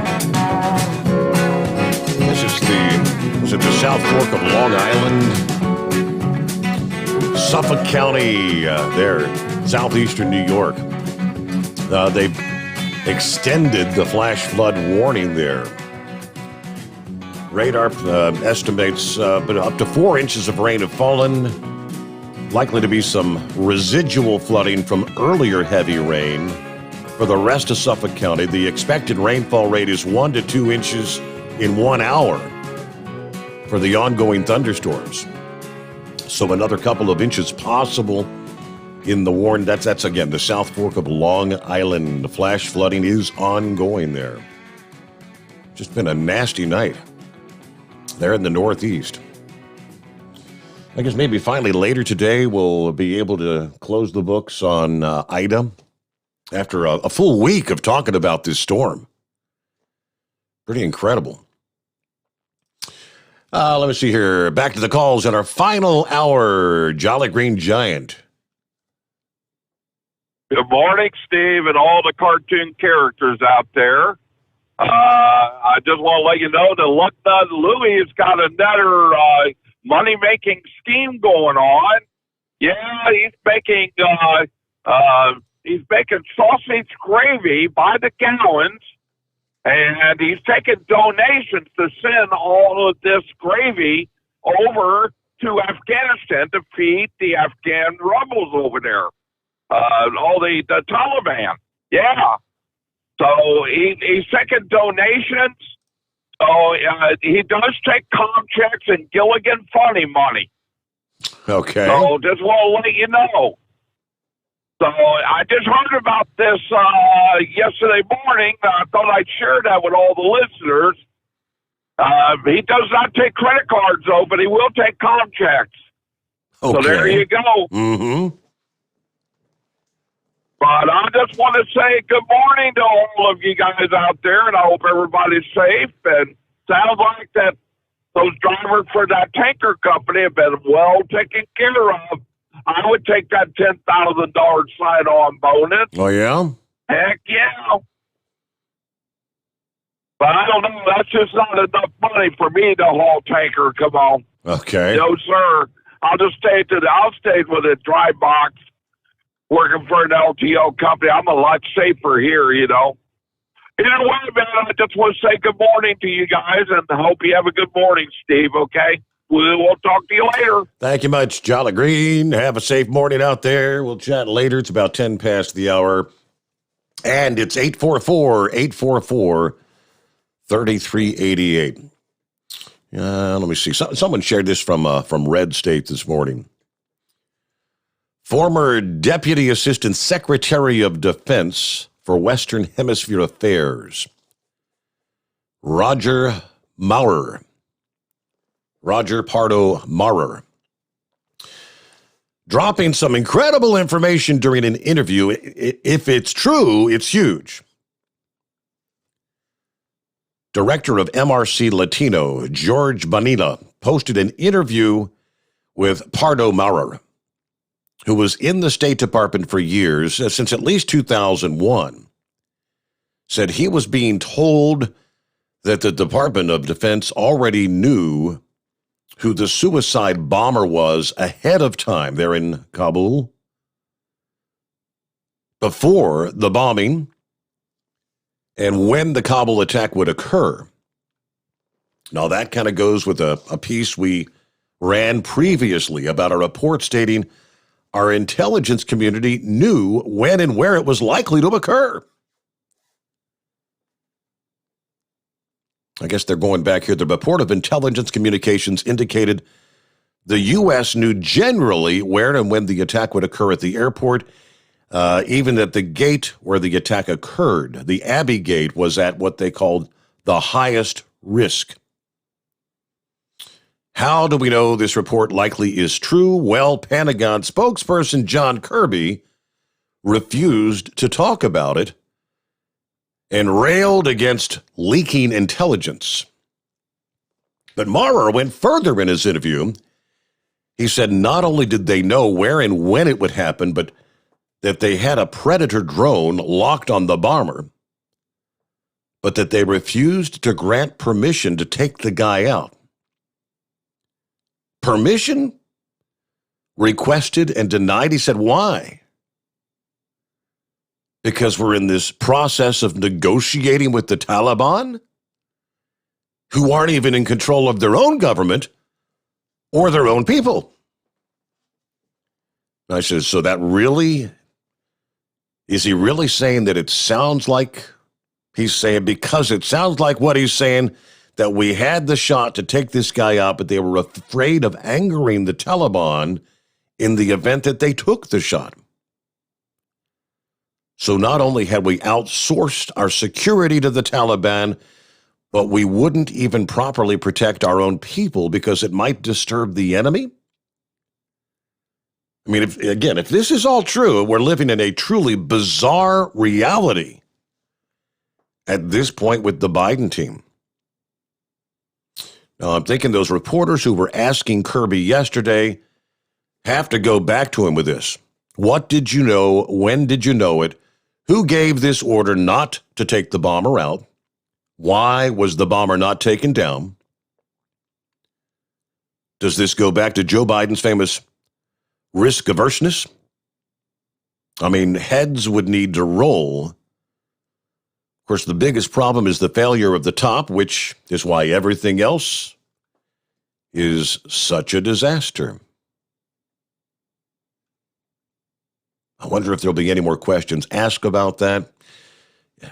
I mean, we had been saying for days the reason we weren't really going outside the perimeter, we weren't taking out the lines of U.S. military vehicles and helicopters and the equipment that the Taliban had their hands on. I said they weren't destroying that equipment because they would be increasing the risk of the Taliban taking hostages, I guess you'd say, of U.S. citizens. And for fear of that, to this point, they've let it go. And now, seeing as we've left so many Americans behind, they'd still be in that sort of predicament if that's the mindset of not taking that equipment out, because U.S. lives would be at risk. I don't know at which point you've got to say, to hell with it, we've got to take this stuff out. But, let's see. Eagle, you hanging with us? Yeah, I'm up. I'm awake right now. Steve, I want to talk, before I get to Joe Biden in that situation, I want to talk about this hurricane deal. Yeah, like you were saying earlier, this hurricane, Steve, I'm down here and I'm back down in Texas now. I'm getting ready for the Memorial Day weekend. I'll be home probably on Friday. But this hurricane, man. As I watched it on the news on Saturday night, they was talking about before it made landfall in New Orleans. When I went to bed, it was running about 100 miles an hour winds when I went to bed on Saturday night. When I woke up Sunday morning, it was up to 150 miles an hour. So once it hit the Gulf of Mexico, it hit that hot water. The closer it got to land, the faster it went. And this thing was a monster storm, Steve. It was 15 miles wide, and you could clearly see the eye of this thing if you look at the satellite videos. This storm here was bigger than Hurricane Katrina. And now, like I said, luckily the New Orleans people spent their money the right way this time on the levees, because if they wouldn't have it, this would have been a worse disaster than Katrina. But I've seen some of the devastation today. A lot of the pictures are starting to come out of these homes that are just devastated. It's going to take a long time. Well, like I said, if I lived in New Orleans, I wouldn't rebuild no way, because like I said, it's not a matter, it's just like the terrorism deal. It's not a matter of if it's going to happen, it's a matter of when the next hurricane will strike New Orleans. Like I said, if I was an insurance company, I wouldn't even write out an insurance policy for somebody that lives in New Orleans, because it's basically a waste of time, because like I said, they're going to have another hurricane, simple as that. But like I said, Steve, this thing was devastating. These people they're talking about now that they might be without power. Well, some people might be without power for up to 3 or 4 weeks, maybe longer than that. They don't have no fuel. The gas stations, a lot of people having to drive all the way almost to Texas, to Baton Rouge, or even further to fuel up their cars, because there's no fuel to be found in New Orleans or in that area. They can't even fuel up their vehicles. So they got a real bad situation, and now they're saying that some of the hospitals are having to evacuate people because they are running on generators. Some of the hospitals lost power too. So they got a real bad situation going on. So if anybody out there can help out, you can donate some water or clothes or anything to these individuals. You might want to try to do that, because these people, they need some help in New Orleans right now. Like I said, I watched the news today. Real sad situation what's going on. But this thing here, Steve, like you said, this hurricane here, it went all the way up the whole country. I've seen hurricanes do this before, but I haven't seen it do this much devastation like it's doing in New York and New Jersey. All the way from Louisiana to New York and New Jersey and Pennsylvania with the floods and all that. That was a hell of a storm. This Ida, this thing here, there's some serious damage. I don't know how many lives it took so far. Luckily in Louisiana, it didn't take that many lives. A lot of people got out of town before it hit, so at least we didn't lose a lot of lives in this situation, but it definitely did. It's definitely going to be in the billions of dollars when it's all said and done, when you rally up the total that Ida has done. So this is, like I said, it's a hell of a storm. Now let's get back to the situation with Joe Biden, Steve. I'm not gonna really get upset like I have the last couple of days and weeks, because as we know, Steve, there's nothing gonna be done. I'm simply appalled at what I see. Like I said, I told everybody a long time ago to disconnect CNN, Fox News, MSNBC. All of them are trash and garbage. They're not saying nothing. Can you believe this, Steve? They're not saying nothing about Joe Biden and how he handled the Afghan situation. I just happened to walk by TV a couple of nights ago when the Joy Reid, one of the biggest racists on TV besides Don Lemon, how Joy Reid has a television program, her and Al Sharpton, how these two people have a television program, I can't figure it out. They're still talking about Donald Trump and this fake deal that happened back in January, the so-called insurrection. This is what they're concerned. This is what Joy Reid is concerned with, Steve. What happened way back in January with Donald Trump, instead of talking about Joe Biden. They have nothing to say about Joe Biden. It's like the guy doesn't exist to these people. They're not going to say nothing bad about him, because he's, like I say, he's bought and paid for by the people that control CNN and Fox and that's why I told people to disconnect all these channels, because you're not going to get any information from these people. They got an app out right now, Steve. If you want to get the truth about what's happening in America, go to somebody like Sean Hannity. I don't even understand why he's still on Fox television.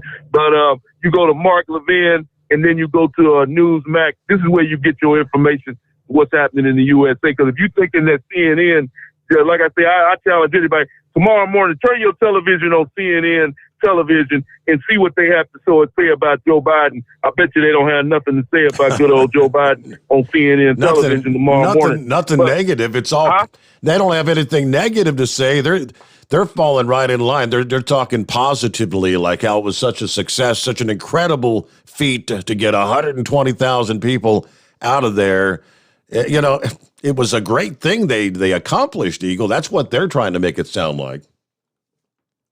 Yeah.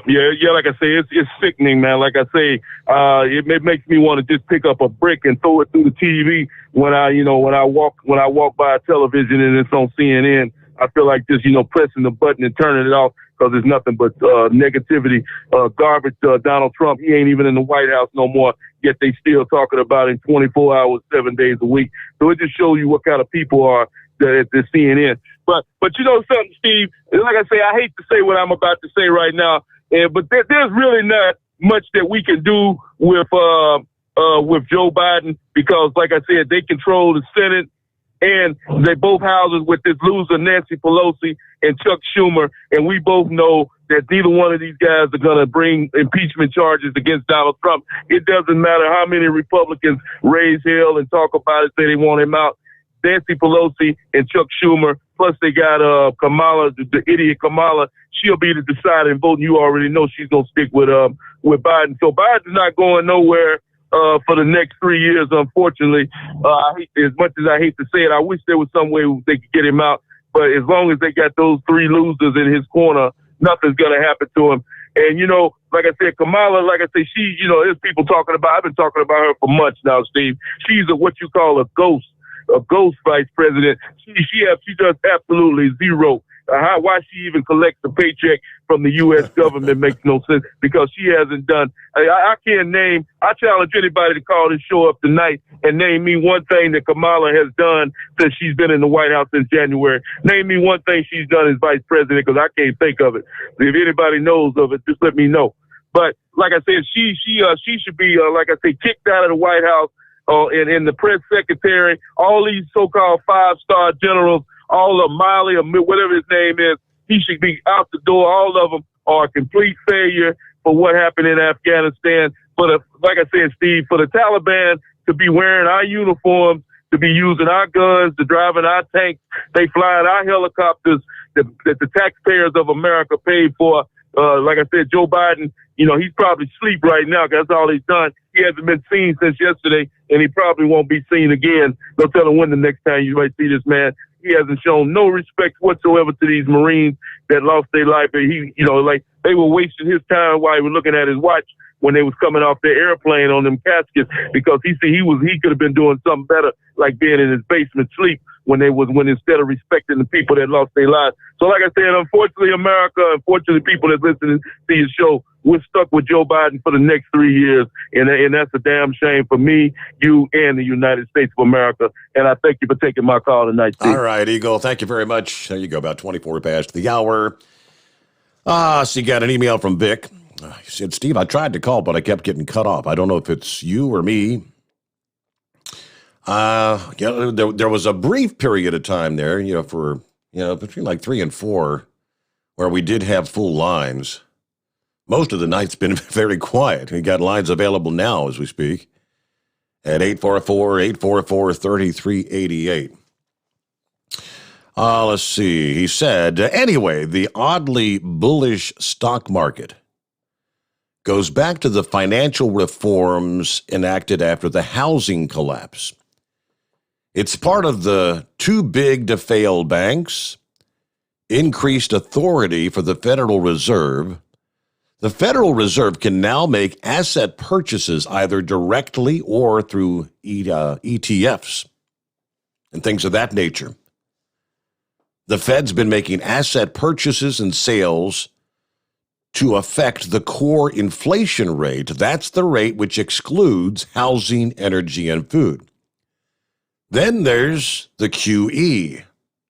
Yeah, the quantitative easing, right? Which means the Fed is pumping money into an economy that's already awash with government spending.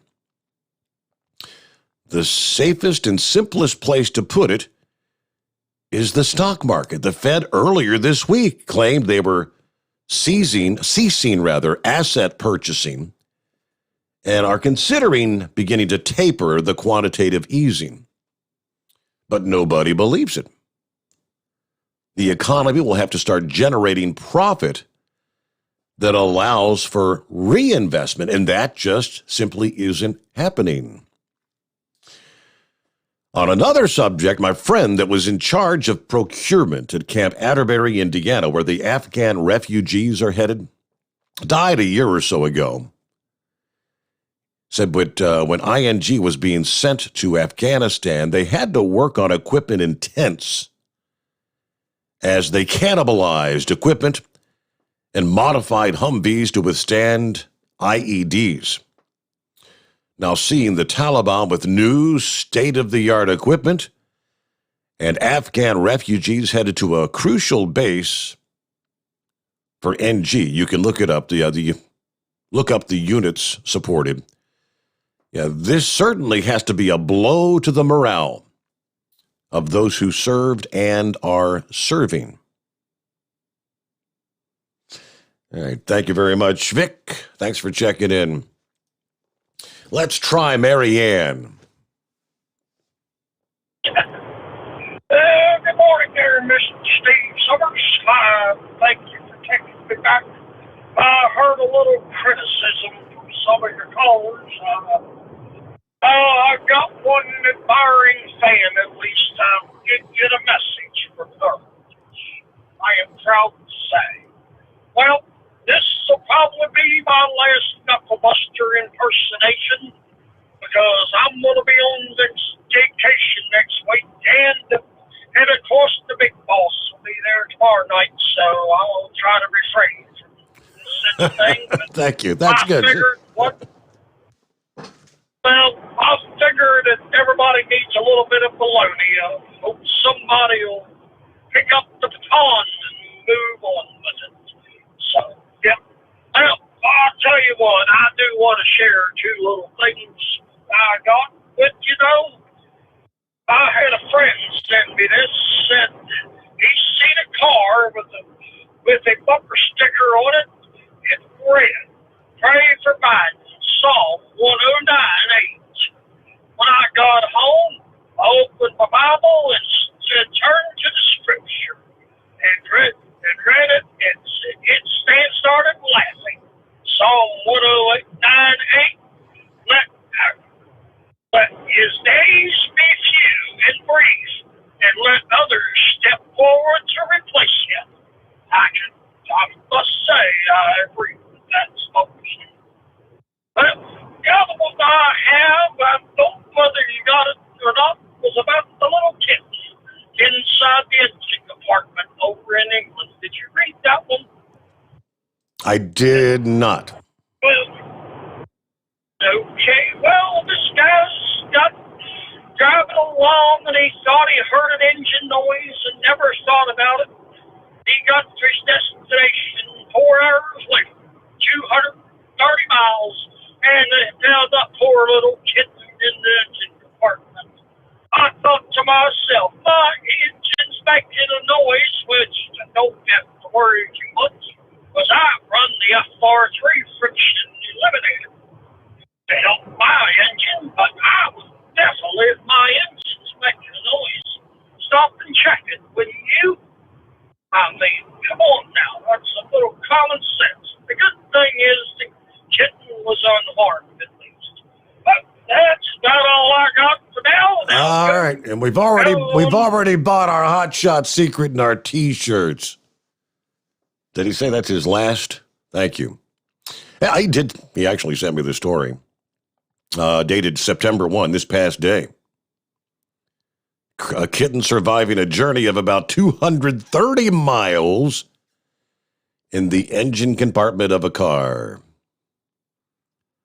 Driver told rescuers he arrived in Leeds, opened the hood of the car to investigate a strange noise that he thought was an engine problem. He realized there was a kitten trapped in the engine, and it didn't come out when he offered it food. All right. Absolutely covered in grease, but thankfully no injuries. That is a very lucky cat, right? Dude said, I heard a strange noise all the way from South Wales. I thought it was something wrong with the engine. They believed the kitten was trapped for the entire 4-hour drive. I'm surprised it didn't cook being under the hood like that. Wow. All right, news break time, and we return with more of the Steve Sommers Overnight Drive live from the Hot Shot Secret Studios. USA Radio News with Dan Naraki. Pentagon officials said Wednesday that the U.S. will continue its counterterrorism efforts following the withdrawal of American forces from Afghanistan. Defense Secretary Lloyd Austin said that the military will continue to address any and all threats to the American people. It's our duty to defend this nation, and we're not going to take our eye off the ball. And that means relentless counterterrorism efforts against any threat to the American people from any place. It means working with our partners to shore up stability in the region around Afghanistan. And it means a new focus to our leadership in this young century. The chairman of the Joint Chiefs of Staff, General Mark Milley, said that about 20,000 Afghans have arrived in the United States, with more on the way from the efforts to evacuate Afghanistan before the final withdrawal. You're listening to USA Radio News. Hi, this is Dr. Joel Wallach, and I want to tell you that arthritis is not a genetic thing. It's not a disease of aging. Neither is osteoporosis. Get a hold of my book. It's all in your head. It goes into the 25 different diseases you get when you have osteoporosis of the skull. These are all reversible. You take the Healthy Bone and Joint Pack, the MSM, vitamin D3, stay away from all the bad foods, including gluten, and guess what? You'll regrow all your bones, including your skull and your legs and your hips and everything else. Contact us at usaradiohealth.com. That's usaradiohealth.com.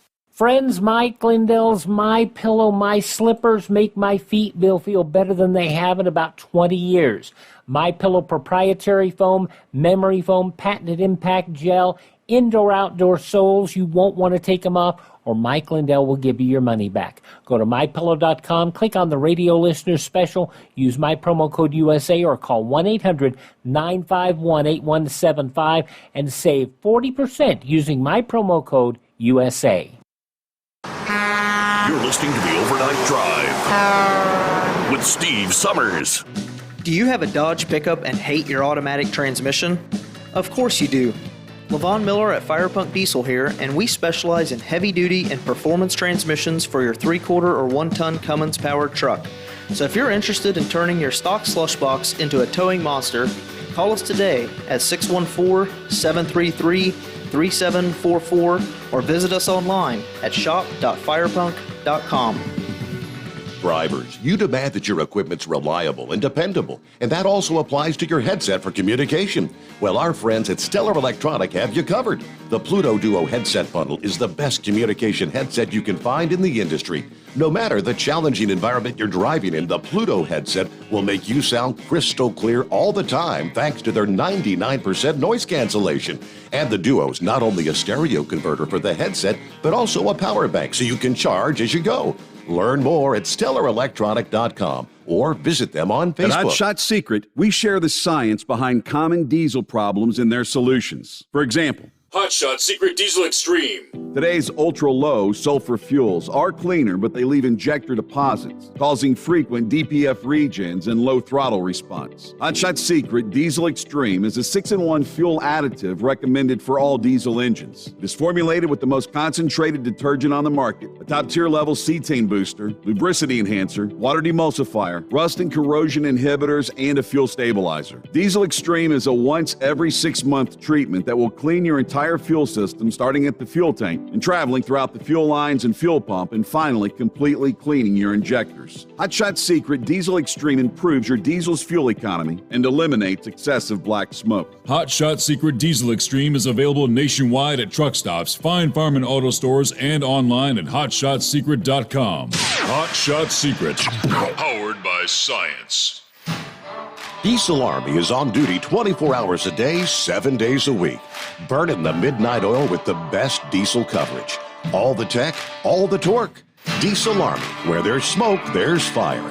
For the latest news and event coverage, as well as feature and tech articles, sign up for the newsletter and don't miss a thing. Visit dieselarmy.com from the Power Auto Media family of digital magazines. Again, it's dieselarmy.com. PureFlow Air Dog, your leader in fuel air separation system technology. Our systems filter out water, particulates down to 2 micron, and remove all of the air out of your diesel fuel. This allows for nothing but pure, clean diesel fuel to reach the expensive injection system equipped in your vehicle. Not only do our fuel systems protect, they also come in a variety of flow rates to meet your performance needs. Our systems are compact and use OEM-style fittings for an easy installation. Learn more about our product at www.pureflowairdog.com and be sure to follow us on Facebook and Instagram. Protect your investment with PureFlow AirDog. The Overnight Drive with Steve Sommers. Live from the Hot Shot Secret Studios. Call Steve now.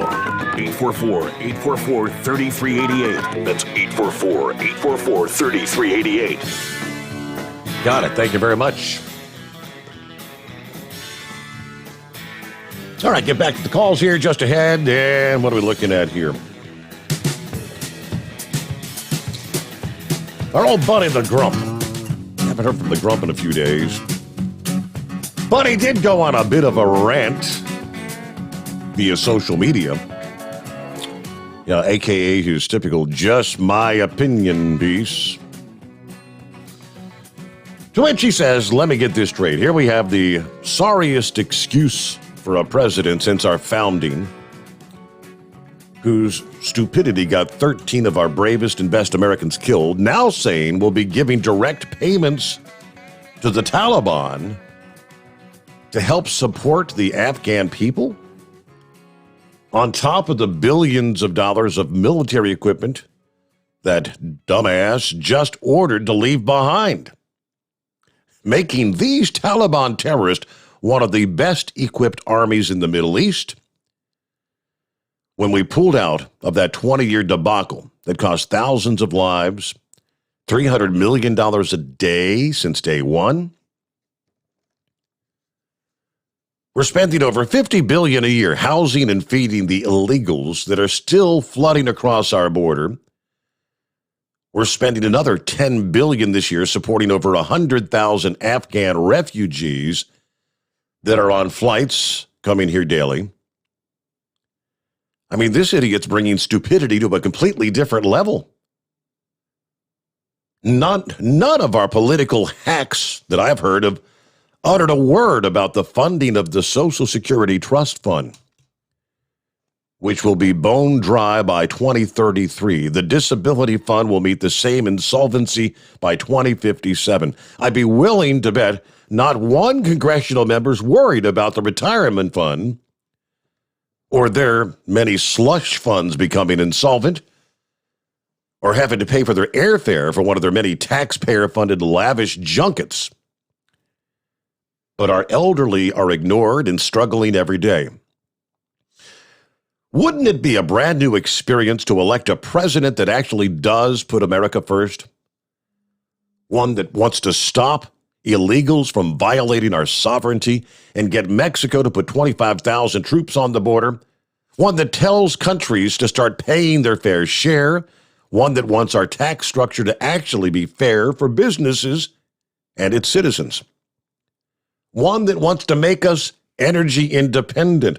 One that wants to build our military strength to discourage our adversaries from confronting America.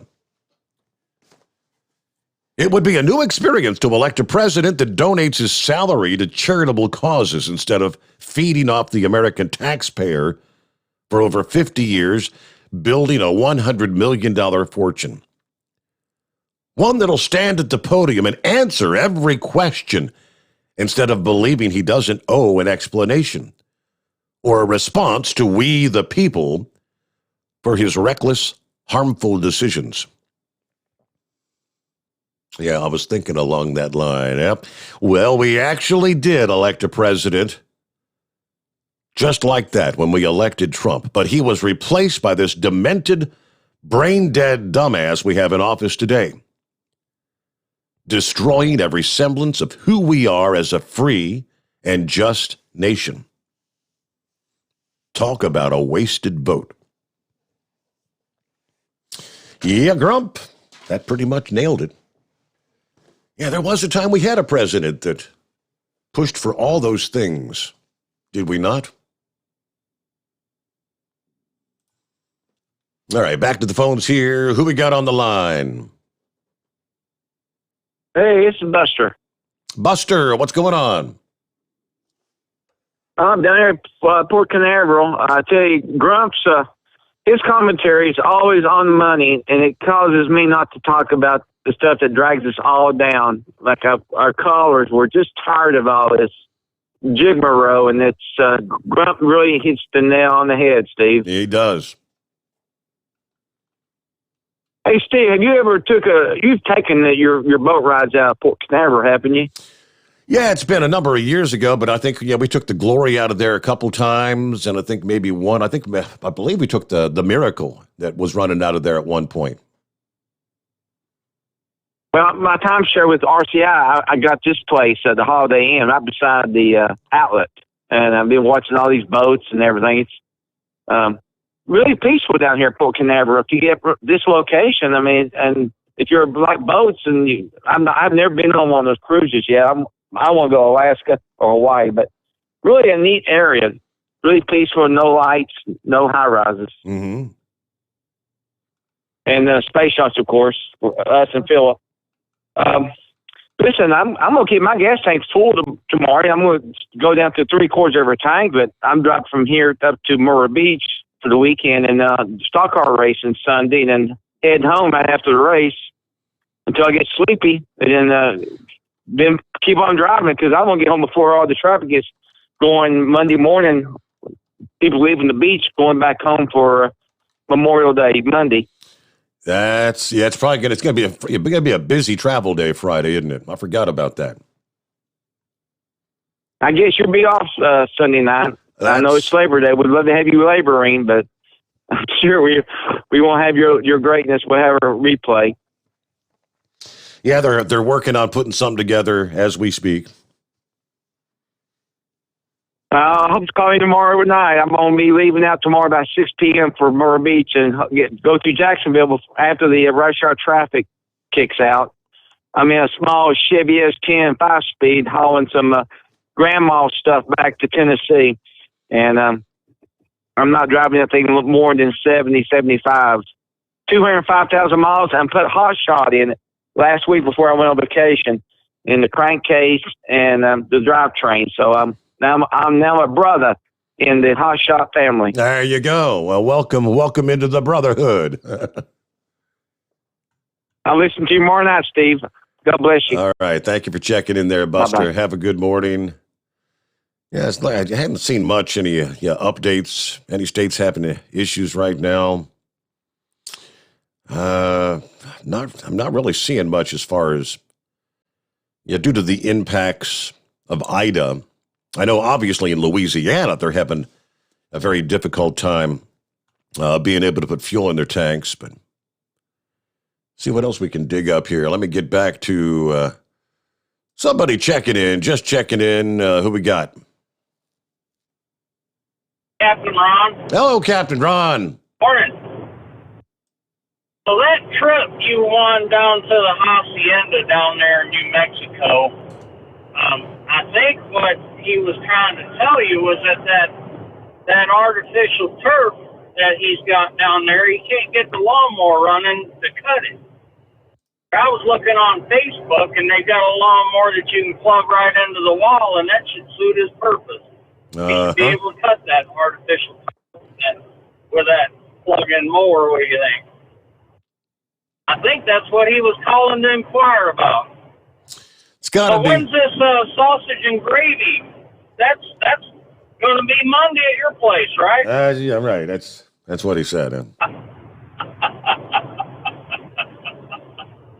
there's something that kind of got me, my pet peeve.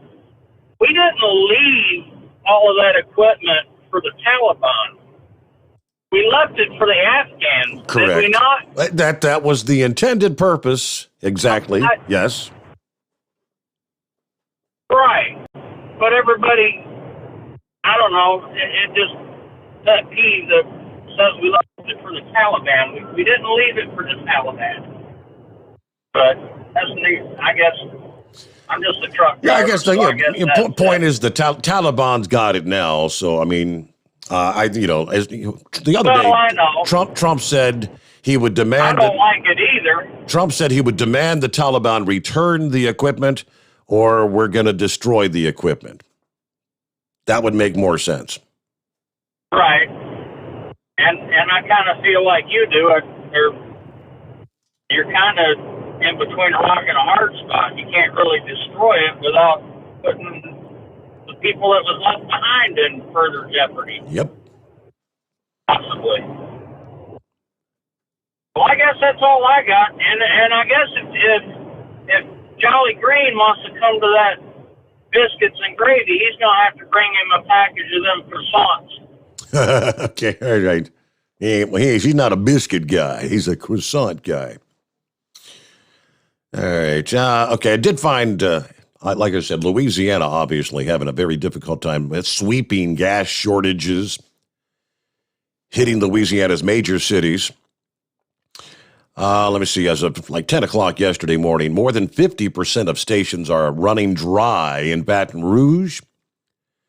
52.3% of stations in New Orleans are out. Those numbers do not include gas stations that can't service customers because their power was knocked out. So the share of stations able to provide gas is obviously even lower than that. Let's see.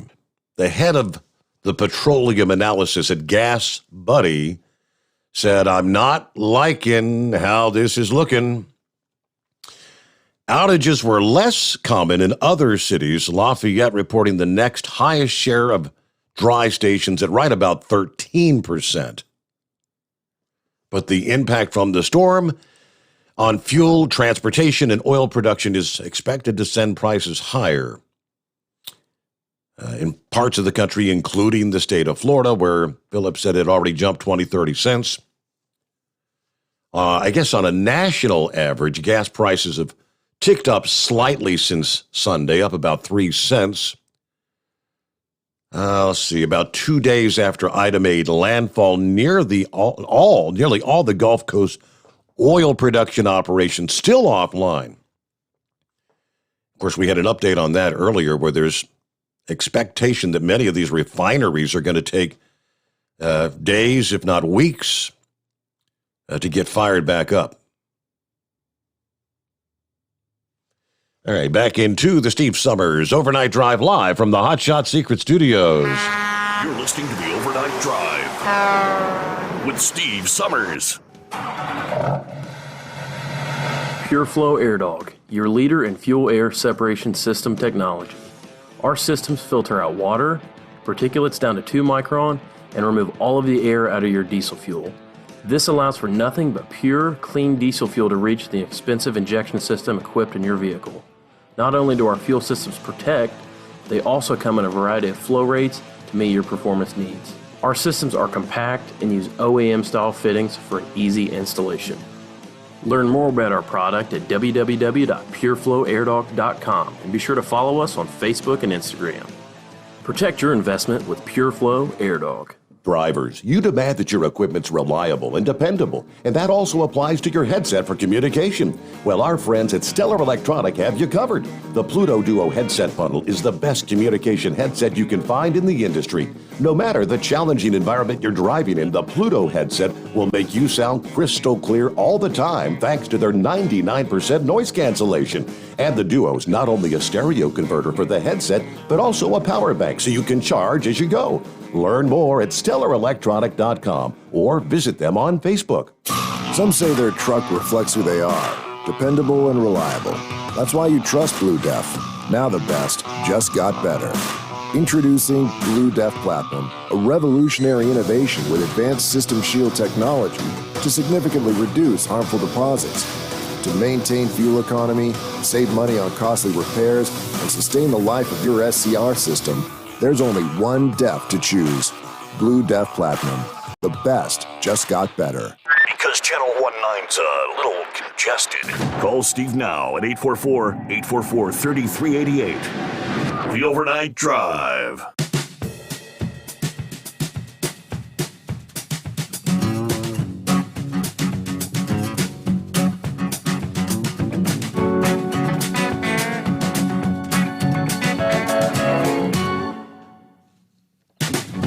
All right, back at it about 10 before the hour. Head down the home stretch here on a Thursday morning. Yes, Chris Gabrelchik joins us for our Friday morning show. First Friday here in the month of September. Yeah, already. So looking forward to that. According to the report, more than 15 million doses of COVID vaccines have been thrown away or wasted since March. 15.1 million wasted doses, might even be an undercount, according to the report. Let's see, it's really tragic. We have a situation where vaccines are being wasted while lots of African countries have not even 5% of their population vaccinated. A lot of the global south is unvaccinated. The African continent is still below 10%. And that's just a huge inequality. Among the largest pharmacies to have self-reported more than 1 million wasted doses. Walgreens, 2.6 million. CVS, 2.3 million. Walmart, 1.6 million. Rite Aid, 1.1 million. While we regret having to dispose of any vaccine, we're extremely proud of our store employees who have helped administer more than 30 million doses, was the statement from a CVS spokesman. Walgreens, Walmart, Rite Aid did not respond for comment. Why would they have to be destroyed? All right, according to the NBC report, a cracked vial would require disposal. Errors in diluting the vaccine, issues with storage or a freezer malfunction, lack of demand, and unused doses in an open vial. Now, they say still the percentage of wasted doses is relatively low. Number of wasted doses by month, 3.8 million in August, 4.7 million in July, 4.4 million in June. Some of the states with the highest number of doses tossed: Texas, North Carolina, Pennsylvania, Oklahoma. All right, who's next up here? I believe we've got, is it Chris or Curtis in Maryland this morning? Howdy, sir. Hey there. Well, the schools are the better way to go for drivers to get in. I just spoke with somebody that was picking up where I work, and he owes his soul for a year, or he pays $3,500. Yeah, you're talking about look for those that are getting into the business, getting a job, driving a truck. Yeah. Yeah, if you can go to a community college or something like that, you're much better off than going through the driver training that are offered by some of these companies. Yep, because he told me that he worked on the dock for 6 years and in the yard. But he owes his soul for a year or $3,500. And did he tell you how much they're going to pay him per mile while he's the indentured servant, essentially? He chuckled because I don't think it's probably going to be much for that year. Yeah. And that right there is sad. Right there. That's a reason why many try to get into the biz, and within a few months' time, they're not making ends meet, and they say, "To hell with this." And then they'll hang up the keys, and then they'll let the trucking company go after them. Of course, they'll go to a collection agency, try to come after you for your money. It's a real pain in the you-know-what. All right, not a lot of time left, but Chevy Guy will squeeze you in for a couple minutes here. What's up? Real quick, yeah, you can rip up them like croissants, put gravy on them, they taste great. Real quick, on the news, he kept saying that the military would get on there and tell how good everything was, And then after they got done, they'd get back and they'd start talking to the congressman up there, and they'd find out the truth. Well, I'm sorry, when I was in the military, and if everything I'd put down on paper, the temperature gauges throughout the instrument, when I was on throttle watch, I had to put down the proper rotations of the propeller shaft. Everything I did, I had and reported was held accountable. If you gun decked it, if you changed it around, then you could be held up on charges.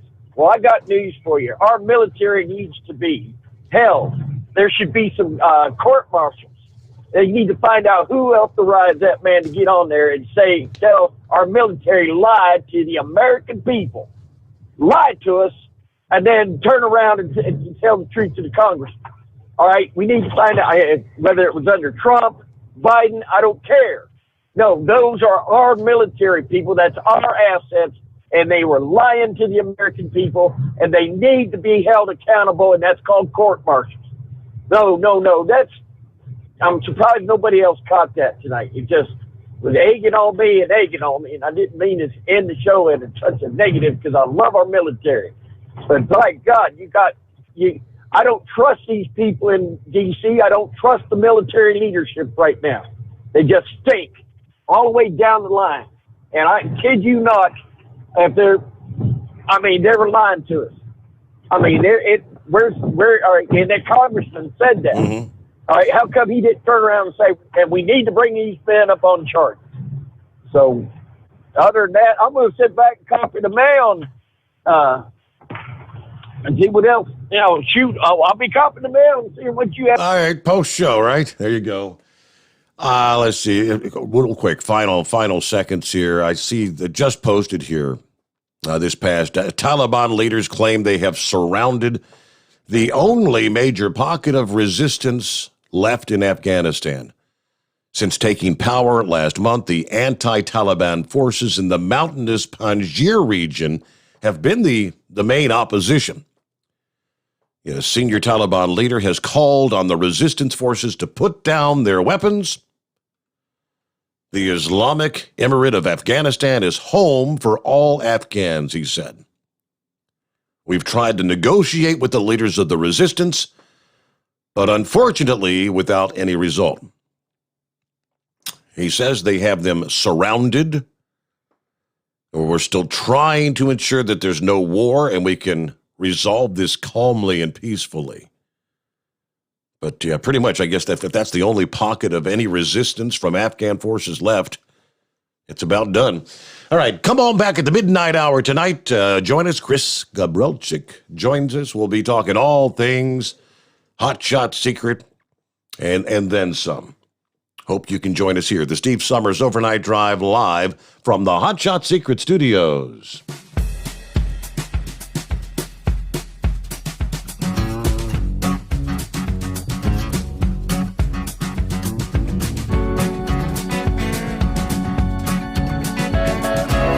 Never guess the places that I've been. You never guess the places that I've been. 'Cause everything is like a dream, yeah, but only in that dream that I live in. I'm never gonna let the day begin. Never gonna let the day begin. 'Cause everything is like a dream, yeah, but only in that dream that I live in. Oh, don't wake me up before you go, and I'll just make this bed my home. Oh, darling, please just let me sleep. Give me my dreams.